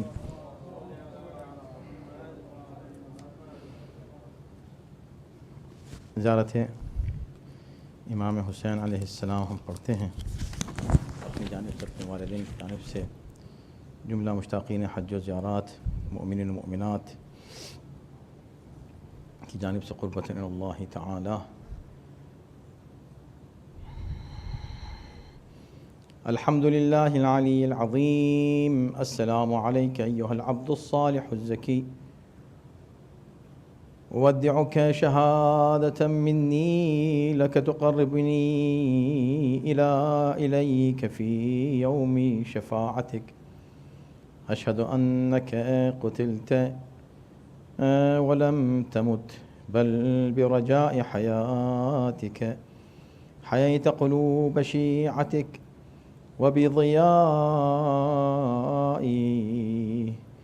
وبضيائك حييت قلوب نوره اهتدى الظالمون وبضياء نورك اهتدي الطالبون إليك وأشهد أنك نور الله الذي لم يطفأ ولا يطفأ أبدا وأنك وجه الله الذي لم يهلك ولم يهلك أبدا وأشهد أن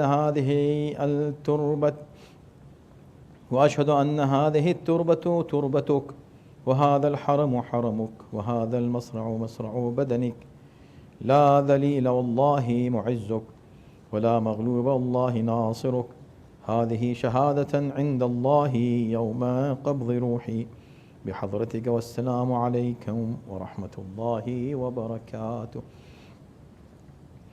السلام عليك يا أبا عبد الله، السلام عليك يا ابن رسول الله، السلام عليك وعلى جدك وأبيك وعلى أمك وأخيك وعلى الأئمة المعصومين من ولدك وبنيك. السلام عليكم ورحمة الله وبركاته. السلام عليك ولا يا غريب الغرباء السلطان علي بن موسى الرضا، عليك التحية والثناء ورحمة الله وبركاته. السلام عليك ولا يا صاحب العصر والزمان، الأمان الأمان الأمان. السلام عليك يا شريك القرآن، السلام عليك يا خليفة الرحمن، السلام عليك يا إمام الإنس والجان، عجل الله تعالى فرجك وسهل الله مخرجك وظهورك وجعلنا من أعوانك وأنصارك. السلام عليكم جميعا ورحمة الله وبركاته.